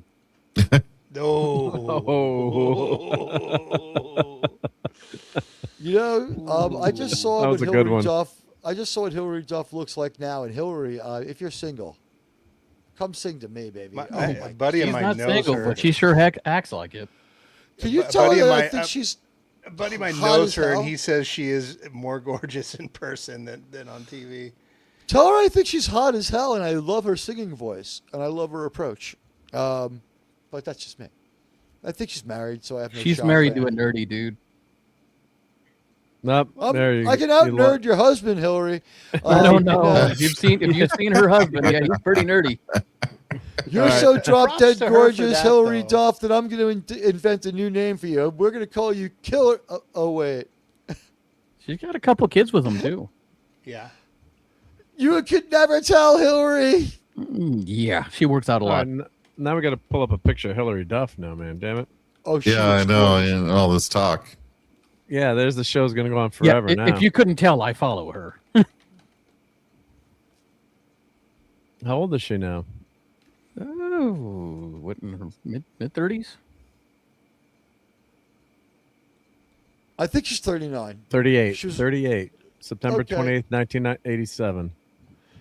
And by the way, this is January 22nd, 2129, where Archer records this star log, this Captain Star log. And as you can see, this asymmetrical part of the of the saucer section, you see that little round object popping up behind the saucer section where it makes it a little asymmetrical, guys? Yep. That was put on there purposely and noticeably by the designer. He wanted Archer's office to be noticeable from outside the ship. That's Archer's office. Doug Drexler. He loved the idea that we would be able to see Archer's office because he thought it was a very important part of the show. And I have to say, I fully agree with him. That was a good aesthetic choice, Drexler. It's almost like you've been designing all the Star Trek models. It's almost like you knew everything about Star Trek. It's like you Great were born guy, in this yep. job. And I love that someone gave him a life-size NX-01, right? Because they never had a physical model of it, so someone shipped him Yep. one. And here's Trip. Trip has wept in this episode, which I thought was great. T'Pol's keeping it together, although I believe she sheds a few Vulcan manly tears later. Trip's just outright bawling. He's like, don't never name no one Elizabeth again, and I ain't never getting close to no one named Elizabeth ever again. Here it is, the Idic first seen in TASS, right? Yep. So Well, the now animated Enterprise, yep. series, it becomes live action Star Trek right here on Enterprise. It's the Idic that I guess Tamir gave to Paul, and now they're giving it to Elizabeth. These are the first parents of a human Vulcan hybrid, but she didn't give birth, so they're not really parents. They've just more taken I guess Trip would be on the line for space for space child support, wouldn't he, guys? He showed a fatherly interest in the child, even though it's not his. Like I said, he just wanted to practice. Although, if it's not on Earth, it's out of the jurisdiction, right? So, I heard he got William Shatner to defend him as Space Denny Crane. Denny Crane. I'm Space Denny Crane. Yeah. I like the episode of Boston Legal where Denny Crane has like a concussion and he's nuts or drunk, and on the steps of the courthouse they're yelling questions at him, and he's like, one of the answers he screams is, "I was once commander of my own starship." Yeah.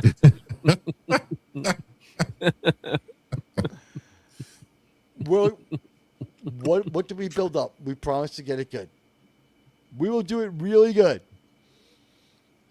No one needs to dip. Although, if you want to chew tobacco, I mean, that kind of dipping, I mean, I don't advise it, but I mean, I can't stop you. All right, so Trip is doing a great job here. I thought the acting from our two underwear models is fantastic. Let's give you one more look at the stakes of this episode. Here she is. She's Elizabeth.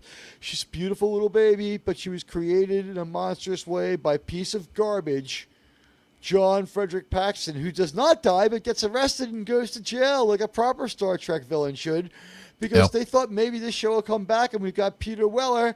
Unfortunately, he never works in Star Trek again. It's a shame, isn't it, Mark? Yeah, no. I mean, you would have seen where this he could have come back like as a Khan type villain, you know, and like An admiral, breaks out maybe. of prison. Geez. Isn't he in Into Derpness? But that's He's not a the Star Trek movie. No, you're right. Yeah. Yeah. Yes, he plays another role in a sci-fi movie that's called Star Trek, but it's not a Star Trek movie. It's not Star Trek to me. It's a shame he never does any more legitimate Star Trek work.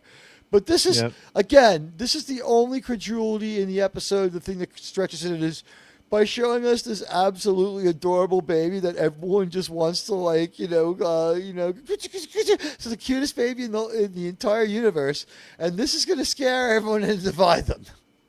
Only madmen like Paxton and his buddy Josiah think that this is fucked up. They're horrible. They're horrible humans for what they think. Anybody want to give their final thoughts on Elizabeth and what she represents in canon? Does this take away Spock's achievement? No. Does this destroy Serac and Amanda's achievement? Does this undermine canon? I thought this was a great workaround. They got it. It doesn't. Right. If anything, it just shows that they discovered that humans and Vulcans could. Because Phlox's comment later at the end of the episode says it is possible.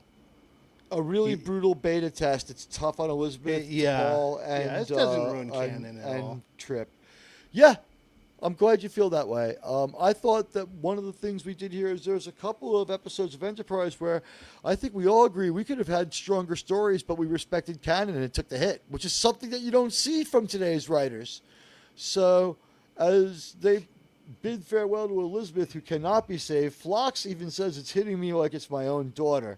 And John Billingsley does possibly his best acting of the series in this episode, where he's allowed to be caring, and it's been far enough since his conflict, and he kind of got it out of his system in the mirror universe when he kills the Tholian. It's just like finally, like he's got that venom out of him. He also like phased a bunch of people in this episode. He was pretty good with the phaser, so keeps up the Star Trek Doctor tradition of not really missing when he phases things. He's like, it bothers me as though it was my own child. And it's like really affected the crew. The shuttlecraft's all bashed up. There's some clues to be had there. There's something is wrong. It is very similar to what happened to the shuttle Columbia. And I think it was supposed to be a homage to them because Star Trek has a long tradition of being deferential to NASA and giving homages to astronauts. So it's the same manner which destroyed the Columbia. One of the panels is open and hot gas got inside and destroyed the control surfaces. Mm-hmm. I thought it was a quick nod. I don't know. I might be wrong. I enjoyed it, though. And this guy is the guy, we have seen this guy. He got busted down. We're wondering if he's the saboteur. And Reed and Mako and that guy's a fucking lieutenant. Why didn't Hoshi get another pip? Exactly. I guess the deal is that he had to be jumped up for he had to be jumped up to be chief engineer, but she's not chief of anything. So also Archer wouldn't be able to make her do all those things that he forces her to space do for him if she was like closer in rank, you know. That's Or at least, like, we have to say that for the sake of the people who watch New Trek who've joined us, you know? Just imagine that that's why Archer won't promote it. He's like, I have more power over you. Mirror Archer would have done something like that. Archer's an 06. He can do whatever the hell he wants, basically. In that show. This character has been subtly built throughout the show. He is this show's Mr. Riley, in my opinion. And here, he shows that he is able to take the demotion, able to take the humility, able to go back to work, able to deal with Trip being back, able to be a good Starfleet officer, and has absolutely no jealousy in him whatsoever. And he stands up to Reed and to Mr. Prideweather, and he goes, I didn't fucking do it. And like, is that your signature? He's like, yeah, but it doesn't matter. I'm not on that detail for a while. I just, whatever, I still have to sign these things. But, Trip took me off of this one when he came back from the Columbia. Who's your replacement? And he gives the villain look down to imply that maybe he's part of the conspiracy. But he's not. He gives it up right away. And we show the arrest of the bad guy.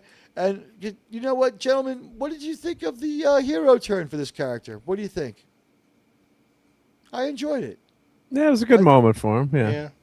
After all we've been through with this character over the course of like small appearances in about 6 different episodes. It was a nice little arc for a side character. I think the first time we see him is Hatchery, so we've been with him for a while. Yeah, you're right. And it's too obvious if he's the villain too, right? So you can't have him be the the mole or whatever. So he rats out the mole, and it turns out that the mole is in the same place as not only Anderson Cooper, the host of Catch the Mole, a show that I wish he had stayed with rather than going into his other career. But maybe Samuels is the dick. But no, someone is going to delete Samuels. There's a bad guy loose on the ship. They're going to have to stop him, and it's going to fall to Captain Archer.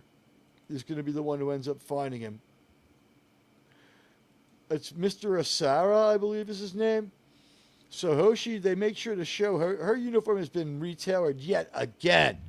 And it is fitting her like it is painted on, and she looks great. Watch this episode just for that. And it's Archer who runs into the Terra Prime wildcard, who stole their DNA, I guess, from the transporter. This dude had to have been like a special guest cameo, right? Yep. I feel like he was from Dawson's Creek or something, yeah. I couldn't put my finger on it, like what his name was, but I was like, oh, this guy totally looks like he's from something else. He's got Conan O'Brien hair for sure. Look at that thing. Yeah, he looks like he's from like one of those UPN drama shows like Dawson's Creek. Or could he be from something cool like Smallville? He's trying to do the Pike hair. Smallville, the Pike hair. He's supposed to be a douche, so it's perfect. He actually, if only Seth MacFarlane had played this role. Yeah, that would have it definitely would have been more believable. Yeah. And by the way, I have a funny feeling that when you get that 4th season of the Orville, you're going to wish he'd stopped at 3. I've got a bad feeling. Oh, we're getting another season eventually? He said it's eventually, yeah. I don't think it's going to happen. I still think he backs off, but he did commit to it. But does he need a new girlfriend to give a role to? I'm sure he'll find one. As long no, because like he kept revolving the actresses as he broke up with them. Yeah. I guess the deal is now all the roles have been filled with people that he can't find because he Me Too'd out the other people. And, like, he supports the career after he leaves. He's just like, you know what? I'm going to give you, what was it? Charlie Burke was the new girlfriend, right? Yeah. First, it was the first super strong chick. And then it was Charlie Burke. Then they broke up, yep. And the super strong chick was very cute. So quick. By the way, that was John Billingsley and Robert Picardo's best work as the 2 rival scientists from that planet. When he pulls the phaser out when Billingsley pulls the phaser out on Picardo, and he's like, pull the eggs out of the boiling water with your hand. And he's like, what? He's like, do it now. It's like, oh my God. And he's like, fuck you. It's so great. That episode justifies most of the season. It's good.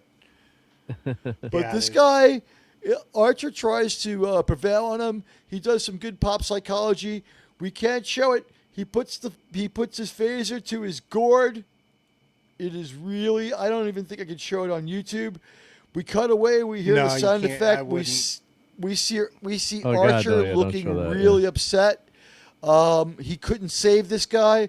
He probably didn't want anything but to try to rehabilitate him. We know Captain Archer, if he had him on the crew, he probably read his dossier a couple of times, really liked him, and wanted the best for him. Unfortunately, couldn't help him. Trip and T'Pol are together again. They're watching the end for Elizabeth. Trip's been treated for his broken arm. They didn't have something to fix that, but I don't get. I guess Phlox is a little too tied up shooting at stuff. Well, I don't think he would have wanted to stay in there for the amount of time it took to get him. He's like, just put it in the sling. Let me go to the kid. For now, you're right. Yeah. Good in-world explanation. Now here, we're going to show this just to show JT. They're just out of picture here in the dark. Do you feel that the paper towels would have benefited? It really would have helped make the scene feel a little bit more believable. You know. Yeah, we couldn't get all the way there with what we had. It was unfortunate that we couldn't get the paper towels into scene, but you know what? The real question is, are they going to have wet wipes since they have a baby in here now? Like that is going to be a United. Pail? They're going to have where's wet the wipes diaper in pail? United. Okay. But don't you just use decon gel? But here it is. We have the last roll of paper towels from Enterprise. They're signed by Scott Bakula. There we go. Oh, there you go. I paid $1 million, sir, for these. For this, you know what this means, right? If the actor that plays Phlox ever gets to a con, I've got to take like a roll of Bounty. He'll love the story. John Billingsley seems like he's nothing but fun. I've seen him in other roles. He always, you know what? And in interviews, I've enjoyed him. So he's a great actor. He really is, and He's he got a brings lot of something to range. every role he plays. This is a tough role and not the greatest character, and he still does a lot with it. Let's take a last look at someone we've been with since day one. He's there with us at the end. You know him, you love him, I love him. There's Saval, the great Gary Graham. Yep. The first anniversary of his passing was only a week ago. Oh wow. R.I.P. We'll now observe a moment of silence for Kelly Waymeyer, Gary Graham, and that blonde chick from Oasis, all of whom passed away. Oh, yeah. From this show. The other one was the ensign girl, right? That fell in love with Phlox. Kelly Waymeyer. Yeah, that was it. Ensign Cutler. Yeah. All right, that's a moment. And guys, use some of those emojis. Come on, we got Terra Prime emojis forever, and no one's using them. We got to keep the chat moving. We've gone to the danger. Yeah, I added the Terra Prime Forever logo. Yeah, look, how's that for keeping the fans happy? We have Terra Prime logos, ladies and gentlemen. You can enjoy them here with us. Although when you have Hoshi and then Sydney Sweeney, that's tough competition. It's tough, except that they're so tiny as the emojis. I wish that we had like a way to make them larger. I mean, I guess this is a show to watch on your television, right? By the way, YouTube kind of waits towards that. They love people whose shows get watched on TV for some stupid reason. Yes, they do. That's a big deal with like shorts on. They're going crazy with shorts on TV, promoting that now. Because your commercials are full size or something. It's got to do something with that. Yeah. So anyway, Tam Elburn makes his final speech. Is like, despite the heavy protests by Istophobic people burning the flags of your planets outside of your embassies in several of our cities, everything's just fine now. And believe me, future Tehran, them chanting death to Vulcan, we'll have them in line in about 2 weeks. So that's basically what happens with this one. It's like, the Strait of Vermouth will be open again. Don't worry. So again, here he is looking a great shot. He doesn't have any lines in this one. But there Oh, he is, really? Gary Graham. Actually, you know, he does have he doesn't actually he does have a couple of lines, and maybe the most dramatic moment of this scene is Captain Archer makes speech. It's a great speech, and it's off the cuff for Archer. Mm-hmm. He says to them, up until about 100 years ago, there was one question that burned every human, that made us study the stars, dream of traveling to them. Are we alone? Our generation is privileged to know the answer to that question. We're all explorers, driven to know what's over the horizon, what's beyond our own shores. And yet, the more I've experienced, the more I've learned that no matter how far we travel or how fast we get there, the most profound discoveries are not necessarily beyond that next star. They're within us, woven into the threads that bind us, all of us, to each other. The final frontier begins in this hall. Let's explore it together. Yeah. Well And then done, roll yeah. roll credits, play the music, roll credits. You know, that End of should the- be end- the end of your Saval series. stands up and applauds. It is one of the most fantastic Star Trek moments. Jonathan Archer, profound, empathetic. Scott Bakula, one of the greatest, finest moments of his career, uncomfortable in his diplomacy, dead on perfect in his words. Fantastic performance by all of our cast here. And yeah, then we end with a mashup of all the different captains reading These Are the Voyages. I believe it should have been just Bakula. It should have been just Bakula. He had earned the right to read the Captain's Oath right by himself. But before we get going into our poll and our rating, let's answer the question I asked our audience and end the poll. Guys, answer the poll now or forever hold your peace. I believe that I'm trying to find the poll. Where it be? It should be pinned in there. Does anyone else see our poll? I Let's don't see. see Sometimes Not anymore. Oh, I used see to. it. Yeah, the poll has been disappearing. Like on my show last week, the poll It's like a disappeared. YouTube. I got to refresh all of YouTube. And I see can if it see- makes I it. can I see bought it. it back by refreshing YouTube. There we go. Yeah. All right, so here we go. Is Terra Prime the real series finale for Star Trek Enterprise? Sirs, Terra Prime forever. 34%. That's a yes. These Are the Voyages is Enterprise's end. 17%. I'm surprised. Final ENT Enterprise is a TNG appendix.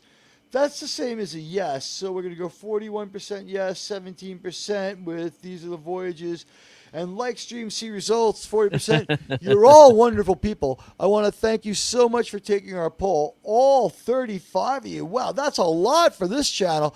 We did great. Thank you so much for being part of our poll. Let me highlight the results and put them into the chat so you can see them for yourselves. I really appreciate everyone who took part in the poll, everyone who liked the stream, and everyone who shares the stream. You guys are by far the very best and the most loyal fans. Now is the part of the episode where we give our grades. So, we just finished watching the episode Terra Prime from Star Trek. My panel and I have completed watching all of Star Trek. It's been an honor. Star Trek Enterprise. It's been an honor. And there's the results of the poll up on screen for you in a moment. There you go. I would like to ask everybody for their grades. And since he's not blocked by the banner, let's ask Mark D with a C first to go. What do you think? Grade this one A through F.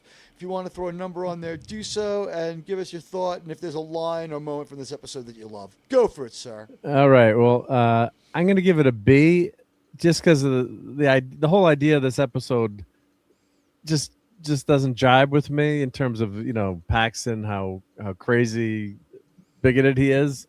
But it's in terms of the acting and how it's well done. So maybe I'll go with like a B plus there. But just the whole idea of it just seems too heavy handed for me. My favorite moment was the end, that last scene where T'Pol grabs Trip's hand, and they're kind of Trip is bawling, losing this kid that's not their kid, but it is their kid. Genetically it He's is. bonded with it in a lot of ways, and it's something that he didn't realize he wanted. And then DePaul turns around and names it Elizabeth. Elizabeth, yeah. So that was a nice, subtle Vulcan That's what I called my emotion. face pistol. Yeah. So when she's they hold hands in the end. That would have been a great way to end the whole series. And unfortunately, damn, Riker's got to come in with his big D and ruin the final episode of Enterprise. But I'm gonna. There we'll light her up. See, there we go. See, she lights up. So, but not as nice as Sean's, but pretty good for a toy. I'm gonna say. Red alert! Red alert! Nice. And when it separates, it actually. The saucer separation does emergency saucer separation. I'll have to do a video on this one. And when it comes back together, it actually lights up again, and I think that's Troy crashing. Yeah. But yeah, no, it is pretty nice. But yeah, they shouldn't have done that last episode, and Berman apologized for it, and yeah, their hearts were in the right place. They weren't trying to screw up the Enterprise people, but it just didn't work. It just didn't work. But I thought this was really a touching end to the whole series, and it works because T'Pol and Trip have bonded, and especially it's heartbreaking over the child named after the sister who's passed, and they really have good chemistry together. We joke about how good Jolene Blaylock looks, but she's also really great acting in this role too. So she's the full package. Consistently fantastic throughout this show. She looks absolutely beautiful, and her acting is just on par. From the moment of Carbon Creek, she really just has this character completely under control. Yeah. Although I'd say in Broken Bow, she's already 80% of the way there. She didn't act before? Well, she was only It's in amazing. commercials? That's It's crazy. amazing. Carbon Creek's one of my favorites of this whole series, and and I was reading some reviews that people were downgrading that episode. I'm like, that's a fantastic episode, and she's phenomenal in that. It's so definitely top 50 Star Trek of all. right? The reason why that episode gets attacked is because the people who like New Trek see weaknesses there. They can say that, oh, this subverts canon too, which it doesn't. It's got workarounds. Yeah. They can say, oh, this is, a love story and romance too. And, oh, they don't care about their prime directive either. They show that, and they subvert their own canon. And none of that's true. Kal-El says their hearts were in the right place, but in my opinion, it robbed the show of its series finale, if that makes any sense, by making the holodeck simulation on Enterprise. Yeah, it did. I agree. Everyone who said that the final episode is just an appendix to Enterprise to TNG is correct. It's a terrible Enterprise episode, and we don't need to bring back the Cold War, the temporal Cold War, to bring back Trip. We just say it was a weird holodeck program where Riker was trying to get inspired to take on his old captain, which is like. And get inspired to stick it to his old girlfriend, who is now his really old girlfriend. Not looking like she did 20 years earlier in the episode, I can tell you that. It was an AI simulation error. Does not compute. Why didn't they just voice it over and recast them with people who didn't look so terrible? They look terrible for their ages. They didn't age well. They were the roughest looking 48-year-old people I had ever seen in my life. Am I crazy?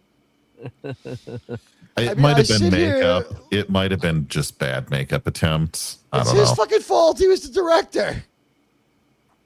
Yeah. He had final approval of that. I would be like, I'm going back and filming it until I'm gorgeous. I've made a decision. We're going to hire Tom Cruise and credit him as me. Anything but like how terrible he looked. But okay.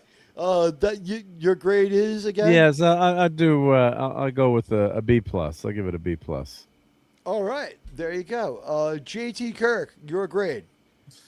Yeah, so this is out of all the multi-part episodes or stories of Enterprise, I think this is maybe the best one that they've ever done. I thought pacing between Demons and Terra Prime was very well done. There's not a bunch of extra fluff, and I don't feel like they had to cut a ton out of the story. I feel like they were able to tell exactly what they wanted to in the time allotted.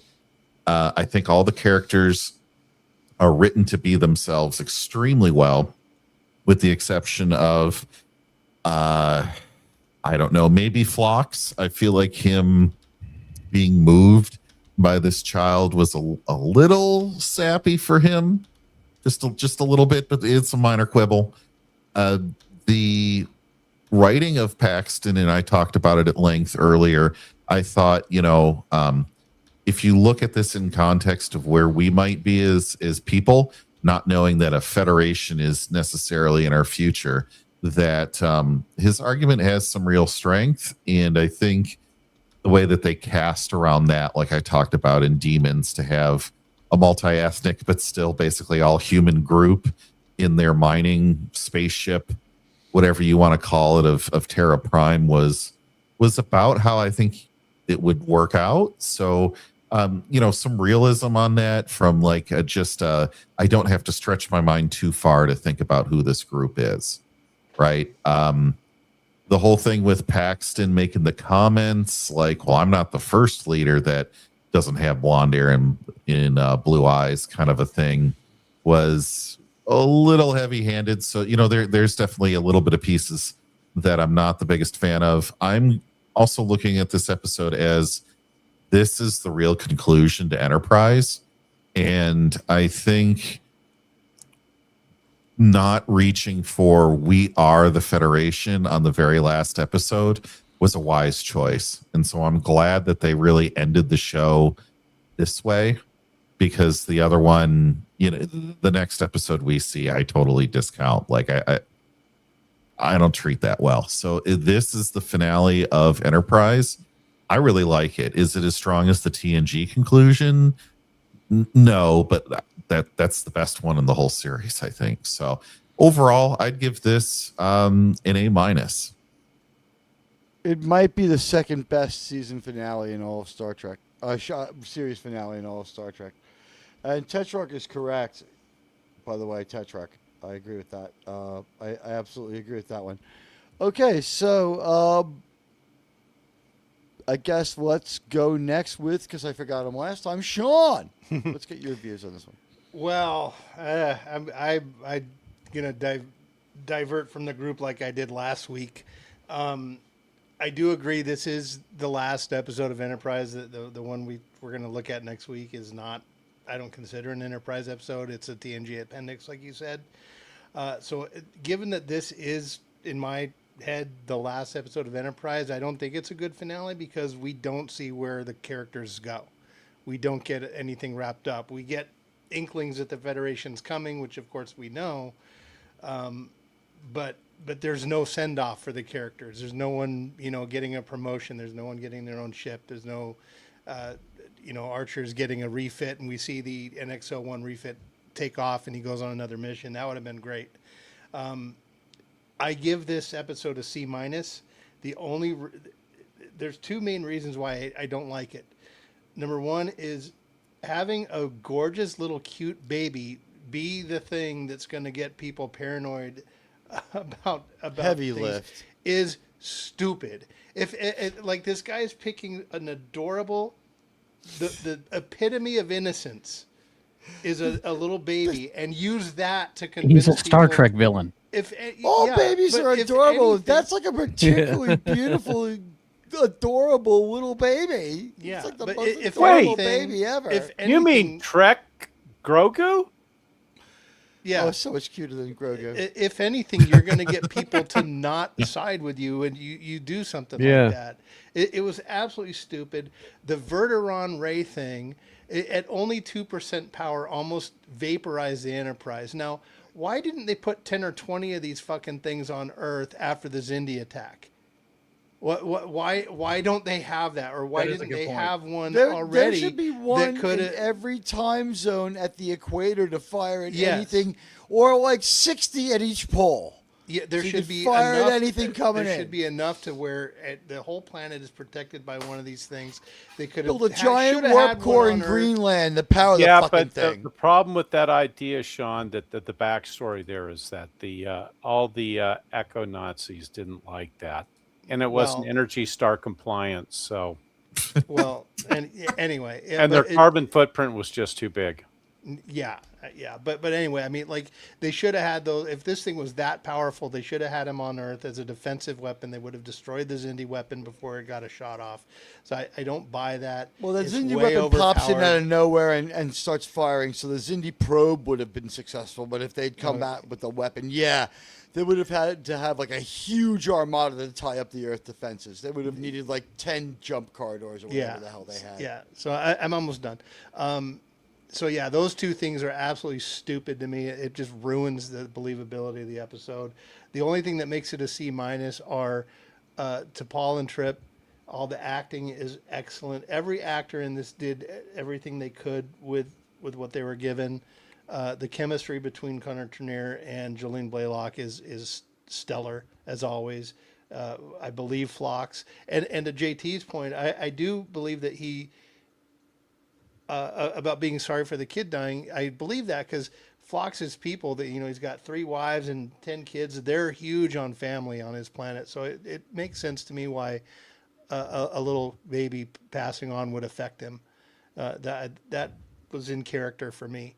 But I mean, all the great performances and stuff, great special effects. We got some great moments that bump it to the C-. But those two other things for me are just I can't swallow it. So there's my take. Fair enough. C-, pretty harsh Yeah. from Sean. Yeah, but it's still not a failure, but pretty close. But they should have had this guy Paxton setting up Terry events on Earth and pinning it on aliens. That would have been way more. Yeah, believable. good idea. Yes That or would've no been- question. I'm going to just ask everyone in turn. Would this have been better? Was the problems because this tried to do too much and it would have been better as a 3-parter? It would have been better yes as a or no? 3-parter. Yeah, they could have ditched that stupid. These are the voyages. Made this into a 3-parter. Changed the Paxton plot to what I was saying. Make him set up, Terry attacks. Kind of like they probably didn't do that because that's what we got in the Vulcan. So train a bunch of terriers and set them loose. Yeah, but the Vulcan story with it that guy was, setting up fake attacks and stuff. But that would have been better. And then the third part could have been we see the NX-01 refit launching, Archer's in place, or maybe it's someone else. I don't know. Maybe I think Trip is probably the next person in line to be captain if you have to. Yeah, have that would have Archer been great become to an see him admiral. as captain and Archer getting promoted. Or to Paul. Yeah, but I don't think there's ever been a Vulcan in command of Starfleet stated in TOS, so you can't.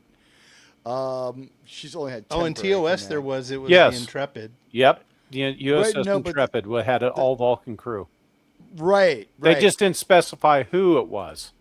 But the thing is, it was much like the 1999 Women's Team USA FIFA soccer team.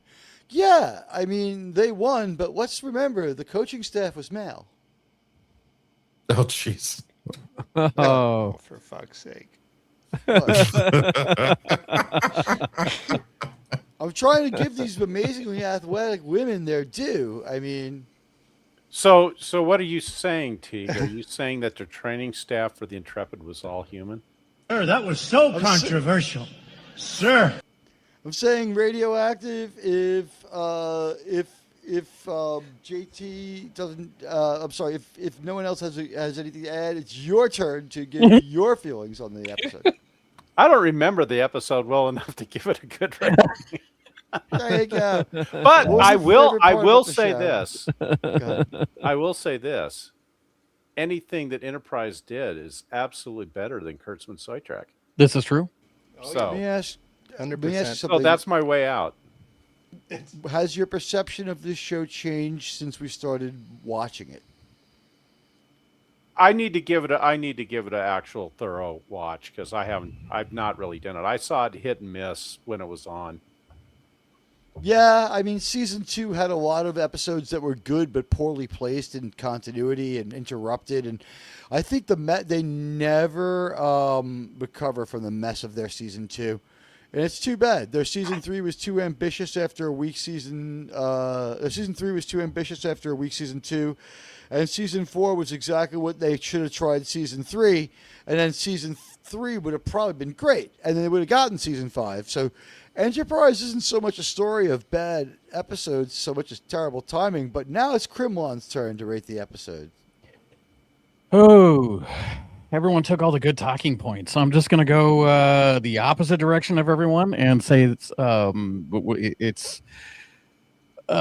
B minus. There's just no musical number. Excellent point, Kremlin. I like where you're going with this this now. really kind of ruined it for me. It's not like the new age Trek we got going on here, which is so I've got superior. the French right? mystique It is from very Blazing superior. Saddles rolling through my head. Thanks a lot. You know, Mayweather would have been the Stick out head your of the tush. chorus line Hands there. up. Mayweather would have been a great dancer. He could have been a contender. You mean Pride Weather? Pride Weather, Mayweather, one of the It's thing Pride weathers. Weather's month, and guys, I mean, we're gonna rewatch episode Horizon on Pride 10th. No, Oh no. no, in all actuality, this was pretty good. I do have to agree with Sean that I think it was a little bit of a weak storyline to go with trying to use a baby. Seems a little stupid, but hey, it is what it is for Trek from that time period. I couldn't see it being done any different with Deep Space Nine. Well, I mean, I think this show is a little better episode to episode than a lot of Deep Space Nine. Yes, especially a lot of season 1. I kind of cringed at going back and looking. I was, man, this show was great, and then I looked at season 1 and again, and I went, oh my god, I forgot how cringe it was. Andre might have a good point here. Like, he was thinking maybe the baby would have like be hideous and look like something off a Black Sabbath album cover. It would have been better turned that way. out to be cute. Yes. Like, why didn't Could've he given it manipulate Born the Again. DNA to give it? Yes, exactly. Born green Again. hair, green hair. that's- We ask you a nose question. ring.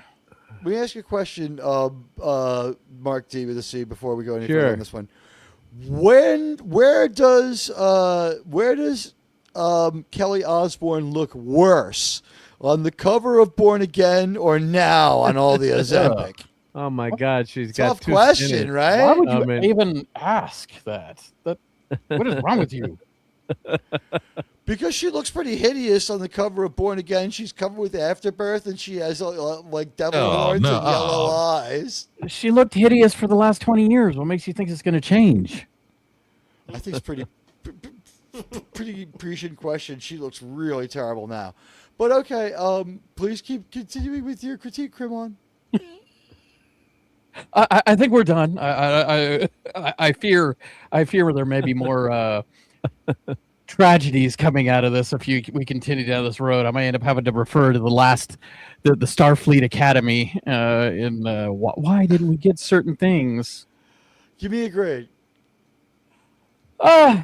I don't drop it down to a C. I would still say it's probably a B. It's hard to break into an A for me on a lot of things. I think the storyline is, for the most part, solid, except for certain things like the baby and other things that probably could have been changed. I do have to agree that agree with the comment that I saw in there that some of the costumes were not fit appropriately. And it kind of seemed like some of it was just rushed, almost feeling like it had been rushed because it was basically they knew they were going to be canceled. They tried to get it in. A couple other people said that they thought the costume cuts were like a little rushed and not so Yeah. great. I think overall, I think overall it's probably a B minus. All right. A fair enough grade. Okay, so here comes Admiral Teague's take. Admiral Teague is going to say that It was a good episode. I thought the baby was really cute. I enjoyed Trip and DePaul's chemistry. We've spent a long time paying it off. I liked how this episode, without being labored, paced, or forced, managed to touch on every single character's character arc. We got Mr. Reed going to Section 31, and now they're doing more what he wants to do. We got Hoshi being brave and tough and standing up to people and pulling rank. We got Trip, who's become more of a humane sort of character. He's always had the humanity. He's always had the emotion, but he's now gone through this full emotional circle. No one's lost more than Trip has in the course of Enterprise. And to see him lose Elizabeth, it was heartbreaking for me. To Paul, her emotional journey to a more emotional human. Archer has had a journey as well. He's gone from naive spacefarer to, resourceful and intrepid, unstoppable, two-fisted, love him and leave him kind of space captain. The closest thing to James Tiberius Kirk Star Trek ever gives us again in a series that's the closest to the original series that we ever get again. And as much as this episode is flawed, and as much as it should have been the last episode it isn't, and as much as we could criticize it, I'm going to give it just a flat even A out of sheer enjoyability. I thought there was a lot of great Star Trek-ness in this, and just its enormous deference to canon, and the way that it tried to salute all Star Trek. It had William Shatner's voice in there, even though it wasn't the best thing for the episode, because it was the best thing for the fans. I thought it was a very fan-first, fan-facing, fan-centric, fan-loving goodbye, which also laid the groundwork to bring the show back non-destructively without undermining anything. It's an A. It's not the best final episode of Star Trek ever. It's the second best. Well, it's not really made as a finale either, right? I mean, it's a finale to me. Just yeah, like no, the Man Trap isn't made as a pilot, but yeah, go Sounds ahead. fantastic. Right. And old, TV shows a lot of times didn't do finales way back. Just boom, the show ends, right? Like Turnabout Intruders. So I know. Okay, now I know what you mean. Yeah, it wasn't intended to be a total finale. They thought maybe they still give us a movie, or maybe they slip on ice and hit their heads and wake up and realize they should give us another season. And everyone's thinking we have to work again in Hollywood, so we're not going to screw this up. So yeah. Well, I'll say well this: done. I think All Good Things is the best ending, but I think the second best one is DS9. I can't give this one a good one just because we don't see what happens to the characters. DS9 wrapped it up. Voyager We one got is about better 40 than- minutes. Yeah, DS9 gave us a good 40 minutes of wrapping everything up. It was very well done. And when you guys get to Star Trek Continues, and if you consider that canon, that ending is unbelievable. I really liked Voyager's ending.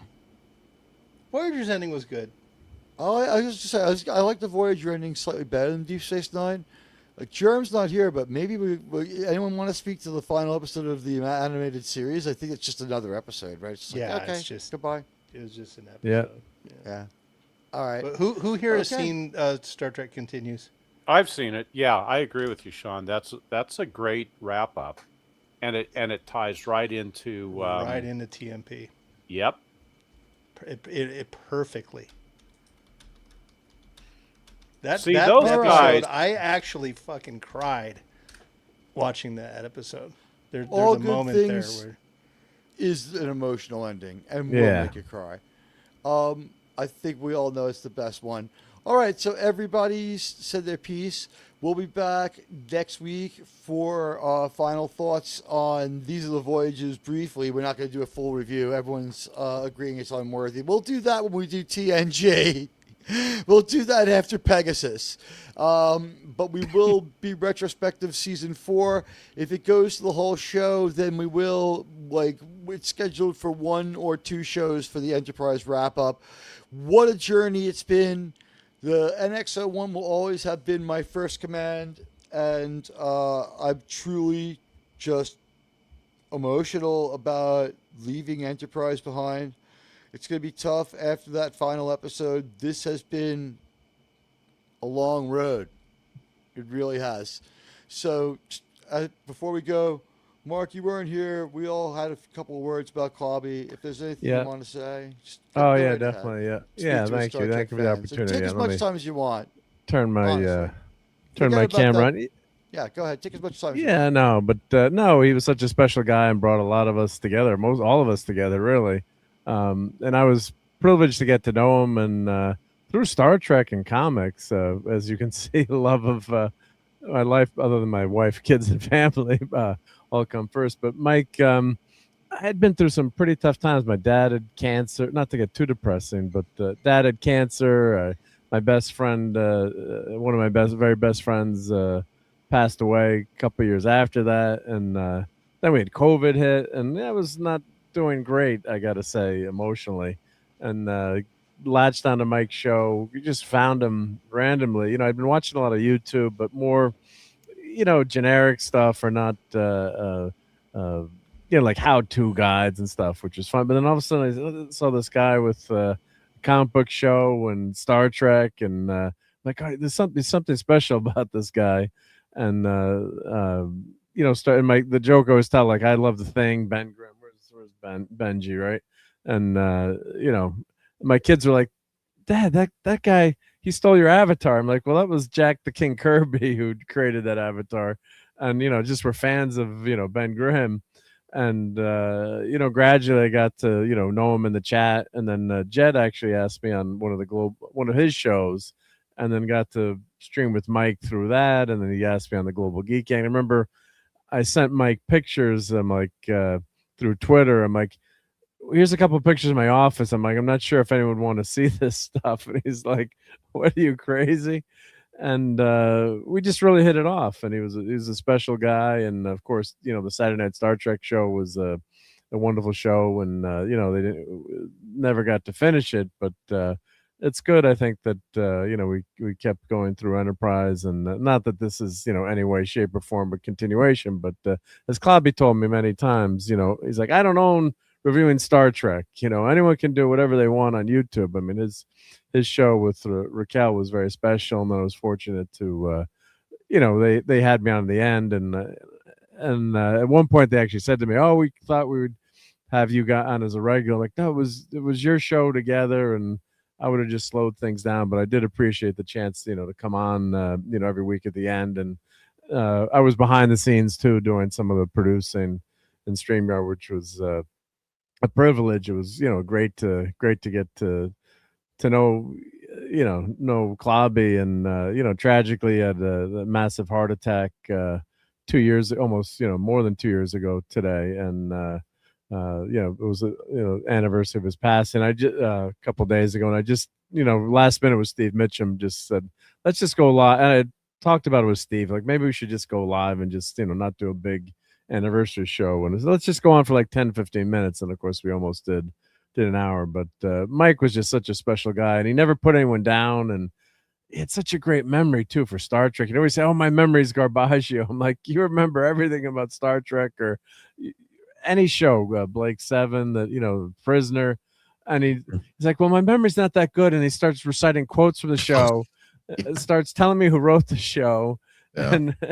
and everything else. And it was just unbelievable how because he was so good. But I think the main thing was that everyone really respected him and his opinion, and his opinion held a lot of weight. And he did it in a way that wasn't downgrading or degrading, or like, I'm better than you, I know Star Trek better than you. Or it was always a welcoming opinion. No, not that he wasn't opinionated and didn't get mad, or would say, tell people to stuff it, but he did it in a fun way, and in a way that you really appreciate him, and you looked up to him. Yeah, so you looked up to Captain Clobby, and yeah, really miss him, thinking about him all the time. And but I was fortunate to get to know him, and we never did that Clobby Con. I never got to meet in person, which I kind of if you have a chance to do something in life, not that we did, but like go for it sometimes, or do it, or like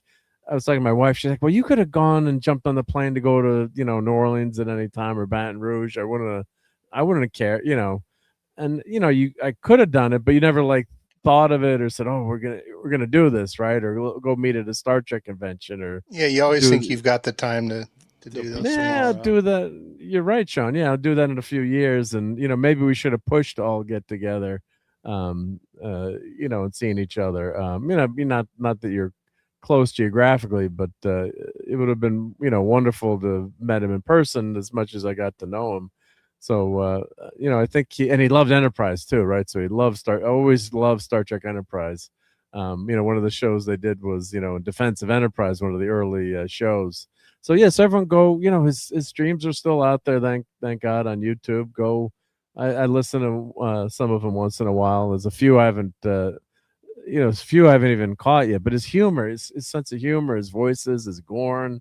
Yeah, it was a wonderful guy. So yeah, just let people know about his channel too. So I guess we could. Someone wants to throw the link to Cloudby's channel in the chat. That would be good. But yeah, so you have that memory, and I think for the kids too, they've got that nice legacy of Mike's channel. They can put it on and listen to their dad and see what he thought about things. So Jonathan and Ash, shout out to them too and the Alonso family. But yeah, he touched. I was at a funeral today for a Army veteran. It was in Special Forces, born in 1939.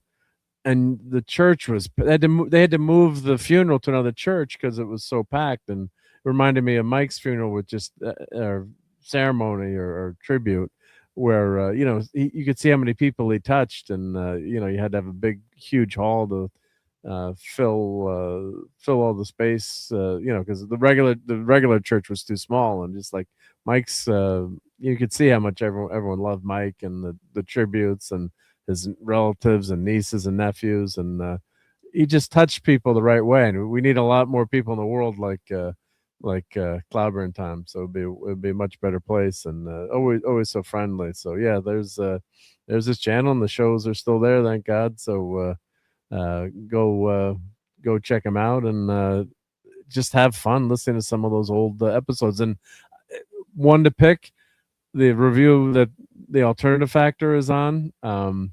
That was one of the I think we had more fun on some of the terrible episodes. It's always that way. Yeah. Right. So Toxic Man Flu in the chat had me dying. I'm in the chat on that one.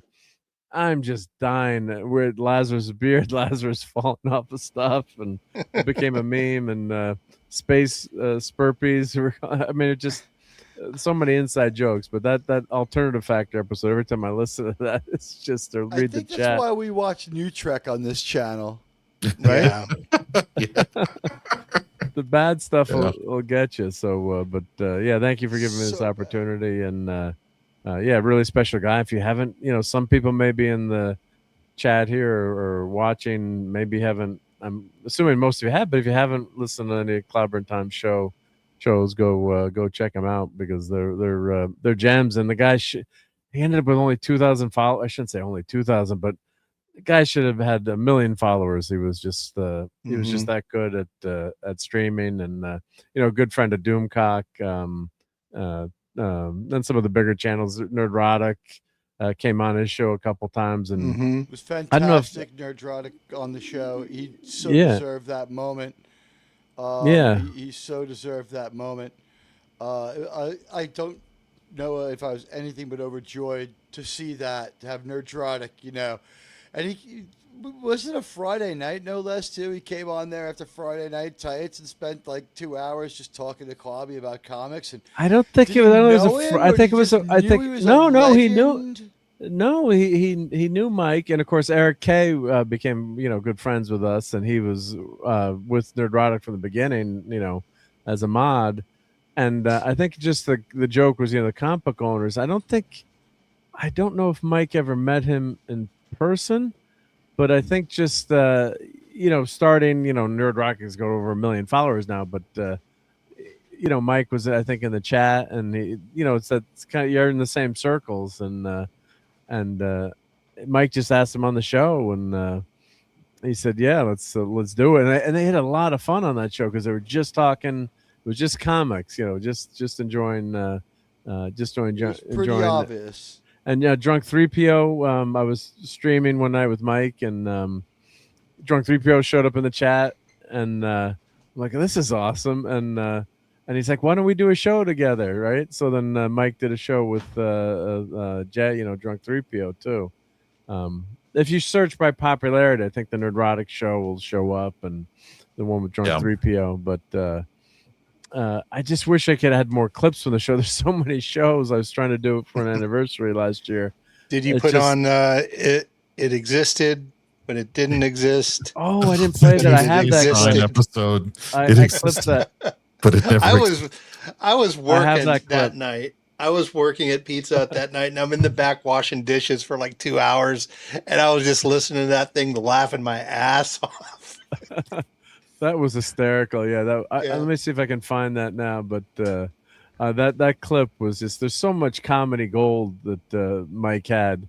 I did find, and he loved to swear too, and not so much on the show, but I found it was a mod on the channel. You so I admonish if you swore in the chat too much. Yeah, I found a clip of him like one of the pre-shows, just like testing the mic, and he rolls off all these swear words, and I can't. And maybe I'll throw it for you guys in the private chat after the show. And I did actually play it on one of the streams last night. I kind of started talking over it, but it's just he had the gift. He just had a gift, right? He was just one of those people that had a voice, and it was just really.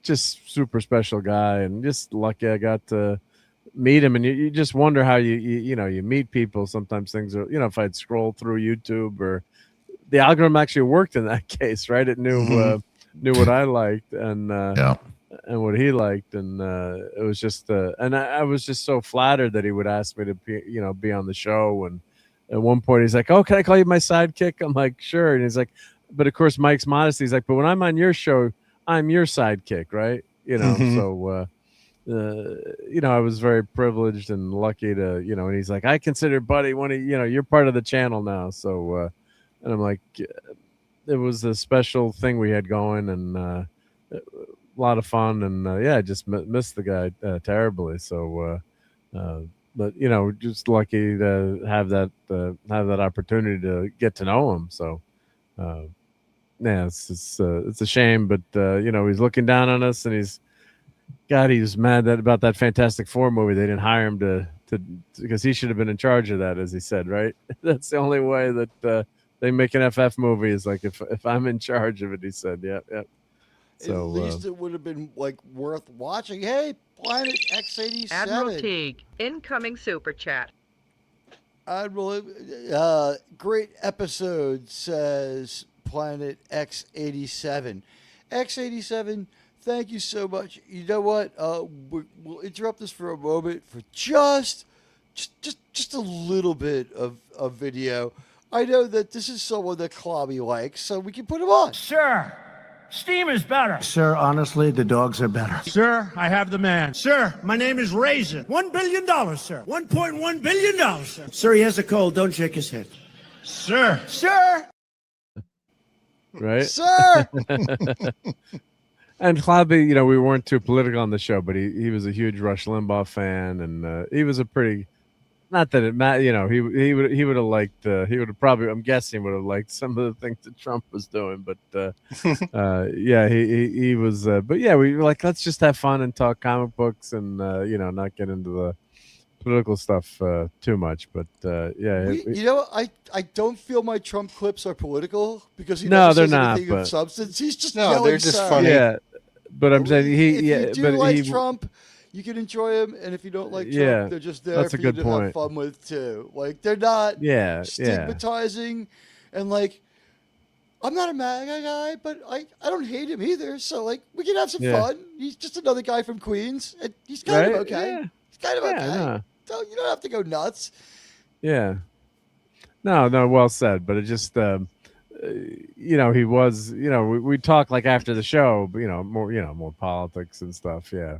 But we wanted to have fun, and it was a spot to. Whereas on this show, we trade like hardcore porn. after the show. I do not. If my wife is watching. Your agonizer, please. Right? Doesn't anyone see that this is wrong? There you go. This joke brought to you by Planet X87. Thank you so much, my friend. I really appreciate it. We laid it all out in the line. We're going a little long tonight because honestly, like, Clobby is worth the tribute. He meant that much to all of us, and I don't have much right to speak to it, but I was here with all of you, super chatting, talking to Clobby, offering my Star Trek theories. And when I started my show, he was an early proponent of it. He always was good with endorsing it. He had a sense of fair play. He didn't let people beat up on people in the chat. And he taught me a lot of lessons about how to have a community that could get along. And I'll always look up to him. I'm not gonna lie. I wanted to be the commander of a fleet of Star Trek fans. I didn't want it like this, though. I think the community should at least be proud that they finished this mission. All Star Trek episodes have been reviewed. Something. Some of these people have been here since day one. You've been here since how? Like, what episode were they up to when you got here, Mark? You guys, or are you talking? When did Clobby and you Raquel personally? Like, where were you? Where were they in the chronology when you got here? Oh, wait, I'm mixing my timelines The here. Star Trek chronology. Oh, I started in Defense of Enterprise, I think, was when I started watching them. So before it was actually Saturday Night Star Trek. Oh yeah, I was there from the beginning of that show. Yeah, so that was actually, and of course I'm famous for my spreadsheet. So I have my Saturday Night Star Trek spreadsheet, which I got to finish doing someday. But the first quote unquote Star Trek episode that Clobby did on YouTube. I'll put the link in the chat here. This was, and he's got his playlist. There was 8/21/20 Trek Talk 1, Roddenberry's birthday. He loved Gene Roddenberry. So this is the Clobby's very first show on Star Trek, quote unquote. Then they did Happy Trek Talk 2, Happy Star Trek Day. Dave Baker was on, a Star Trek writer. Ranking the Star Trek Cruise, Trek Talk, the history of Star Trek comics, In Defense of Enterprise. God, that was 11/9/2020. So that was, let me put that link. That's a great episode to hear their thoughts on Enterprise. So, I remember meeting a lot of people in the chat that first time. Yeah, so God, it's gonna be almost 6 years ago now. Hard to believe. Yep. So. And then the show became Saturday Night Star Trek. They started The Cage. This is the first Saturday Night Star Trek. When they started reviewing the episodes. This is the link here. So now I can go back and listen to what Clobby said. Just give his takes and sound like a genius every time. Yeah, there you go. Yeah. Starting now, it's like, I've been thinking about this and. Gene's dream would have been different. You know what? I'm actually going to avoid listening to Clobby's takes till after I do my show. But I think what I might do is after my show, when I do it, I might record just a small piece of it, just his thoughts, and play back and see like whether or not we were in the ballpark. It might be interesting to do. I don't know. I haven't decided yet. We have TOS about 2 weeks off. If anyone else wants to speak about Clobby before we go, please speak now. This is the moment. 2 years later, it's not too soon. He was a great inspiration to me, and I thank him. And it was an honor to serve those members of his community who chose to continue the journey. Thank you for being here with me. It's a bigger feather in the cap of all of you than it could ever be for me. Yeah, I couldn't top what Mark said, so I'll just say, so say we all. So say we all. So say we all. Yeah. Radio, Kremlin, you guys didn't really know Clobby. I'm sorry for you. He was a great Star Trek broadcaster. All right. Well, that brings us to the end of the procedures. Go ahead. I'm sorry. Oh, I was going to say I knew him a little bit because I near the end I subscribed to his channel for about 6 months. So. Did we lose you? Did we lose radio? You probably started lost him. Talking and you went underwater. That's on us. normal. Hello? There he Yeah, you're is. back now. Please repeat your Weird. thought. I was just going to say no. I was a member of his channel for about 6 months. Oh, it's good that you got to absorb all of his goodness, his great hostingness, and his Star Trek, genius. We're all lucky to have a role model like Quabi to begin this journey, a journey that never ends. Our trek will go on. The trek never ends. The trek will go on forever. And I wish that he was here to see now, as Kirk would say, the sunrise of a new world, a world that Quavi chose to protect and nourish, as we see the original writers have a very high chance of continuing, and that we have legitimate, believable Star Trek possibly on the horizon. I said this to Doomcock, and I've been DMing him a little bit this week, and I told him that it is my belief that we have never been closer to victory on the TV front. The movie front, I don't know these guys as well. If the movie doesn't work out, though, we can just toss them and start over. Star Trek is a TV franchise. We got to get TV right. And with that, anybody got anything going on this week? Mark, I heard there'll be Geekery tomorrow. Yeah, Or they later will. today. Geekery. Yeah, today, right? Yeah, it is 2 a.m. Yep. So there will be a geekery. Yep. And I guess we'll be talking some He-Man, and of course I'll talk a little bit about Mike again. Not do a whole show, but definitely a few remembrances of the great Clobbering times. Thank you on behalf of the Star Trek community for remembering him to the Star Trek fans, because he meant a lot to everyone who loves Star Trek. Yeah, it was just someone that just knew his Trek, and great opinions too. Just loved his takes on Star Trek, and he was such an interesting guy to listen to. Oh, it was putting. Oh, am I a mod on your channel? I think I was putting links into the. I guess they didn't go. Am I modded or not modded? I can't tell. You are not. I show you as green. Oh, okay, that's why. Yep. Okay, I was putting links to the shows in, but just go to Clobby's channel and you can find those shows in there. I was putting specific Actually, links. Mark, as a precaution, what I've done is I've muted you so the other subs don't have to see the things you say. Wait, is that what happened to me? Come on, you're blocked from the channel since early on. Mark, I'm giving you the same moderating powers that every other panel member has. Krimon, you're a wrench too. You have the same mod powers as everyone else. You can even make people go away. You have a phaser set to kill. Yeah, you've managed. Thank you. Okay, yeah. Well, I trust you. I have the power. You know how to handle these things. Yeah, thank you. All right, guys. Go ahead. Sorry. Oh, I was just gonna say, yeah. So, Cal just wrote. Yeah, I haven't seen Disclosure Day, but I'm going to try to. I'll try to catch it if I can tomorrow. Yep.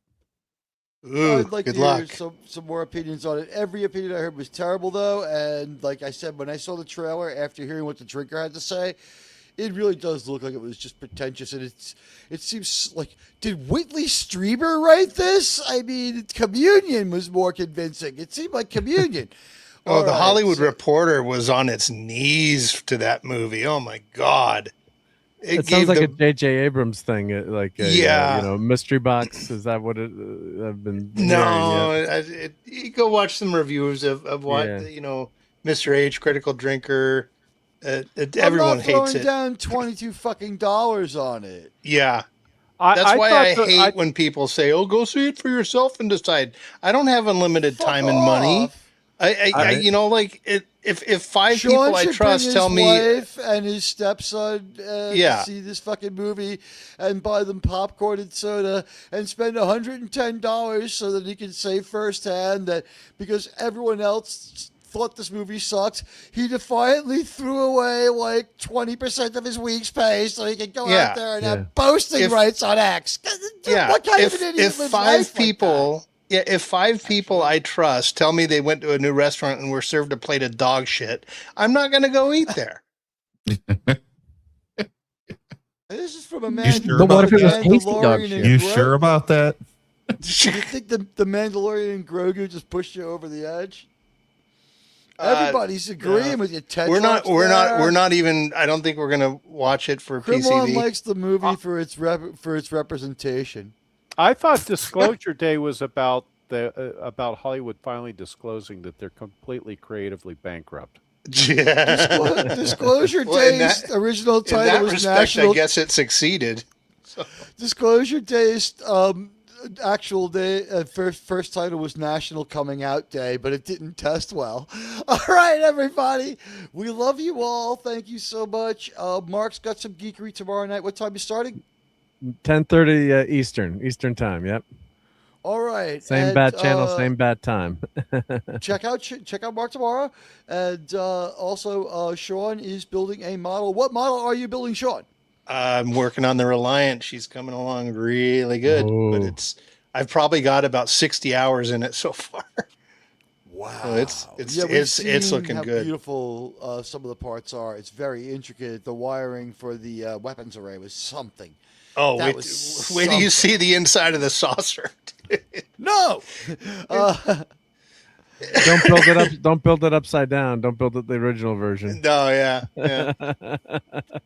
I love the Reliant, because they're like they flip the ship, they're like boom. It was an They just flip accident, it- yeah. an accident. They put it upside down, and it turned out to be right side up. At the end of the day, was it an accident though? Yes, he signed it wrong, but then when the people saw it, When they saw spent it, they're like, they liked it. A lot of time thinking about it. They're like, there's something about flipping it upside down that makes it more adversarial to the Enterprise, just doesn't Right. it? Well, it looked too much like the Enterprise with it the other way around too. So they It like, looks let's make it if look you different. if you make the weapons array a lot bigger, it's actually the Enterprise D. It's pretty close if you flip it upside down. All right, guys, we love you Yep. very much, and we love you all. Planet X says Disclosure Day's original title was "I used to make good movies, but now I'm out of understanding of modern culture and technology." All right, this is where I do my final bit of the night. I don't actually do outright comedy, but here we go. This is my imitation. The year is 2000, and Steven Spielberg is taking his adopted black son to the Museum of African American History in Washington, D.C. Oh, I God. have seen that son. Put it all fresh in there. Fucking succotash. All right. I need some liquor. I'm looking around. It's like I need something to drink if I'm going to do Sir, my that was so Sylvester controversial. Sir. Steven Spielberg sounds like Sylvester Puttycat. All right, you know her, you love her. She's gorgeous. You're going to hang out to see her. She's Sydney Sweetie. And you know what? Stick around for next year when we'll have episodes that include things like this. We're not looking forward to the puppet episode, sirs and madams. We're not looking forward to that at all. Krimon Sydney is. Sweeney was at the game tonight. Krimon is your month. What game was she at? The Nets game. Knicks. I said Nets. Knicks. Yep. Yeah, she was at the Knicks Knicks game. That's why she won. You know, if I got my hands on Sydney, The word decent doesn't apply to me. all right. We love you all. Bye, everybody.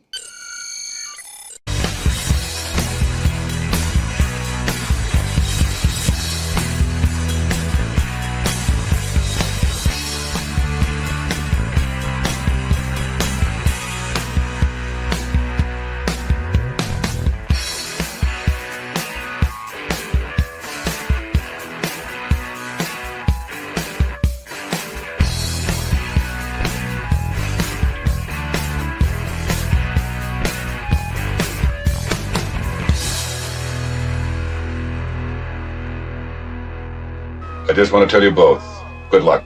We're all counting on you. This is a personal massager.